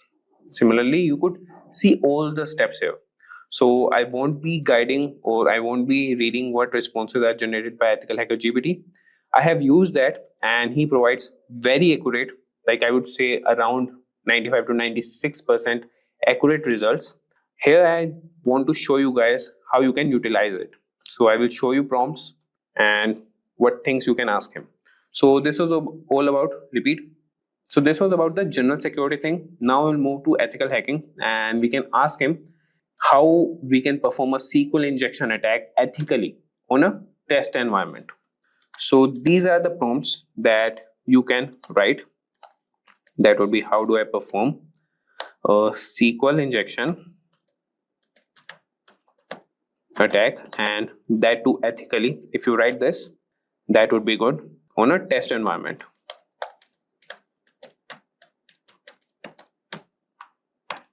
And if I tell you guys, so SQL injection is one of the most common web application vulnerabilities, and understanding how to perform a SQL injection attack ethically on a test environment can help you identify and mitigate this risk in your own applications. And you could see he has responded and he has provided you the steps that you can set up a controlled test environment first thing, then preparation, and you could use these tools. Then you have the manual SQL injection testing. So these are the methods that you could use, that is or 1 equal to 1 for the database, and automated SQL injection testing. So this is the command for that, and you could verify vulnerability, documentation, reporting. So you could see that this GPT is capable of answering the basic questions, as we have discussed the basics question till now. Now we'll move to scripting and automation. So here you could see how he respond to this. So we'll ask him, can you provide a Python script to scan open ports on a network? So let's see what he provides. Provide a Python script, and that too to scan ports on a network. So scanning open ports on a network is a fundamental step in identifying potential vulnerabilities, and a Python script that can automate this process, making it easier to regularly check for open ports and secure them. So this is the Python script. You can use any ID and run on that, and you could see that he is explaining the code also. Yeah, you can ask him like, can you explain the code line by line, and this Hacker GPT will do that for you. And how to run the script, that also he has provided you. And similarly, we can also ask him that how we can write a bash script to monitor and log unauthorized login attempts. And if you want, I can also run this prompt. How do I write a bash script, and that too to monitor and log unauthorized access, unauthorized login attempts. So we can monitor and log unauthorized login attempts, and that would be essential for maintaining the security of your system. So as you can see, he has written a bash script, and that can help you automate this process, and this will provide real-time alerts and logs for further analysis. And you could see that he's providing the explanation and how you can run the script, and he's writing the note also. Like, you can write more prompts if you have any doubts in any of the script or any of the responses that Hacker GPT has responded, and he will definitely provide you with good responses. So now moving on, now we'll ask this EthicalHacker GPT about some specific security tools, and we could ask him about Burpsuit. And so let's write a prompt. Can you explain how to configure and use burp suit. Or we can write for web application testing. So if I sum you up, so burp suit is a powerful tool for web application security testing, and understanding how to configure and use it effectively can help you identify and address a wide range of security vulnerabilities in your applications. So you could see he has provided the initial steps, that would be downloading and installing burp suit, configuring your browser to use burp suit as a proxy, and then intercept and inspect traffic. And then you can use it for testing purpose, logging and reporting, and tips for effective testing. So this is the response for the security tools. And if we talk about incident response, we can ask him to write a script to collect system logs for forensic analysis. So collecting system logs is a critical part of incident response and forensic analysis. And this script can automate processes that can ensure that you have all the necessary data to investigate security incidents effectively. So if I write here, we can ask this Hacker GPT, and I'm sure he will provide the response for that and write the script. So can you provide a script to collect system logs for forensic analysis? So as I told you, this is the critical part of incident response, and we have covered about the tools, that is burp suit. We have asked him about the automation process, general cybersecurity question, ethical hacking, that would be SQL injection attack, and the Python script to scan open ports on a network. So he can write scripts also, automation tasks, and he could respond with the general cybersecurity questions also. And if you see here, for the incident response, he has written the script to collect system logs for forensic analysis. So I won't be explaining this code, as we're just looking for the prompts that we can give to Ethical Hacker GPT. If you want, you could just ask him also that explain this code line by line. And here he has mentioned also the explanation, that is directories and files to collect. And after that, he is collecting the logs, and that would be copied in the directory, that is, he has mentioned it, a variable, that is output directory. Archiving logs, cleanup, and how to run the script. So this was about the incident response. Now we'll move to some advanced topics. And in advanced topics, what we can ask him is how to perform a man-in-the-middle attack in a controlled environment. And remember these, that you have to mention some of the keywords that would be in a controlled environment. And for that thing only, he will respond or provide the response to you. So I will start here, that how do I perform a man in the middle attack in a controlled environment. So if you understand man in the middle attack that works in a controlled environment, this can help you develop better defenses against such attacks. And it's important to learn and practice these techniques ethically. So you can see here that he's providing the prerequisites and the step-by-step guide how you can conduct a man-in-the-middle attack. So first is set up the control environment, then install necessary tools, enable IP forwarding, perform ARP spoofing, and then capture and analyze traffic, clean up and restore the network, and conclusion. So you could just follow up with more prompts, that I want more information about setting up the control environment. Just write this prompt, and this Ethical Hacker GPT will provide more responses to you. So he will provide you how you can set up the control environment. So now moving on, we will ask some more prompts, and that could be about the reverse engineering. So we could ask him that, can you explain the processes of reverse engineering a malware sample? Or we can also ask about honeypot to detect malicious activity. That could be, how can I implement a honeypot to detect malicious activity? Or what are the techniques for securing a Docker container? So we'll ask him one prompt here. Let's see what he responds to that. So how can I implement a honeypot to detect malicious activity.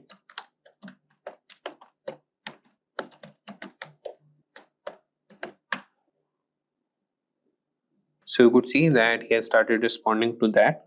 And if I tell you the sum, so a honeypot is a security mechanism set to detect, deflect, or in mechanism to some manner, and it counteract attempts at unauthorized use of information systems. Implementing a honeypot can help you monitor and understand attack patterns. And this is the step-by-step guide to implement a honeypot. You can choose the type of honeypot, prepare your environment, install and configure the honeypot software, and these are all the commands how you can configure it. Then you can monitor and analyze the honeypot and regular maintenance and updates. And this is the simple honeypot using honeyD. You could install that and run these commands. So with that, guys, and in the last we will also cover cybersecurity policies and compliance. So he could also answer to those prompts also, that you can ask him that what should be included in a company's cybersecurity policy, and you could mention which type of company you are running. So I will ask him that, so you could ask him that what should be included in a edtech company's cybersecurity policy.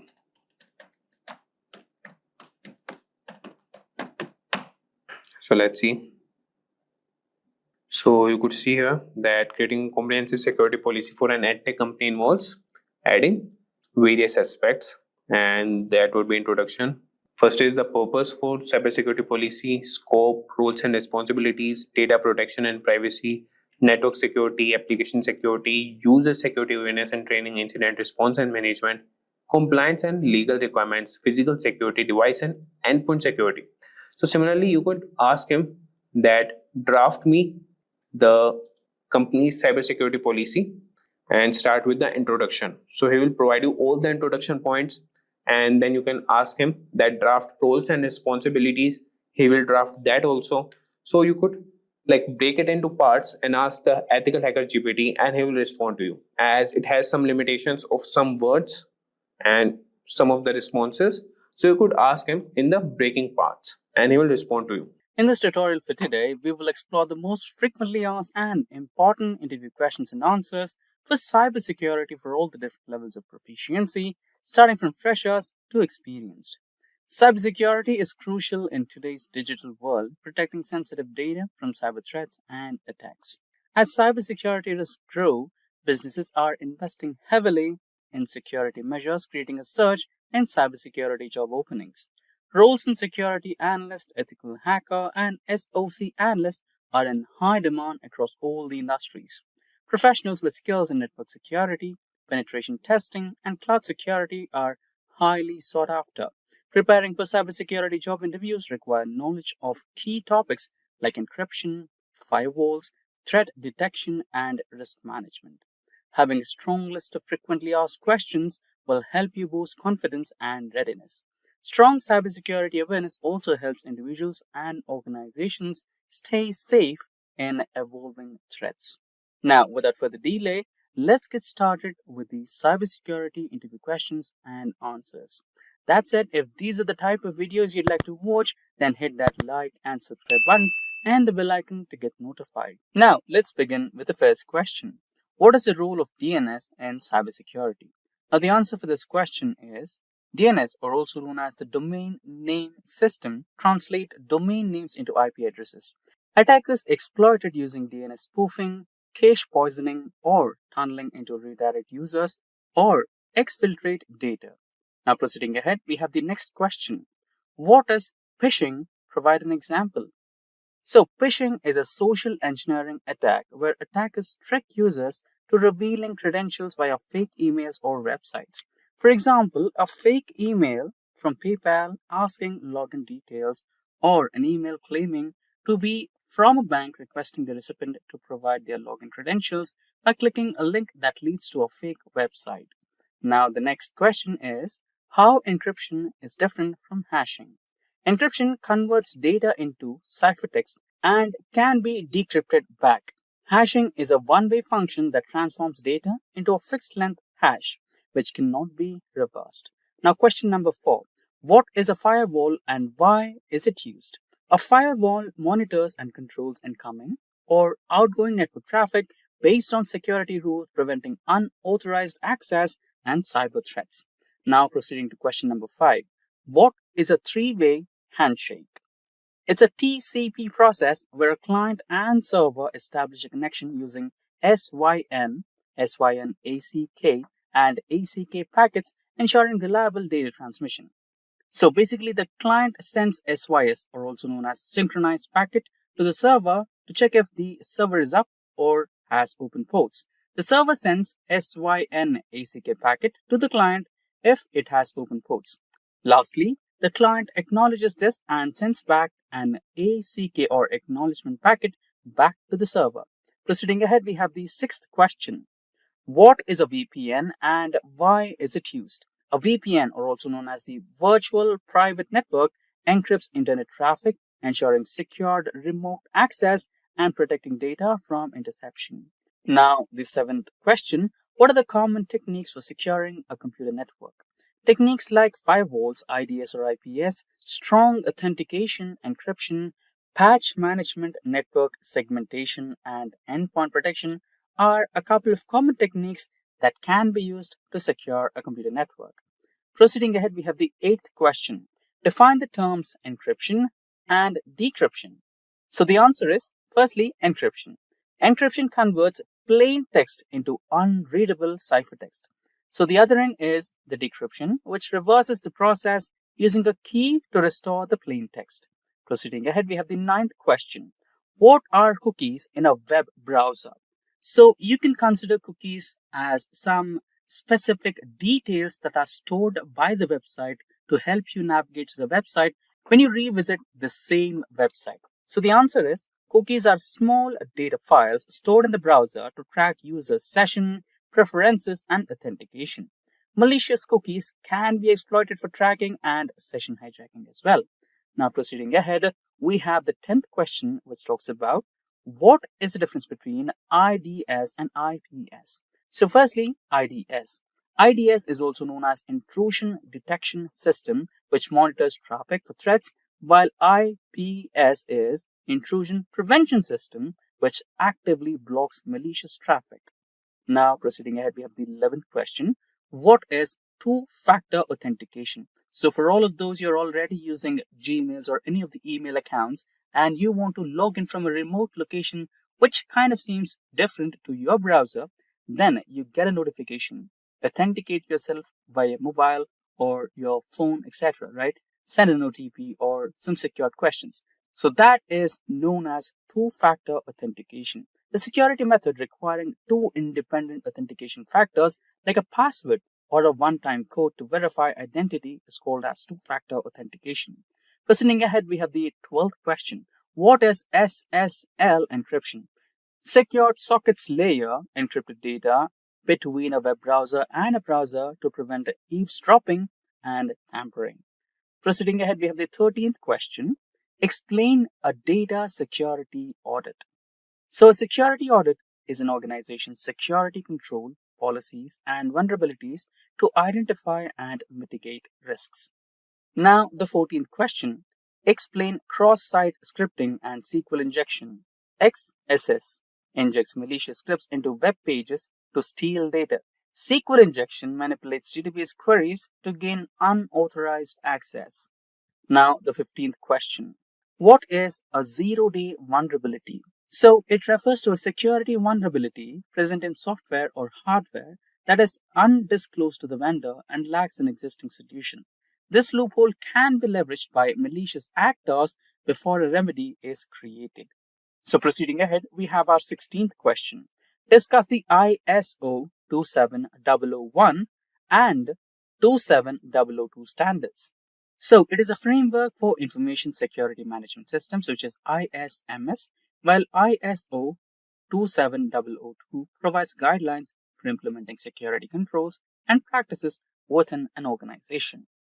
Now, proceeding ahead, we have the 17th question. Explain the principles of ethical hacking. Ethical hackers identify vulnerabilities legally, following rules and engagement, ensuring data integrity, and reporting findings responsibly. Now we have the 18th question. What are the different types of network security? So the 18th question, what are the different types of network security? So the different types of network security includes firewalls, IDS or IPS, encryption, VPNs, endpoint protection, network segmentation, and access controls.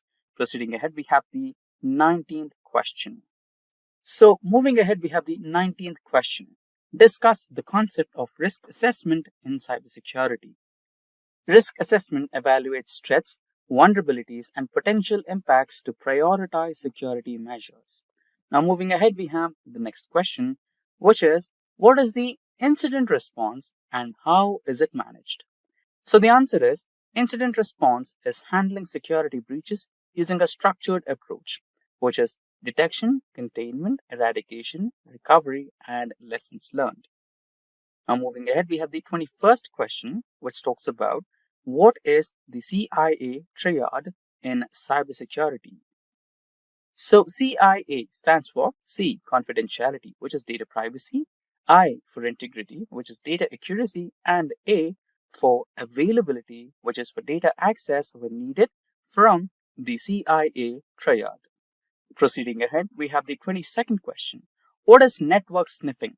Capturing and analyzing network traffic using tools like Wireshark, which attackers exploit to intercept sensitive data, is called as network sniffing. Now, the 23rd question. How do you manage cryptographic keys? Using key management systems like KMS, rotate key regularly, use strong storage methods, and enforce least private access, you can manage the cryptographic keys. Now we have the 24th question. Define the terms virus, malware, and ransomware. So the answer for this question is, firstly, a virus. Virus replicates and spreads. Next is malware, includes all malicious software. And lastly, the ransomware, where data gets encrypted and the attacker demands payment for decrypting the data. Now, the 25th question. What is the difference between HIDS and NIDS? So, HIDS is host-based IDS, which monitors systems activity on a device, while NIDS is network-based IDS, which analyzes network traffic for threats. Now, proceeding ahead, we have the 26th question, which asks about explain data leakage. So, unauthorized data exposure via breaches, insider threats, or misconfigurations prevented by DLP or data loss prevention tools is known as data leakage. Now, proceeding ahead, we have the 27th question. What is port scanning? A technique used to identify open ports on a system, often used by attackers to find vulnerabilities, is called as port scanning. Proceeding ahead, we have the 28th question. How often should you perform patch management? So, standard-wise, the answer for this question is it should be done as soon as it is released. And in some cases, it should be done regularly based on risk-based approach, and typically for monthly standard patches and immediately for critical vulnerabilities. Proceeding ahead, we have the 29th question. How would you reset a password-protected BIOS configuration? Now, the answer for this question is, since BIOS is a pre-boot system, it has its own storage mechanism for setting and preferences. A simple way to reset is by popping out the CMOS battery so that the memory storing the settings lose its power supply, and as a result, it will lose its setting. Now, proceeding ahead, we have the 30th question. What is a botnet? So the answer for this question is a network of compromised devices controlled remotely to launch cyber attacks such as DDoS or spam campaigns is known as a botnet. Now the 31st question. What is the difference between a threat, a vulnerability, and a risk? So the answer is a threat is a potential danger. A vulnerability is a weakness. And lastly, a risk is a probability of exploitation. Now 32nd question. What is cognitive cybersecurity? AI-driven cybersecurity that uses machine learning and natural language processing to detect and respond to threats is known as cognitive cybersecurity. Now, the 33rd question. What is a block cipher? A block cipher is a symmetric encryption method that encrypts data in fixed size blocks such as AES. Now, 34th question. What do you mean by shoulder surfing? So, it's a very simple answer. Basically, someone which is observing your screen or keypad to steal credentials or sensitive data is called as shoulder surfing. Now, 35th question. What do you mean by system hardening? So the answer for this question is strengthening a system's security by removing vulnerabilities, disabling unused services, and enforcing strict policies is known as system hardening. Now, the 36th question for the day. How to prevent MITM? So the answer is, to prevent MITM, you have to use SSL or TLS VPNs, multi-factor authentication, and avoid untrusted networks to prevent man-in-the-middle attacks. Now, 37th question is, what is a ransomware? So the answer for this question, before we get started, we briefly had a discussion about ransomware in our previous questions. Now let's have a detailed explanation for this one. Ransomware is a type of malware that encrypts data to make it inaccessible to computer users. Cybercriminals use it to extort money from the individuals and organizations as well that hack the data and hold the data hostage until a certain amount of ransom is paid. Now, proceeding ahead, we have the 38th question. What is public key infrastructure? So, the PKI, or also known as the Public Key Infrastructure, issues digital certificates to secure communication, protect data, and provide unique identities. It uses public-private key pairs, requiring a strong infrastructure to safeguard public keys from the attackers. Now, 39th question. What is a proxy firewall? A firewall that filters traffic at the application layer, acting as an intermediary between users and the internet, is called as the proxy firewall. Now we have the 40th question. What do you mean by penetration testing? So a penetration testing is a simulated attack on systems to identify vulnerabilities before real attackers exploit them. Now the 41st question. Explain what a cybersecurity policy is. So basically, a cybersecurity policy is a set of rules and guidelines to protect an organization's information and systems. Now, 42nd question. How does a rootkit work and how would you detect it? So the answer is, rootkits hide malware and avoid detection. In order to find one or detect one, you need to use rootkit scanners, behavioral analysis, and integrity checks to detect them. Now, the 43rd question. Explain the principle of least privilege. So, the users and processes should have the minimum permissions needed to perform their tasks to reduce security risks. So, this particular principle is known as least privilege. Now, 44th question. What are the key elements of a strong security policy? So, the answer for this question is access control, encryption, incident response, audit logging, risk management, and compliance requirements. So these are the key elements for a strong security policy. 45th question. Explain the concept of a digital signature. A cryptographic method ensuring the authenticity and integrity of digital messages using public key encryption is known as a digital signature. Now, the 46th question. What is a honeypot in cybersecurity? So the term honeypot is self-explanatory. So in terms of cybersecurity, it is a decoy system designed to attract the monitor attackers, helping identify the attack methods and also sometimes observe their behavior in order to understand what are their intentions. Now, 47th question. What are the common cybersecurity threats today? So some of the common cyber threats today are ransomware, phishing, DDoS attacks, insider threats, zero-day exploits, and supply chain attacks. Now, 48th question. How can you prevent a man in the middle attack or MITM attack? So for that, you need to use encrypted communications like TLS or SSL, use VPNs, strong authentication, and avoid unsecured networks. 49th question. What is a DDoS attack and how does it work? So the answer for this question, firstly, DDoS, it is called as distributed denial of service, and DDoS overloads a system with excess traffic using a botnet, causing service disruption. So basically, it's kind of blocking the service. And with this, we come to the final question of today's session, which is, what is the difference between black hat, white hat, and gray hat hackers? So the answer for this question is, let's begin with the black hats. Black hats are malicious hackers. They exploit vulnerabilities for illegal purposes.